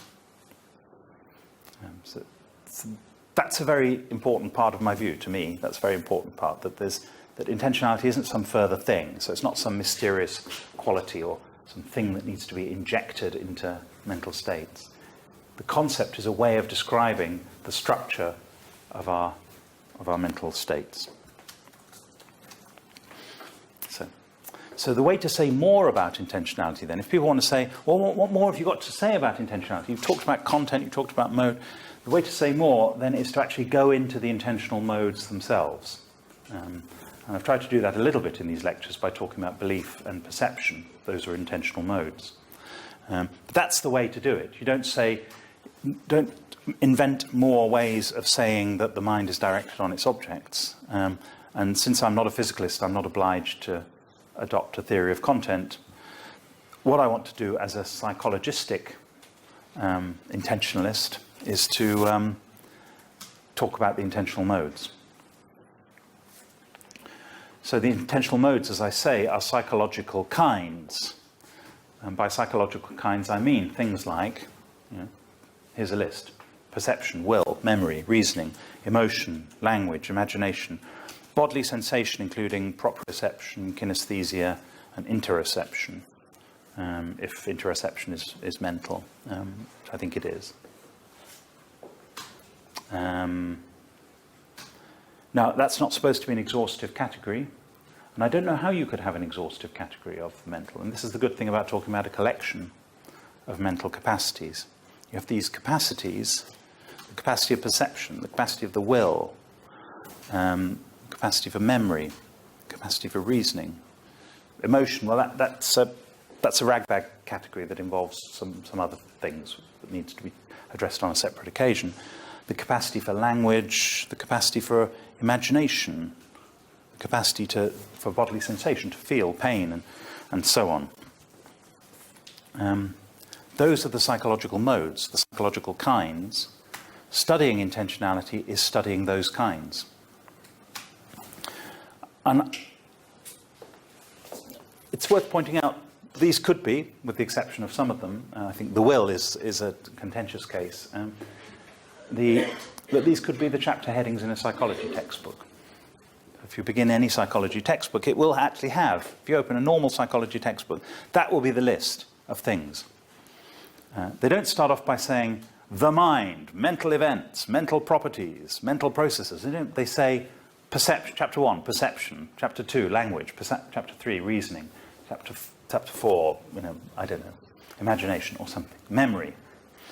These are the things that psychology studies. So I think, for what it's worth, and I don't think it's actually worth very much, because I think this is not a very useful debate at all, but I think this way of thinking is more naturalistic than physicalists, the physicalist way of thinking. I mean, just think for a minute about David Lewis's worldview. David Lewis, who is supposed to be a naturalist, his worldview is this. You start off with space-time, four-dimensional space-time. You think of properties, what he calls perfectly natural properties, which are physical properties, instantiated at space-time points.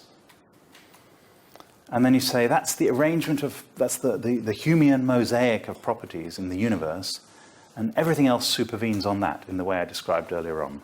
That any world that's a minimal duplicate, a physical duplicate of that world, is a duplicate in every respect. Now that's an incredibly abstract description of the world, and if someone said, how does a naturalistic theory of the mind fit into that? You say, well, it's because naturalistic theory of the mind, the mental states will supervene on the physical states distributed across the whole of space-time. So I want to start somewhere else. I want to say, don't start with this very general idea of the universe and space-time. Start with things we actually know. And things we actually know are that there are people, organisms, with mental capacities. Mental capacities are things like perception, will, memory, reasoning, and so on. Right?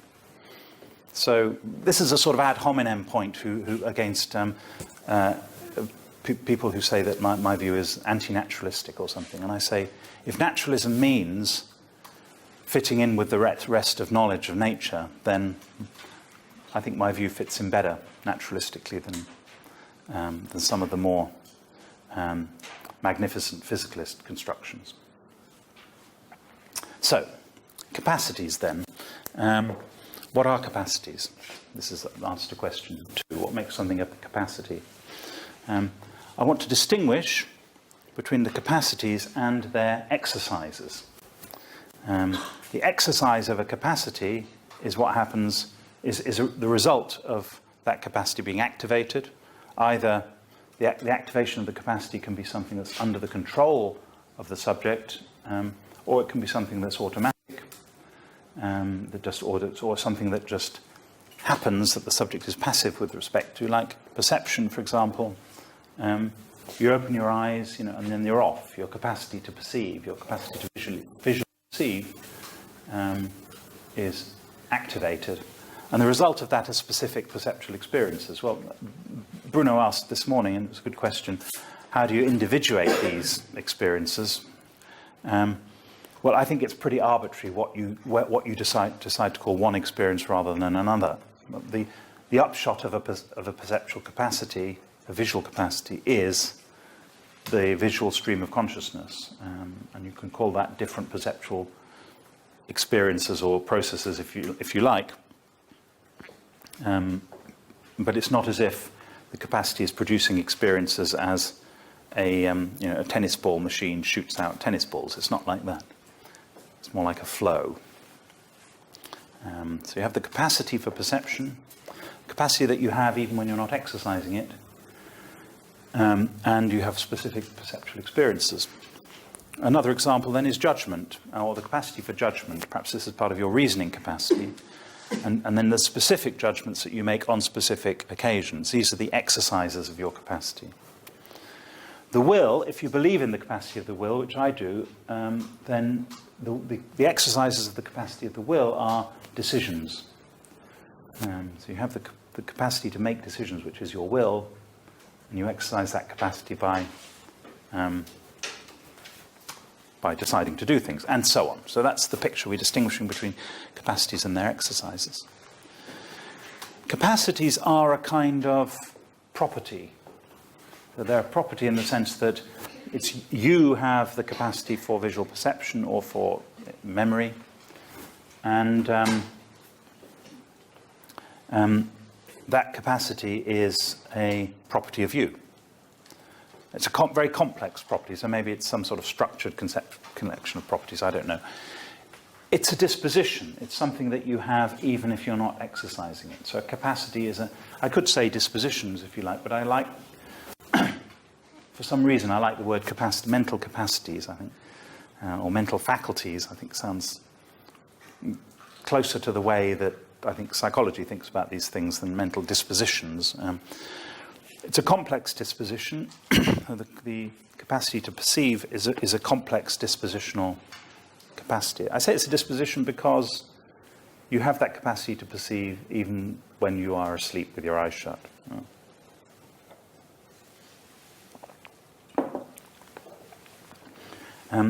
Exercises of a capacity, then, are a kind of event. So something that, when you exercise a capacity, something happens. And something that happens is an event. Which brings me to my third theme for this afternoon, which is the distinction between mental states and mental events, which I think is it's an important distinction, which is sometimes overlooked in the philosophy of mind. But it has various consequences, I think, for the way of thinking about intentionality. I should say here that there's been some very interesting work done on this by Mike Martin in his paper on emotions that he has, and also by Matthew Soteriou in his book The Mind's Construction, which came out a few years ago. Helen Stewart's book, The Ontology of Mind, is also useful. I want to distinguish between events, which are things that happen, and processes, which are similar in a way. There are things to say about the difference between events and processes, but I'm not going to say much about that here. I want to distinguish those two things from states. State, I think the concept of a state comes from physics, I think. But a state is something, the way I think of a state is that a state is an object or other particular having a property over a period of some time. So you having a certain height, having a certain weight, these are states of yours, they're properties of yours. You having that property is a state. A mental state then is something like a belief. A belief is something like that you believe that Tallinn is the capital of Estonia. Supposing you believe that. That's a state of you. It's a property that you have, the property of believing such and such. Now that doesn't, that happens, presumably that there is a time when you started believing that, and there may be a time when you stop believing that. The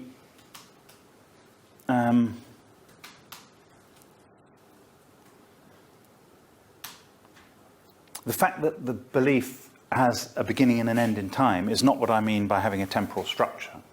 I think the events, unlike states, have this property that Soteriou describes as unfolding over time. That is to say, they have temporal parts. They have a certain kind of temporal. There's even if they're very short, they take time. They occupy time in a different way than a state occupies time.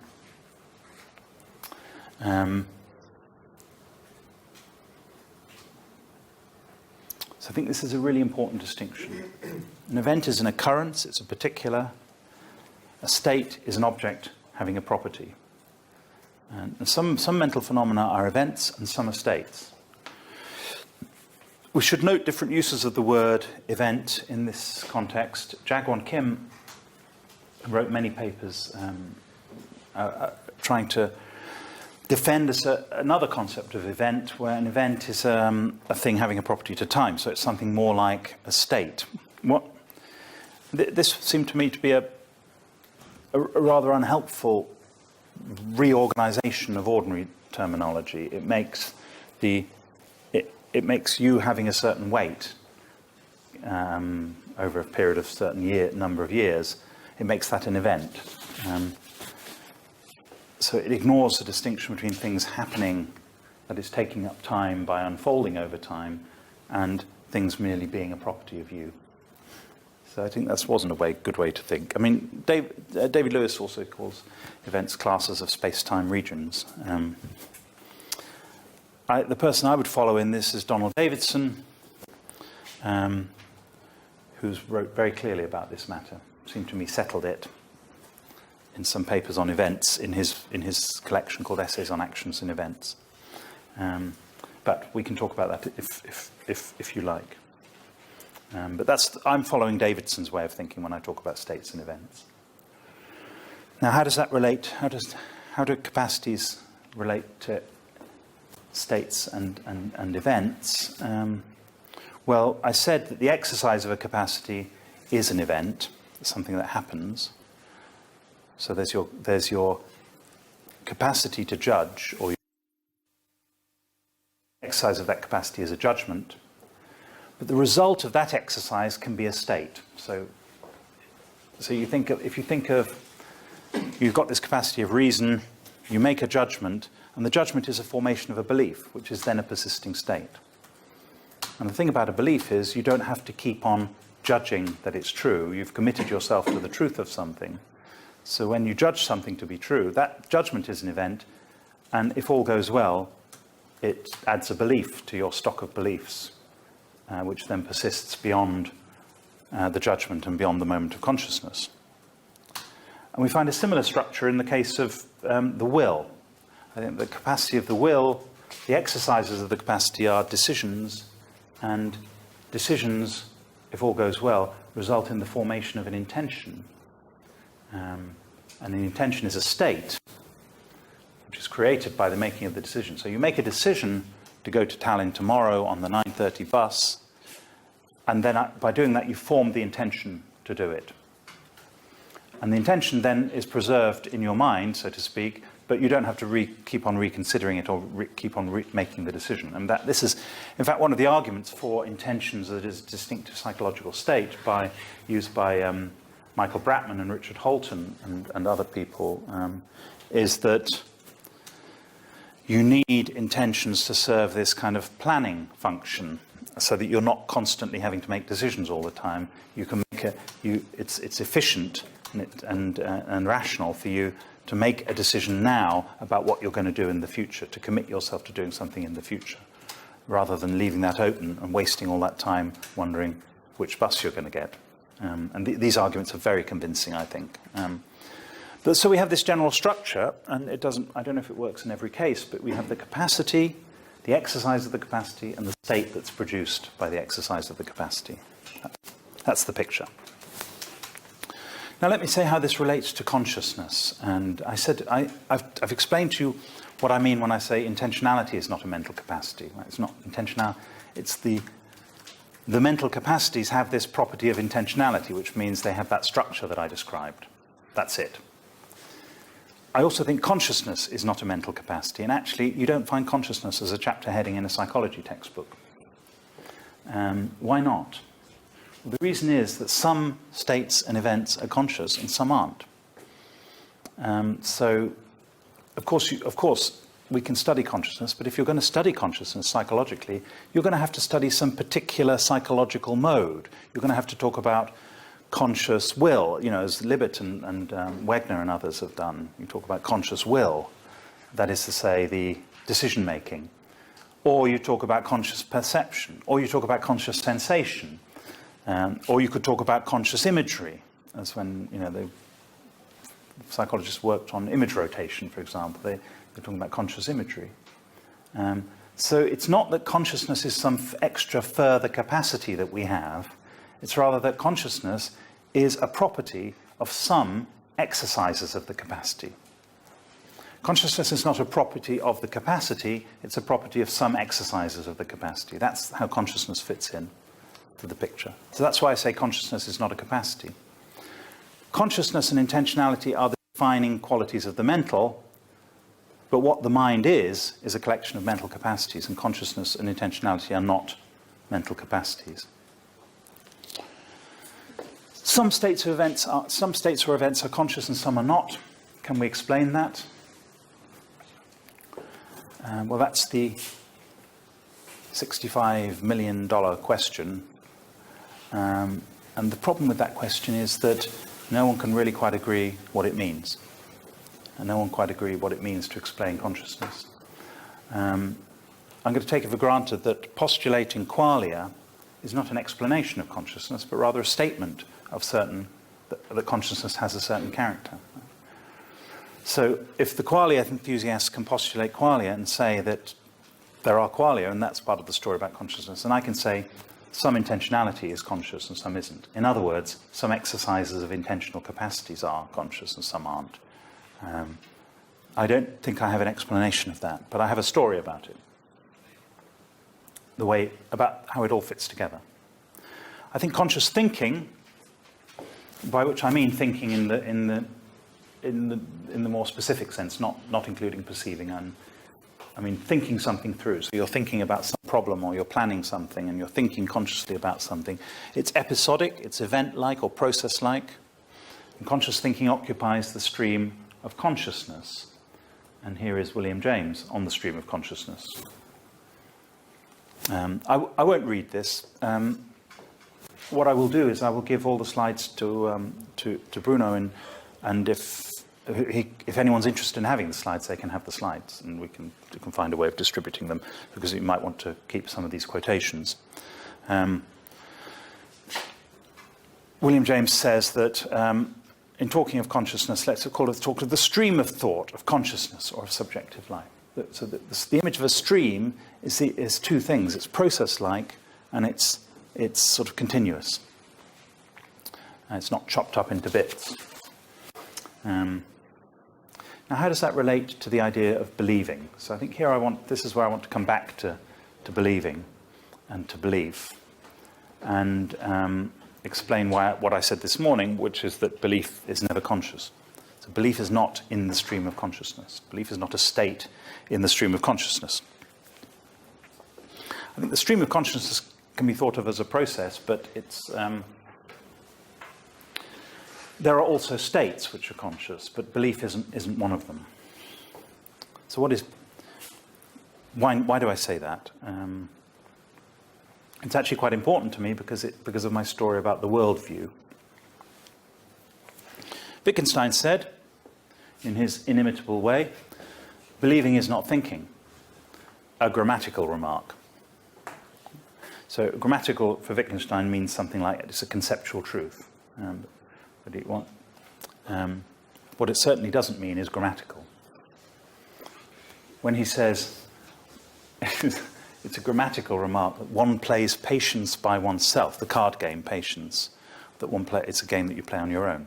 This is a grammatical remark. One plays patience by oneself. It clearly doesn't mean grammatical, because there's nothing ungrammatical about saying one does not play patience by oneself. So he didn't really help himself or his mission by using this word grammatical. What he should have said is it's a conceptual truth, or a necessary truth, or a necessary psychological fact that believing is not thinking. He didn't give us any reasons for that. I think that's another part of saying it's a grammatical remark, is that it's something that you don't give any further explanation for.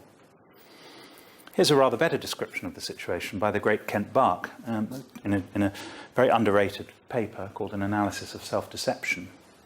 And Bark says, philosophers sometimes distinguish between occurrent and dispositional senses of believe, but I will use the term believe only for the dispositional sense, and I will reserve the word think for the would-be occurrent sense. I say would-be because I deny that occurrent believing is believing at all, or in my terminology, that thinking that P is either necessary or sufficient for believing that P. Unlike thoughts, where by thoughts here he means episodes of thinking, not propositions. So, unlike thoughts, beliefs are states, not occurrences. So Bark gets it completely right, it seems to me, that beliefs are states. They are dispositions in a certain way, dispositions to produce actions or produce experiences or linguistic utterances. Thinking or thoughts are occurrences, something in the stream of consciousness. He doesn't say stream of consciousness, but he could have done. And those thoughts, well, actually, he doesn't say it because there's nothing inconsistent in his view with saying that there is unconscious thinking too. So, yeah, I want to allow. Yeah, I shouldn't have said that. That was a different point. But the important thing is that the difference in category between thoughts or thinking and beliefs leads to this different. It explains their different metaphysical properties. It's why you can't believe something for a minute, or you can't believe something just when you're saying it. Your belief must have a commitment to what goes to going beyond. Wittgenstein was right when he said, meaning isn't a feeling that is associated with a word, as if you could say a word without meaning in a language you understand and say it with meaning.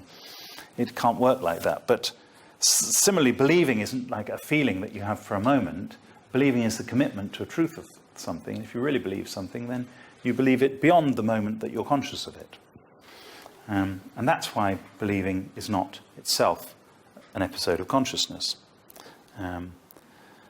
So the connection there to lecture 3 is that belief is unconscious.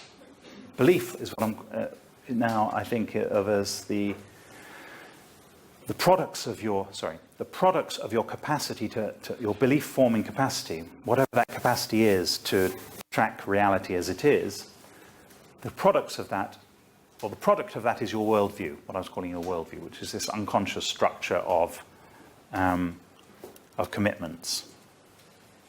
And belief is an abstraction from that. Individual beliefs are abstractions from this worldview. So that's how I want to connect capacities, states, and events with the conscious-unconscious distinction. I don't want to say that all states are unconscious. There are conscious states too, and there are unconscious events and processes. But I think what is true is that the core of consciousness is this process, event-like thing, which James called the stream of consciousness. Consciousness has this temporal structure or dimension, which no mental state has. So that's how capacities, intentionality, consciousness, states and events all fit together on my picture. Which brings me to my final question of this series, which is, what are these capacities of? So this is the final section. I've rejected the idea that the mind is, so to speak, the subject of these capacities, as if it's my mind that has the capacity to judge, or my mind has the capacity to will. My mind is not the substance in that sense.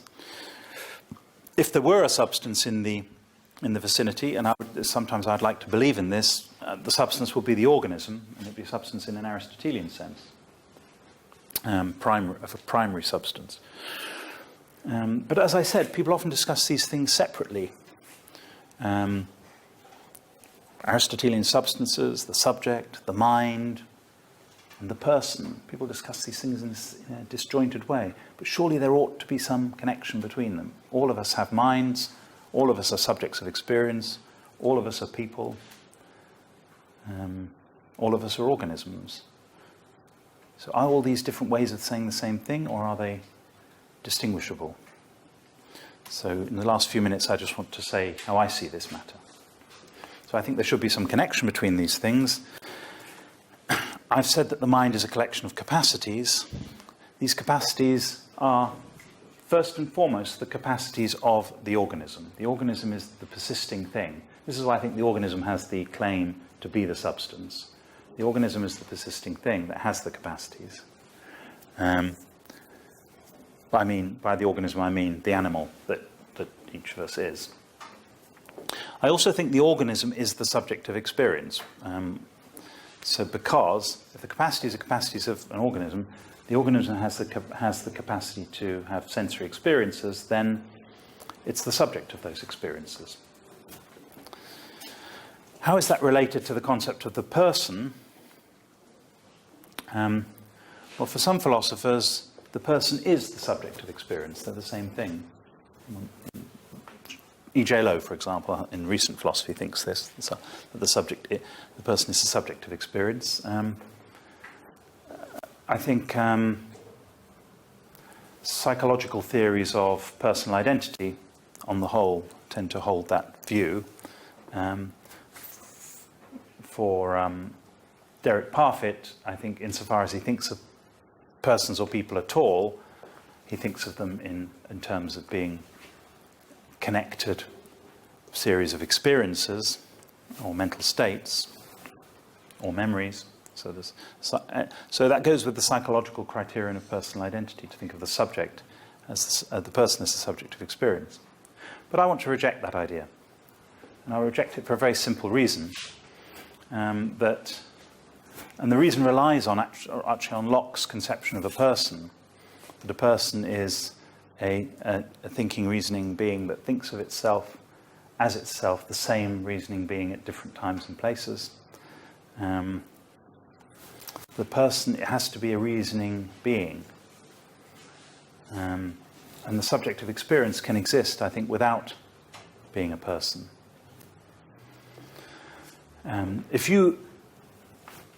if you think that for a newborn baby, for example, is a subject of experience, which is undeniably true. The newborn baby has experiences of a certain sort.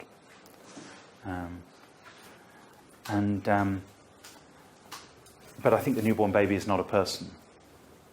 I think the person, not a person in Locke's sense. So a person where person goes with rationality and self-consciousness.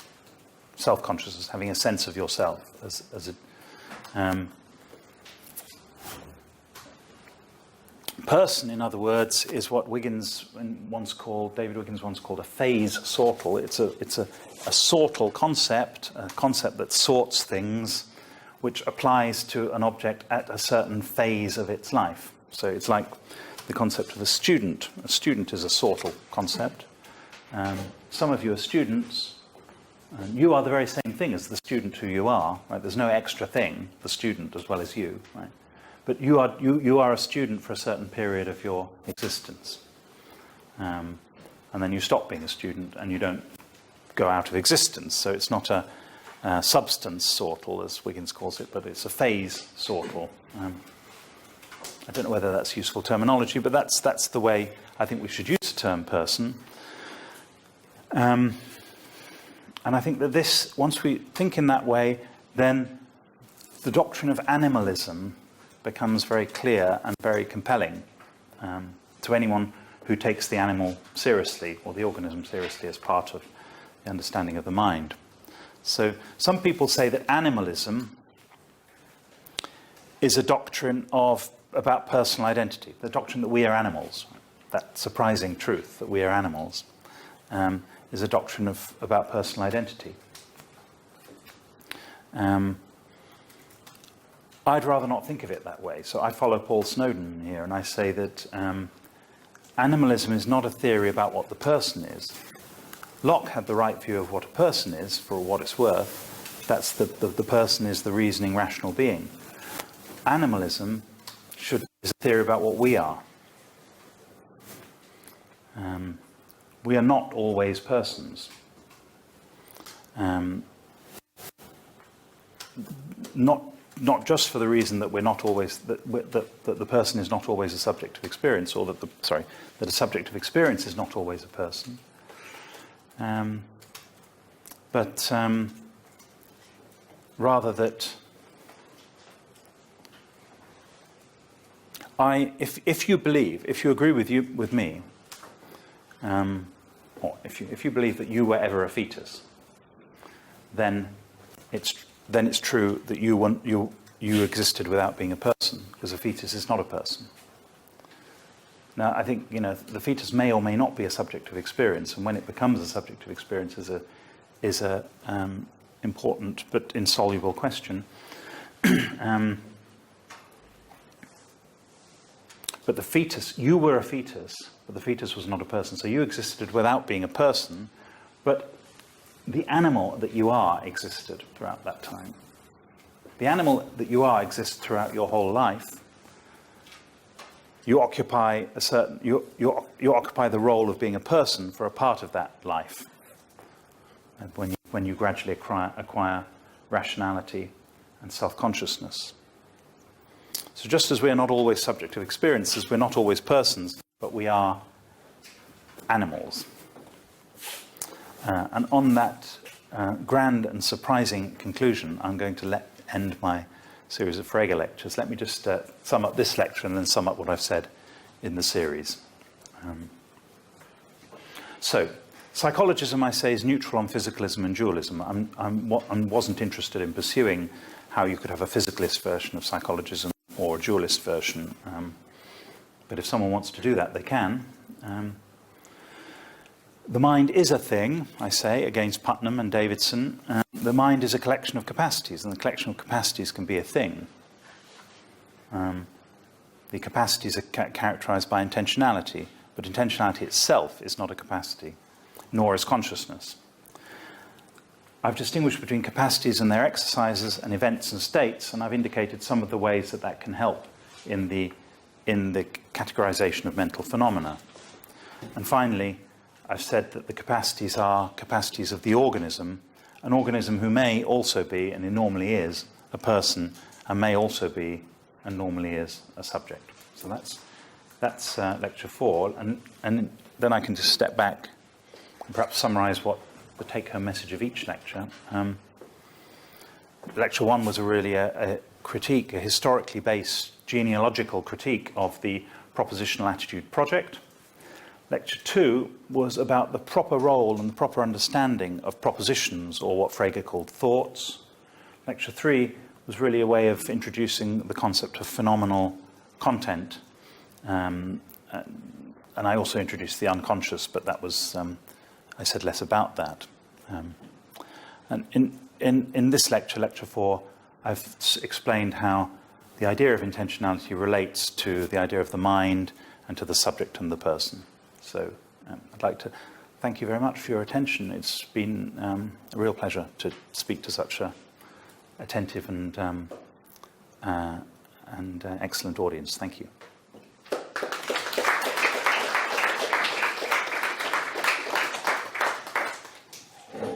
Thank you very much for the lectures. And I think you can also obviously ask questions about the whole thing, not just today, right? Okay. Alex. So I'm wondering how to fit together what you said about propositional attitude descriptions with this modeling stuff, and then you was believing a capacity. So mainly there will be certain kinds of capacities which correspond to the propositional attitude. Yeah. And I'm wondering how to how those two things relate. Right, that's a good question. I mean, I said that the way I introduced intentional modes, I say, well, S believes that P, and I say that's the mode, and that's the content, and this is the subject. I think maybe what lies behind your question is that then I said modes are mental capacities. Well, believing isn't a capacity. Believing is a state, which is a result of the capacity. So I think what I should say is that capacities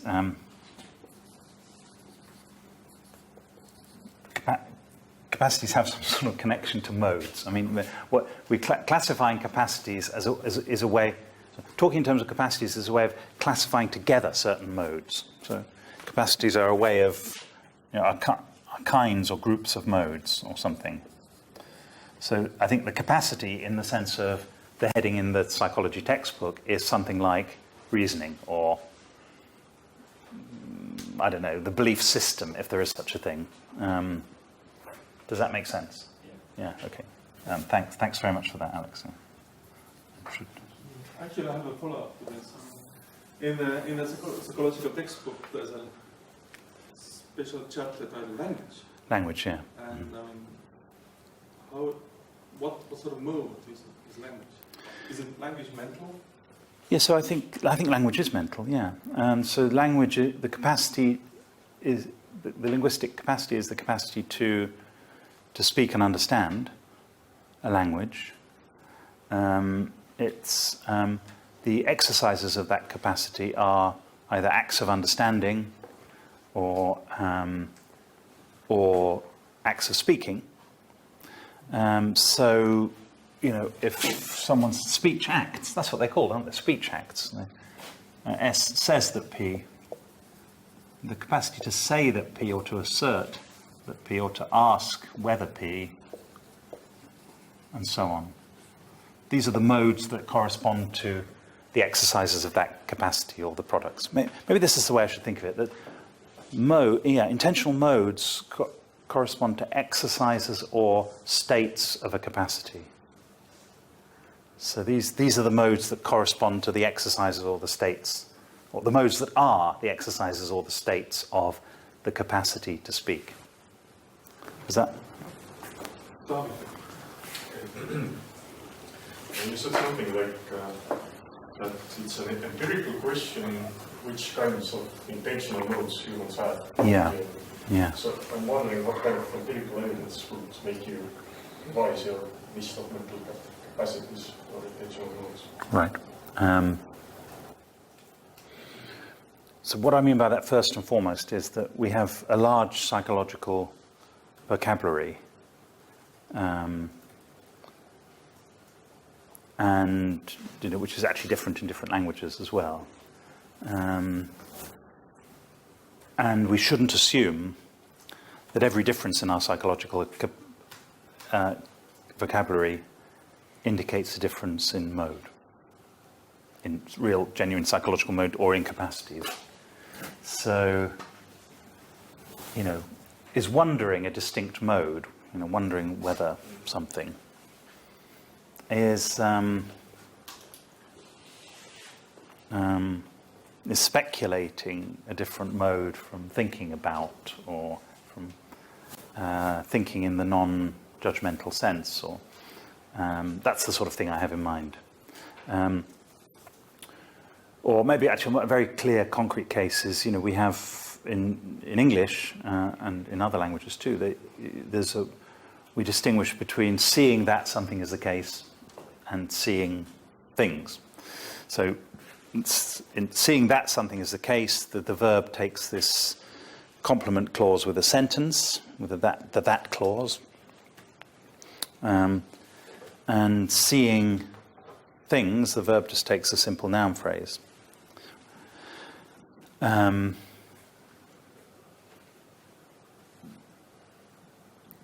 So people talk about, Dretske introduced this terminology to describe this as epistemic versus non-epistemic seeing. And it's a real distinction in the way we talk. Does it mean there's a psychological distinction between kinds of seeing? I want to say, don't assume there's a psychological distinction just because we have that. Yeah, I was just wondering distinction. What would be like positive evidence for psychological distinction? Well, it would be evidence for whatever the psychological natural kinds are. So,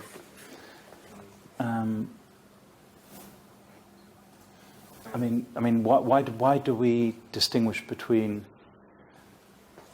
Should we distinguish, for example, between memory and other forms of imagining? So. That was actually the debate that I had in mind. Right. Because there's this debate right now. Yeah. Some philosophers are claiming that episodic memory and some kinds of episodic imagination are basically the same kind of mental state. Is a what? Sorry, is it the same kind? Yeah. Yeah. Basically the same kind of mental state. And usually they appeal to the underlying mechanism. So they say that the neural mechanism responsible for both states is the same. Yeah. Therefore, we could say that it's basically the same kind of mental state. Yeah. That's like the empirical evidence that they appeal to.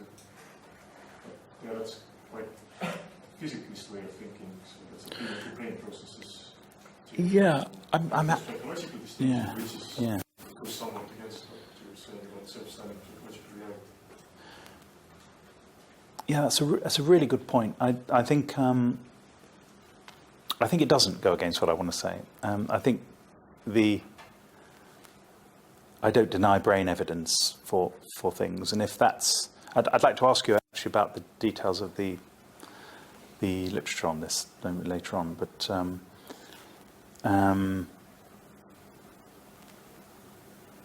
obviously, so as a psychologistic philosopher of mind, I think the brain's got something to do with it. So I just think there is this higher level of organization, which is a higher level of reality, which is the psychological organization. And but we shouldn't be conservative about thinking that our psychological organization must follow folk psychological categories. So supposing it's true that, supposing this is right, that there's no difference actually in the mental processing and in the brain processing in episodic memory and certain kinds of episodic imagining, which actually corresponds to certain phenomenological facts too. Does that mean there's no such thing as memory? Well, at that point I want to sort of back off and say, no, it doesn't, because memory is a concept. The thing about memory is it's a concept that implies certain things about the world. So it is actually affective or relational concept. That's the concept that we have in our folk psychology. So it's more like the concept of knowledge, right? It's a sort of epistemic concept. So what this means is that the psychological reality is, if we simplify, the psychological reality is the same whether you're remembering or imagining. But how that psychological reality is hooked up to the rest of reality warrants different descriptions in different cases. So just like knowledge. So I don't say knowledge is a mental state. And I think I would conclude by saying there is memory, but it's not a mental state. So I disagree with Williamson that knowledge is a mental state. But of course there is knowledge. And some mental states participate in knowledge interactions and some don't. That's what I want. But it's a really good case for how I want to think about the relationship between our folk psychological vocabulary and the modes. Thank you. Thank you once again for these wonderful and extremely clear talks. I enjoyed it very much. Thank you very much. My question goes back to the point that intentionality is the mark of the mental. Yeah. And sometimes a distinction is being made between original and derived Yeah. intentionality. So I was wondering what you think about. Is this a useful distinction? Shall we just stick with original intentionality, or, and if it is a useful distinction, then how to make the distinction in particular cases? Yeah, I think it is a useful distinction. I think, like many things, it's clearly formulated by John Searle, who's often gets so many things right in this area. And derived intentionality is when there can be representation that derives from mental acts or mental judgments or mental states or something. So the creation of linguistic artifacts or something is an example. So I think you can say the book contains representations. The book contains, in that sense, it contains intentional representations, the product of acts of original intentionality. And then original intentionality is where you don't explain the intentionality in terms of the intentionality of something else. So I'm very happy with that distinction. And when I say intentionality is the mark of the mental, I mean original intentionality is the mark of the mental. And the other part of the question is, how do we decide which organisms or entities have mental capacities? Like, how do we know that they have intentionality? Right. Yeah, I mean, I don't think there's a general informative answer to that question. I think the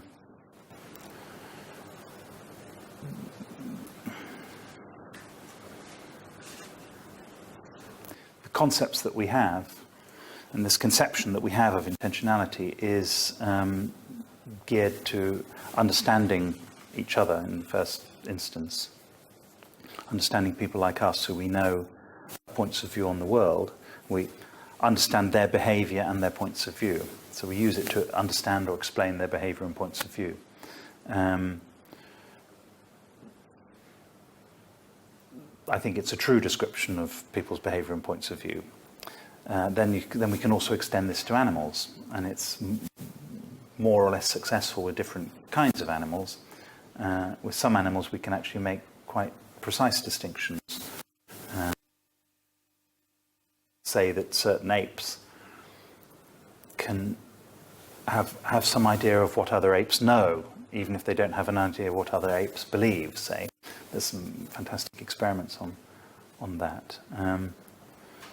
And we can see other animals, dogs, we can see dogs responding to us. We can see that dogs have certain kinds of feelings and emotions. We can see that dogs can see things. So we can understand the dog having intentional states by using something like the kind of methods that we have to understand our own intentional states. So there's not a sharp cut-off. I mean, there's a huge difference between human intentionality and the intentionality of other animals, but there's also continuities, of course. Right? Where does it all stop? Where can you say an oyster has intentional states? I wouldn't want to specify a dividing line. I just know that there is one. So I don't think mosquito has a point of view on the world.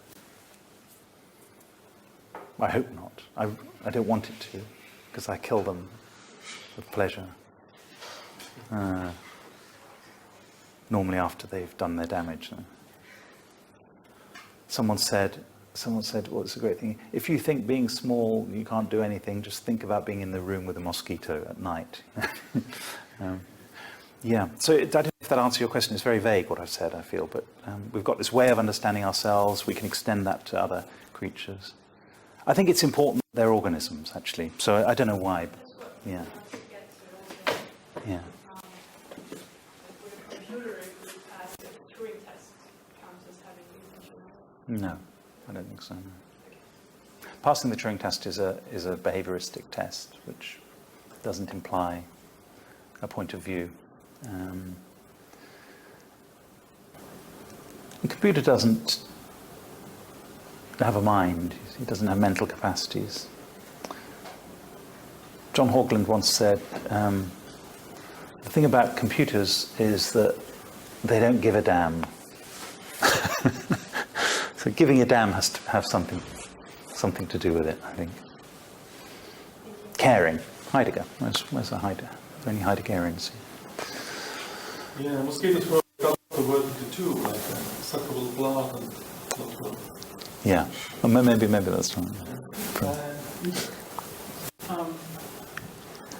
In the previous lecture, you illustrated the way in which perceptual content is sort of comes in the larger chunks. You don't see that there is a red ball, you see Yeah. Yeah. Supposedly, beliefs sometimes result from the capacity of perception. So there's no judgment in between. So I just see and believe. Yeah, that's right. Yeah. In this case, would you say that the sort of larger chunks in perception can also turn into contents of belief, so that you get this kind of content you have in seeing, you can also model the content of beliefs in that same sort of way as sort of large chunks instead of proposition as they're understood in the Frege and the setting.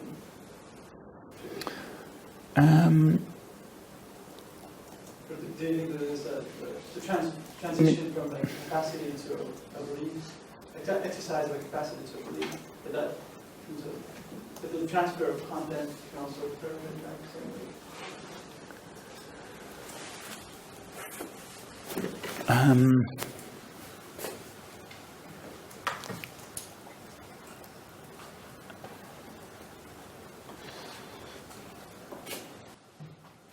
I'm not sure. I think you can certainly. So when in perception you're acquiring beliefs, and there's something wrong with the idea that you're sort of acquiring beliefs, one by one, as if they're, coming off of like a teleprinter. When you used to have these teleprinters and lines would come, or a telegram. Each belief is a telegram coming from your perceptual system. So I think the idea that you can get them as a whole, you can get beliefs as a whole. I haven't really thought of this actually. I'm not sure. I think that's an attractive idea. My hesitation is that I'm thinking of perceptual experience as a event-like thing, and as conscious. So the content, what I'm calling the phenomenal content, is everything that's involved in that experience. Everything that's given to you consciously in that experience. Now, belief, I don't think, is conscious, and it's not an event-like thing. So I'm not quite sure. I want to agree that belief often automatically just, so to speak, conceptualizes the content of perception, and that's how you learn. So you learn. Perceptual learning is acquiring beliefs from your perception. I can see there's a limit in modelling that with individual sentences or individual propositions. I'm not quite sure what to say. what the alternative is, actually. I'm not sure. I'll have to think about that. But would there be a problem also? Distinguish between the consciousness and the content of the perception, so that you can have that content in non-conscious beliefs, like states? Well, I think that doesn't really fit with the way I'm, that doesn't fit with the way I'm thinking, but I'm not sure. I mean, my analogy with pictures is meant to be, the thing about a picture is that it's, it's vivid and it's there and it's coloured, and so it's like analogous with the object of a state of consciousness. If I was trying to think of the analogy with the picture, stripping away what makes it conscious, it would be like stripping away its colour and its all the kinds of properties that people talk about as qualia, and then but something else remains, a bit like, in Norway they have this dish called lutefisk. Has anyone had this dish? And it's when they soak fish in lime, lime in the sense of limestone. What's it called? I don't know. You know what I mean. The stuff they use for making cement and things. It's alkaline, very alkaline substance.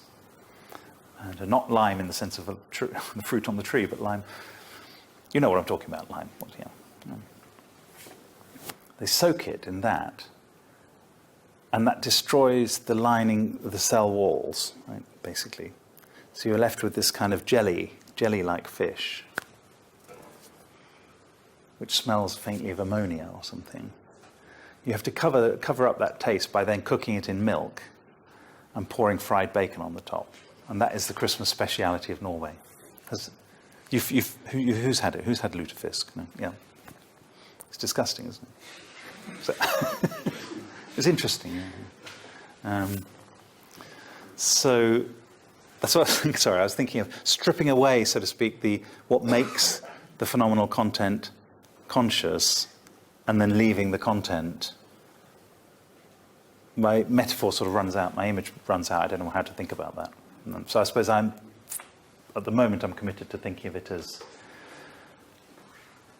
that conceptualizing the content of perception is having propositions that identify bits of the content. It's a good question. I'll have to think more about that.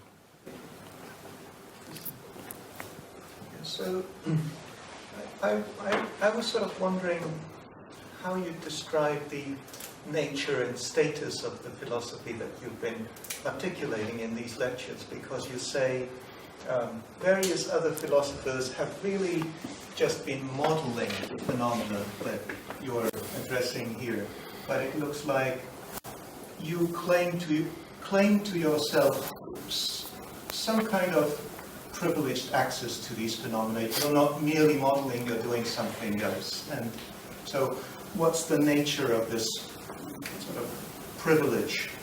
And also, if somebody was saying, well, sure, there's a kind of plurality of models, but your approach sort of fits within this plurality of models. You're modeling perhaps with different aims in mind, or you're modeling at a lower, in finer grain or lower level of abstraction, how you'd address this.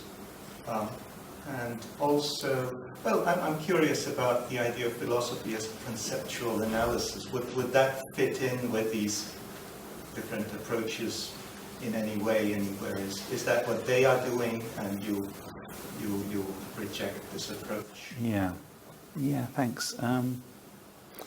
Just on the second point about modelling,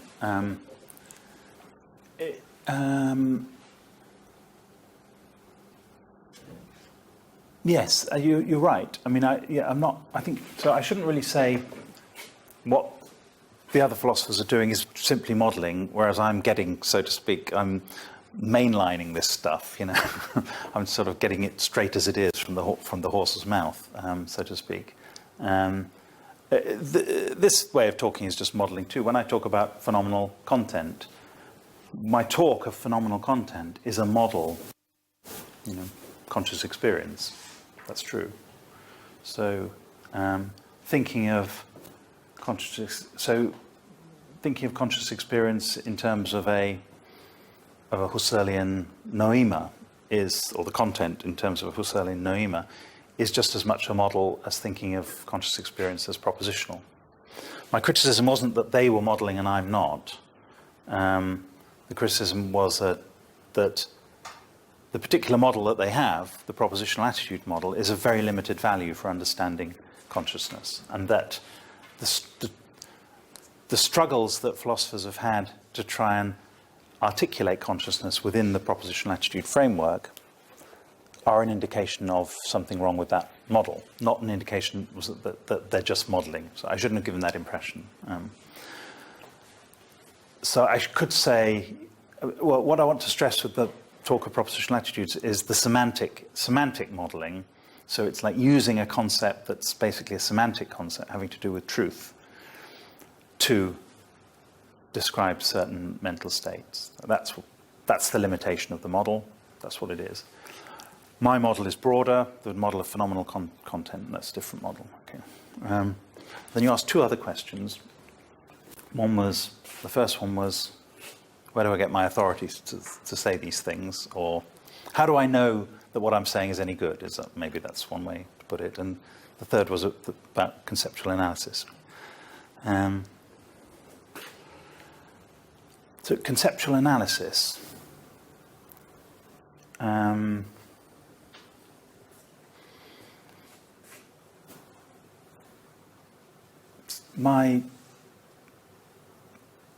If a conceptual analysis is a definition, which is the way some people want to put it, then I don't want to be involved in definitions, except stipulative definitions, like my definition of content.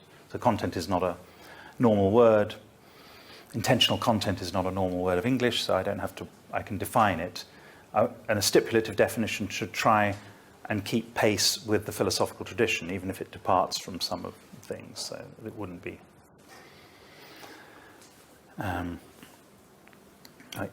Otherwise, you're not going to be able to communicate. So stipulative definitions are okay, or terminological guidelines or something.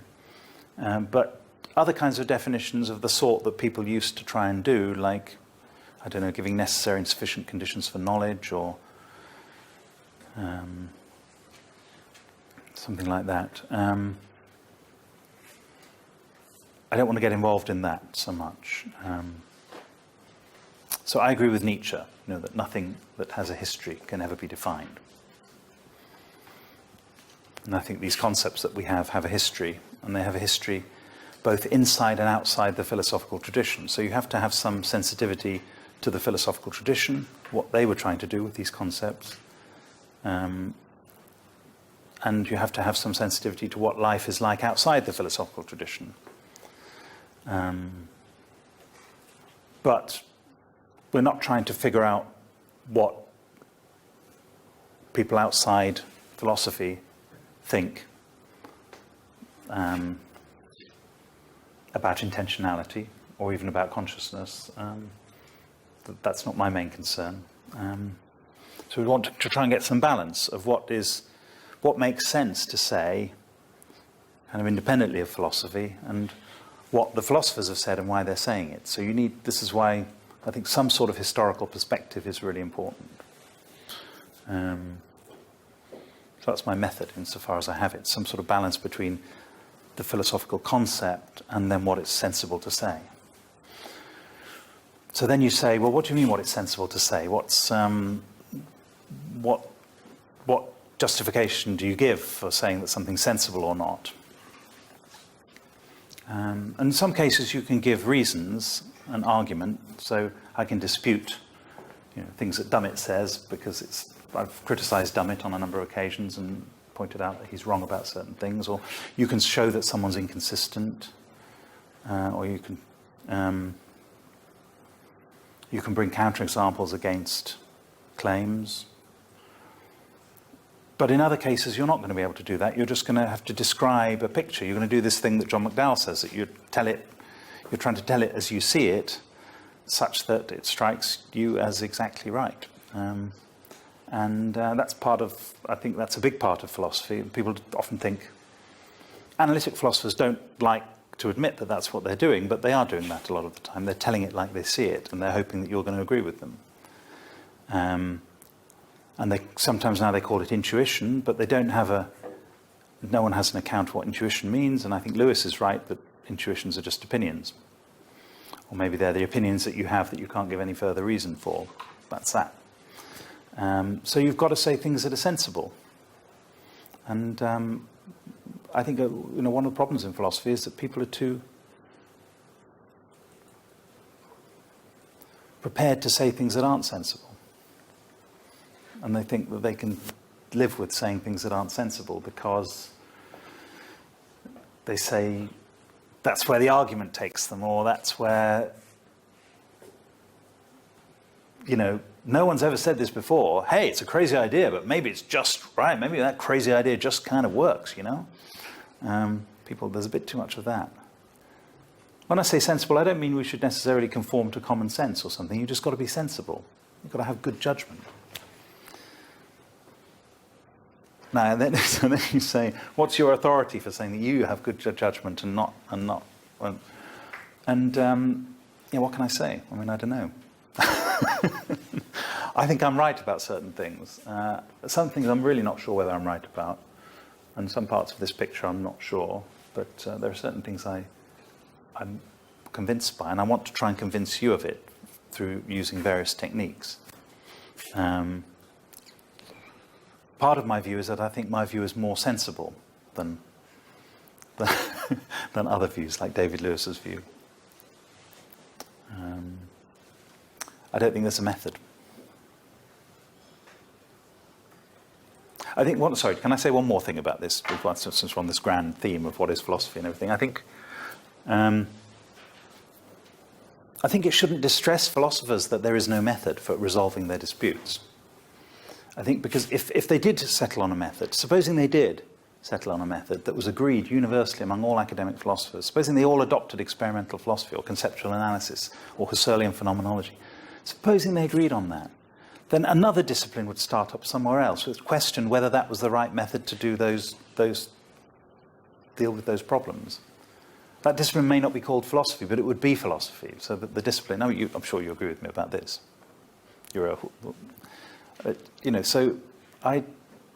Although I think you shouldn't be complacent about your intuitions, and you've got to be careful about being dogmatic and pontificating about, generalizing your own autobiography to the whole of the mind or something. Nonetheless, I think the way to temper that is not to have a method, like, I don't know, experimental philosophy or something like that, but it's to have good judgment, to develop the capacity for good judgment, phronesis, not phronesis, but the other thing. That's what I think. Okay, thanks. Four more hands. Not too little. Sorry, I went on too long in response to. Not very deep. So, was it Arun Kumar? No, I'll ask later. Okay. And then it was Tommy. Just some nitpicking about the third lecture, about the notion of worldview. Yeah. So you said something like that the worldview in itself can be inconsistent, contradictory, etc., etc. Yeah. But I'm wondering whether it makes sense to say that, you imply that the worldview is a set of beliefs understood as propositional attitudes. Yeah. Because propositions, propositional attitudes are things that can contradict. Yeah. Yeah. It's a good point. Yeah, I accept that point. I think I have to find another way of putting that. I think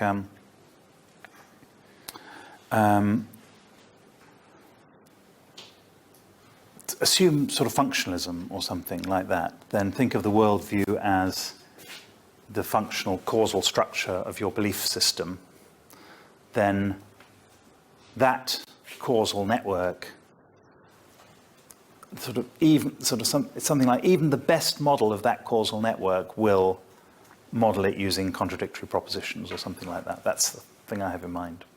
That you can't eliminate the contradictory elements in it if you're going to model this behavior of this system.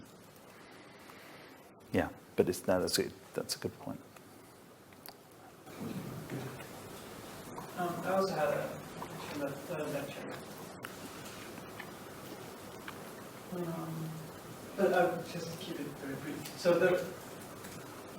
you said that in phenomenal content, there's no distinction between the vehicle or the content and the content. Yeah.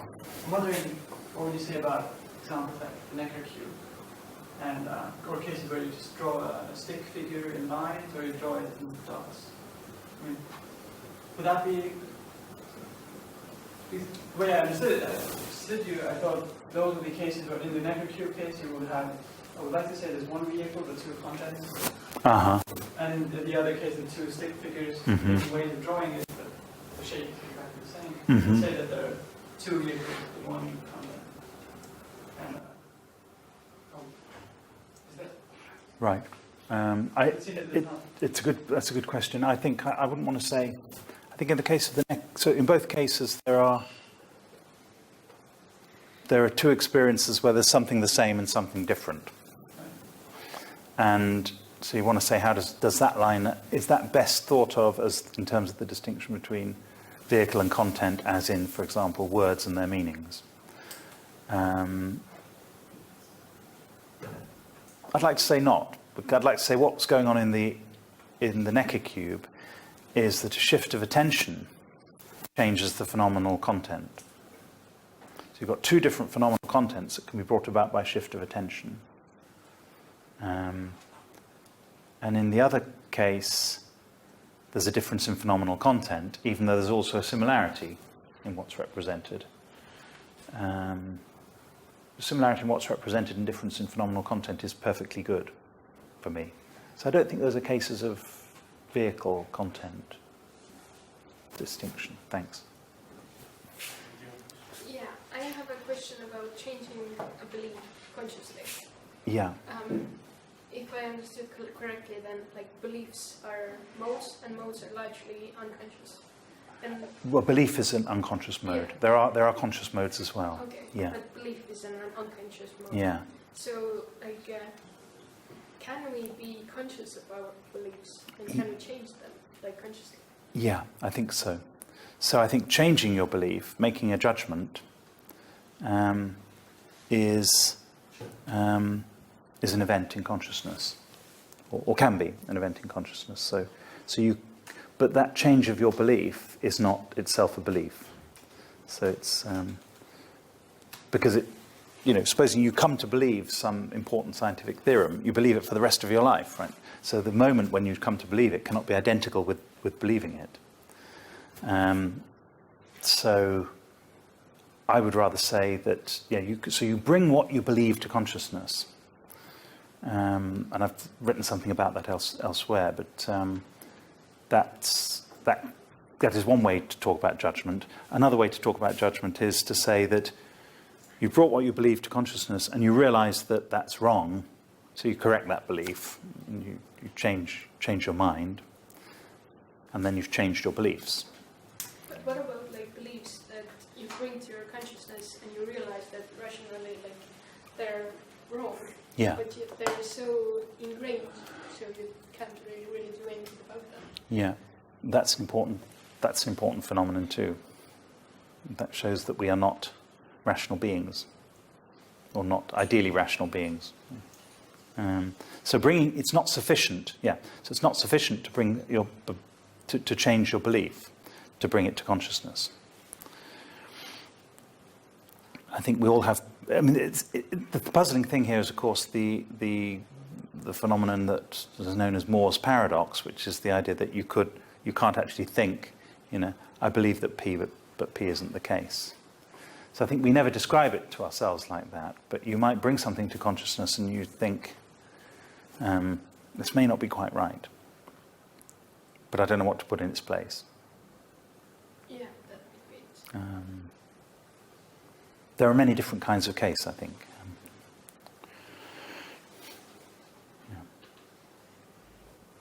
So, thank you once more for accepting the invitation to come give lectures here, and it was an excellent lecture. It's a great honor. Well, thank you. It was a privilege. It was a real privilege.